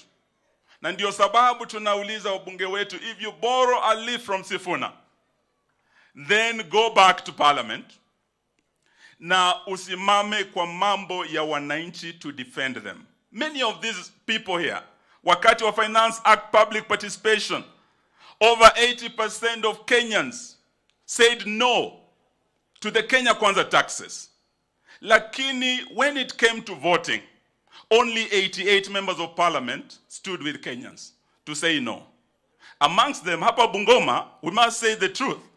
Tuko na kijana anaitwa Wanami wa Mboka, Wapumula, alisimama na ninyi wananchi. Oyo saarum secha? Tuko na kijana Kalasinga Majimbo, ameka buchai. Sakataka secha? Sisi tunasema ya kwamba going forward, if you stand by principle, simama na wananchi. Don't be intimidated ama ununuliwe upige otherwise. Leo tunapoongea tumeambiwa mafuta imeteremka. Mafuta imeteremka na shilingi 5 kwa petroli.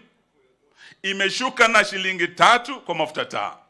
Lakini mlipopitisha finance bill, we doubled VAT on fuel from 8% to 16%. Kwa mafuta taa peke yake, kina mama mlio hapo, tuli double hiyo pesa. Ile increment kwa mafuta taa was increased by 33 shillings.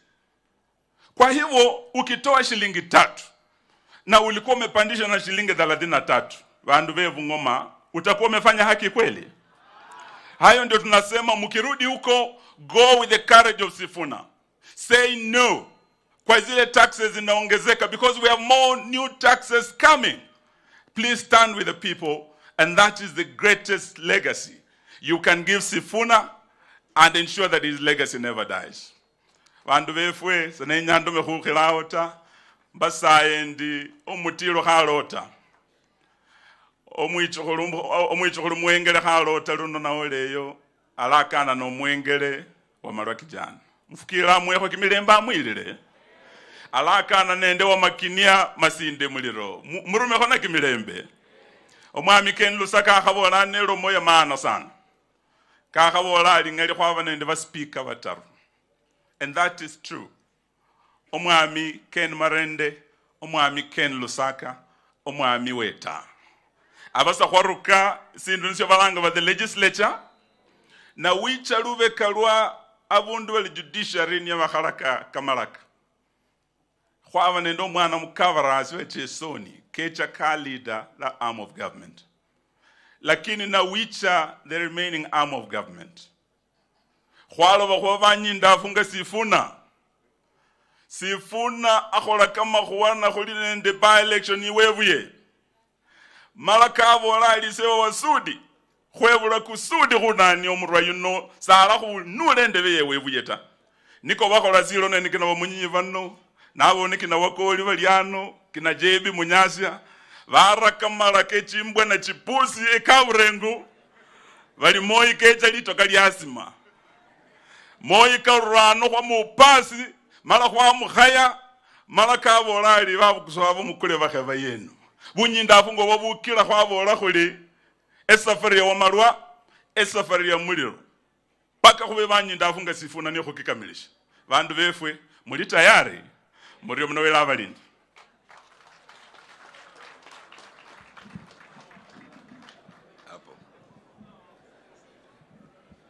Basi esie enangwa Wycliffe ambetsa oparanya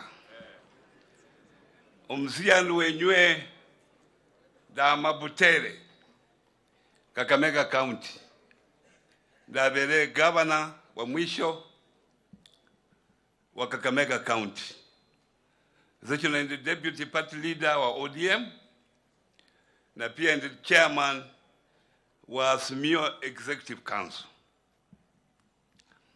Pia mimi nimekuja hapa kuleta rambirambi. Sa mimi mwenyewe na familia yangu kwa jumla. Mimi nina familia kubwa. Meleta rambirambi kutokana na kifo cha Lawrence Sifuna.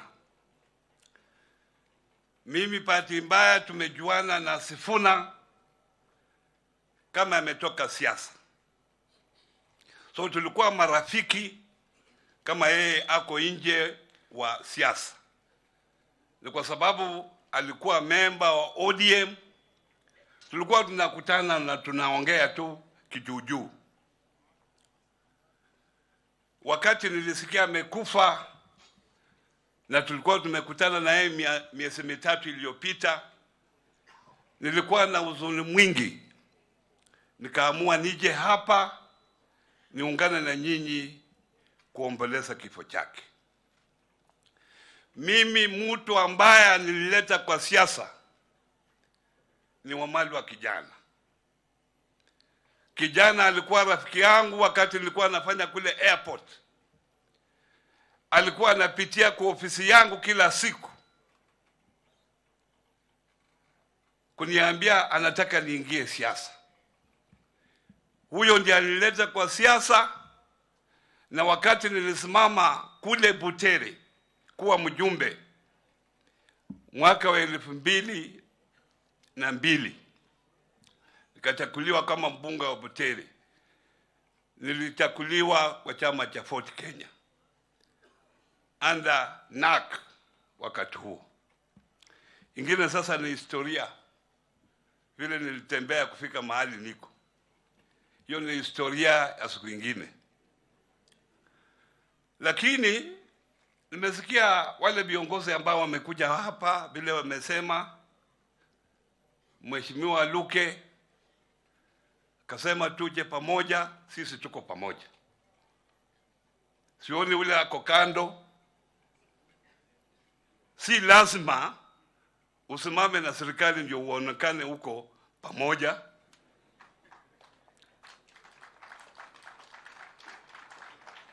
Wacha nimwambie,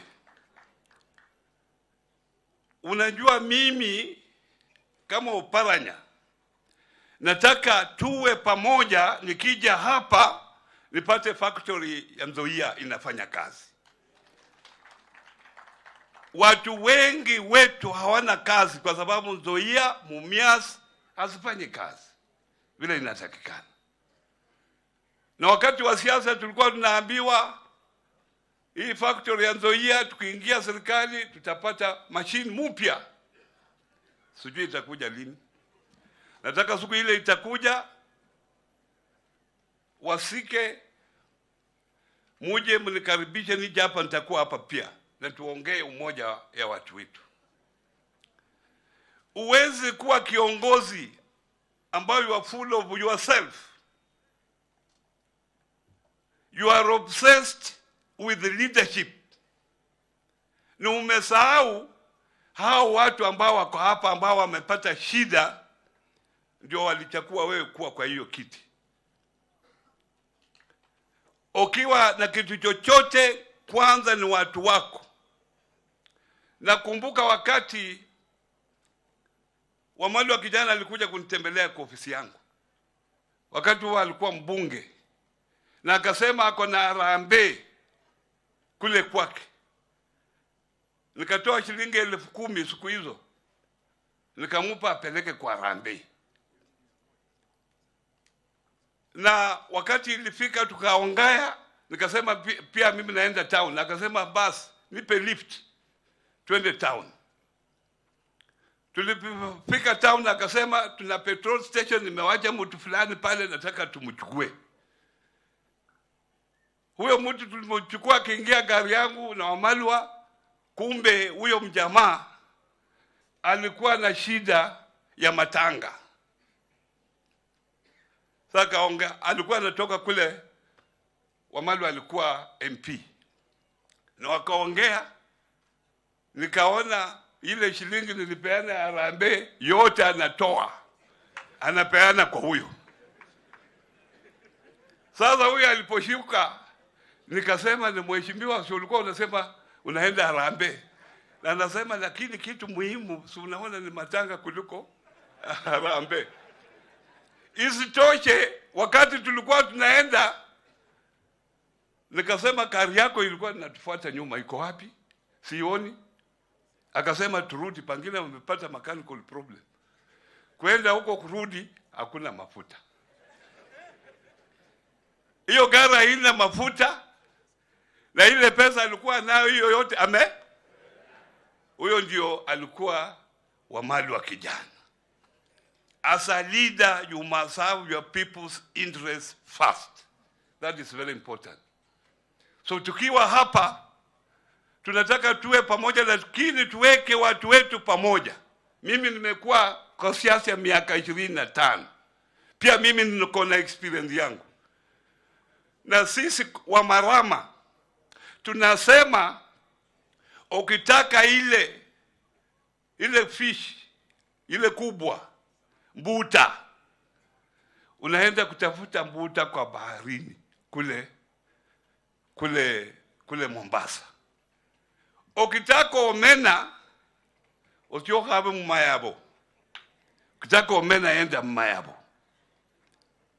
Mwana ujua Vitimbwi, hapo tafuta hapo.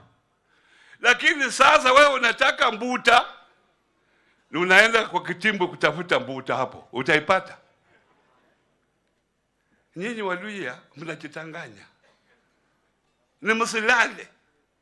Mnajitanganya kabisa. Don't be obsessed with leadership. Paka tukae. If you are a leader, why are you not consulting others within the community?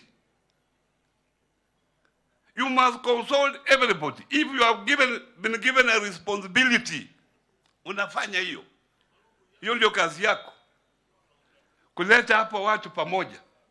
Hakuna leader yoyote ambaye yuko Kenya Kwanza government ambaye ameita mimi kama Oparanya kutoka Butere kuja tukae tuongee mambo yetu.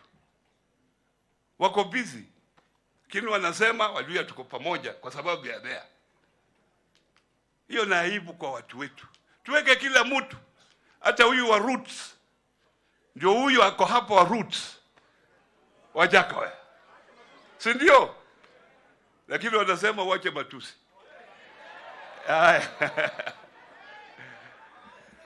Kwa hivyo, I am joining all of you who are come here to mourn a hero, and there are very few people who can do what Lawrence Sifuna did. We have multi-party in this country because of Lawrence Sifuna na wengine ambao wako hapa wakina Orengo na Professor na Raila Amolo Odinga. Because what they stood for, they have made us to expand democracy in this country. Kwa hivyo Mungu amweke mahali pema peponi, hiyo ndio njia ya kila mtu. Sasa nataka nikaribishe mgeni wetu wa heshima siku ya leo. Mheshimiwa the Right Honorable Raila Amolo Odinga alete rambirambi zake.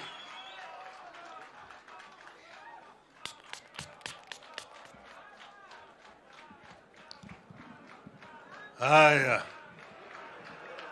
Haya. Jamii ya rafiki yetu Lawrence Sifuna, His Highness the King ya Bamasava, viongozi wa kanisa na waombolezaji wote ambao wamefika hapa, hamjambo. Mrembe. Mrembe sua. Mrembe mia.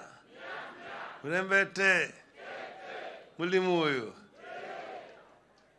Simekuja kwa sababu ya rafiki yetu Lawrence Sifuna. Huyu Lawrence Sifuna ni rafiki yangu.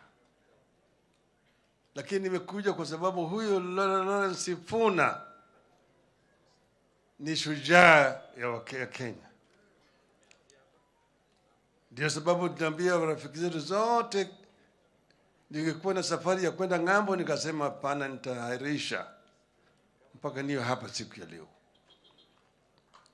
Lakini uzuri ya binadamu mara mingi inajulikana tu Kiswahili ambaye ameenda.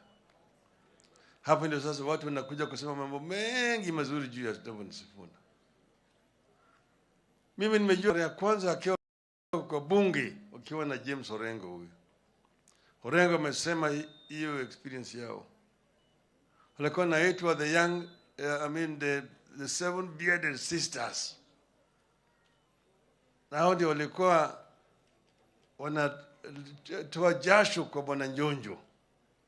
Njonjo alikuwa na wachukie sana hao watu. Hao ni vijana ambao hawana adabu, hawana heshima kwa serikali.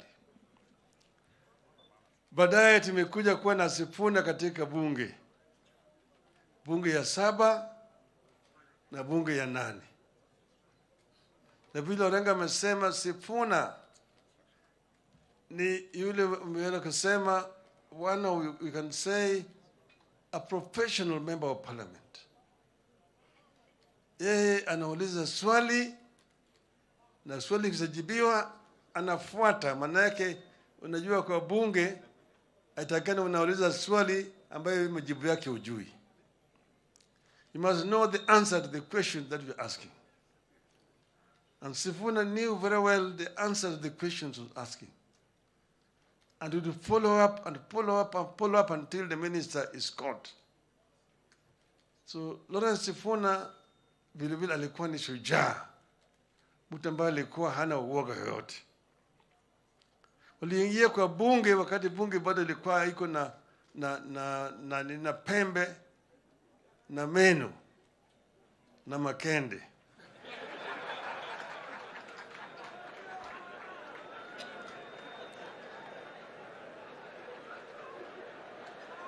Na walitimiza kabisa huko. Wakati hiyo walikuwa wanauliza maswali na wanafanya mambo mengi zaidi. Serikali ikitaka kufanya hii, wao wanasimama pale. Koigo Mwere, Abuya, James Orengo, Lawrence Sifuna, Chibule Matisuma, Mashengo Machofi. Mimi ndio wajua hawa watu. Wakati huo wao ndio walikuwa katika mstari wa mbele kupigania haki ya wananchi wa Kenya. Lakini jamaa walipoona kama vijana wanachochea sana, wakaleta ile plies ile ya kufinya makende. Wakaeka kitu ilikuwa inaitwa section 2A. Ile sheria ambayo ilifanya Kenya ikawa sasa ni lazima inakuwa ni chama kimoja peke yake. A single party dictatorship. Ililetwa hiyo sheria 1982 kwa sababu ya hao watu. Na wakaanza watu waenda kushikwa. Chelagat Mutai akatimuliwa, akatoroka, akaenda kule Tanzania. Orengo akashikwa na akatoroka na kadhalika. Lakini Wakenya walipigania haki. Na hii tunasema ya kwamba the struggle for democratization of Kenya, there have been two forces pulling in opposite directions.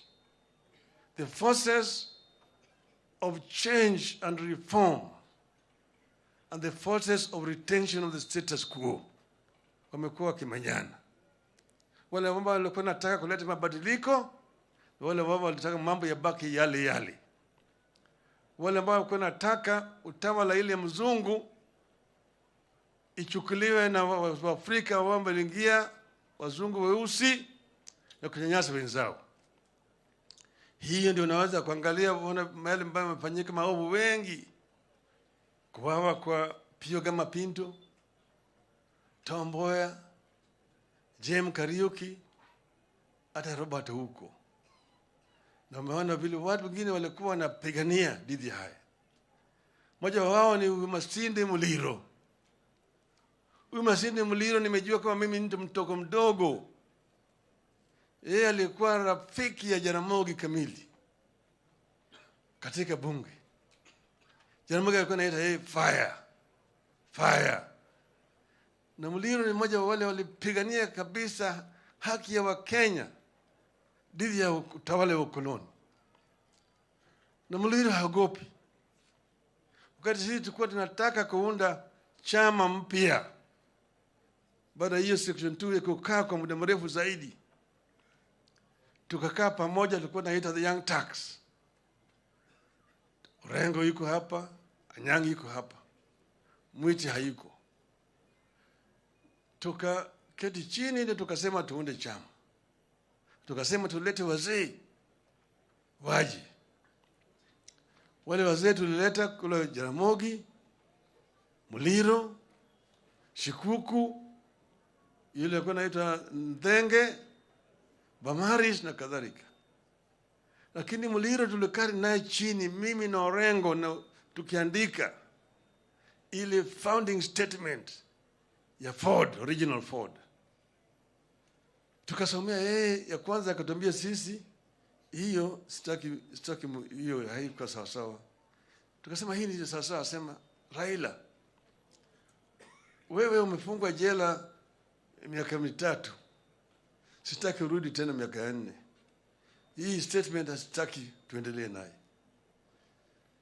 Tukaunganisha ingine, tukatengeneza, baadaye tukaleta ito somea Muliro, Orengo amesoma, akasema chama inaitwa Ford.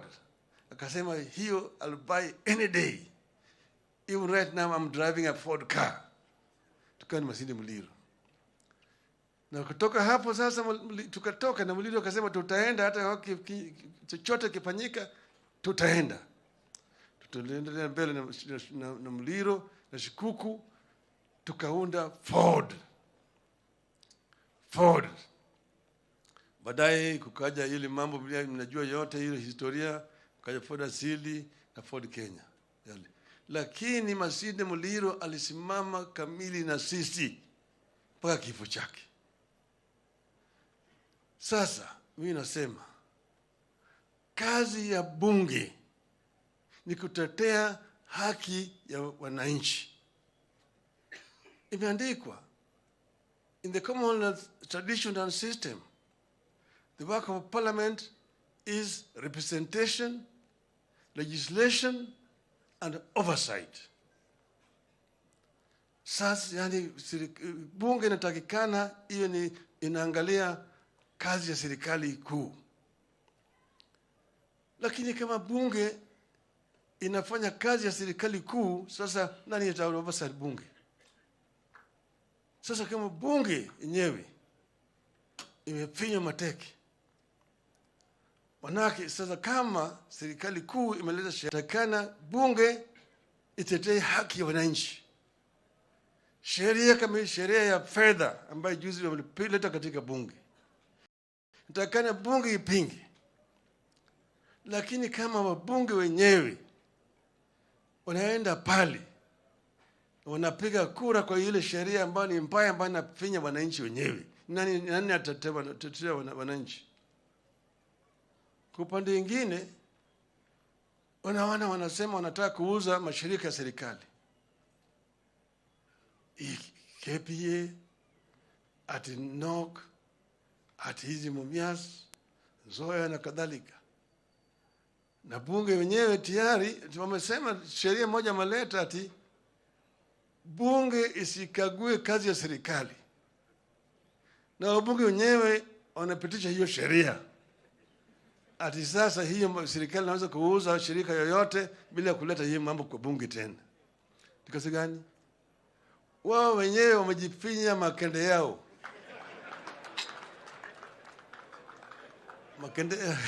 Wamefinya makende yao wao wenyewe. Ni bunge hanisi, haina chochote.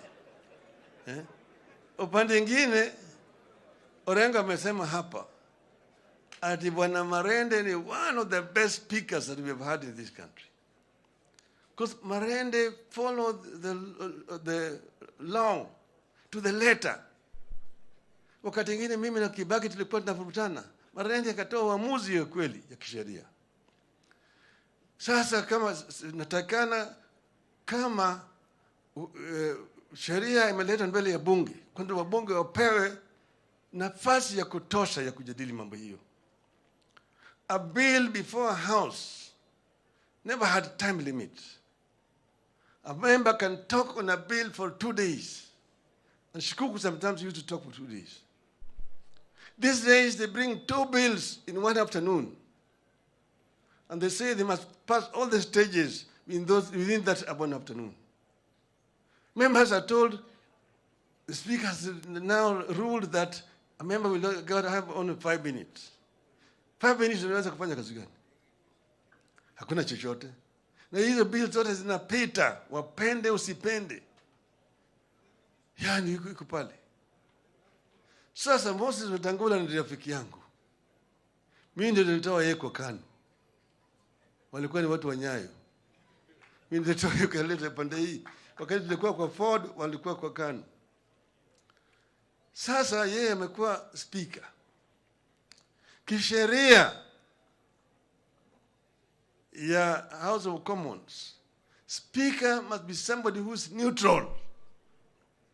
A speaker must be non-partisan.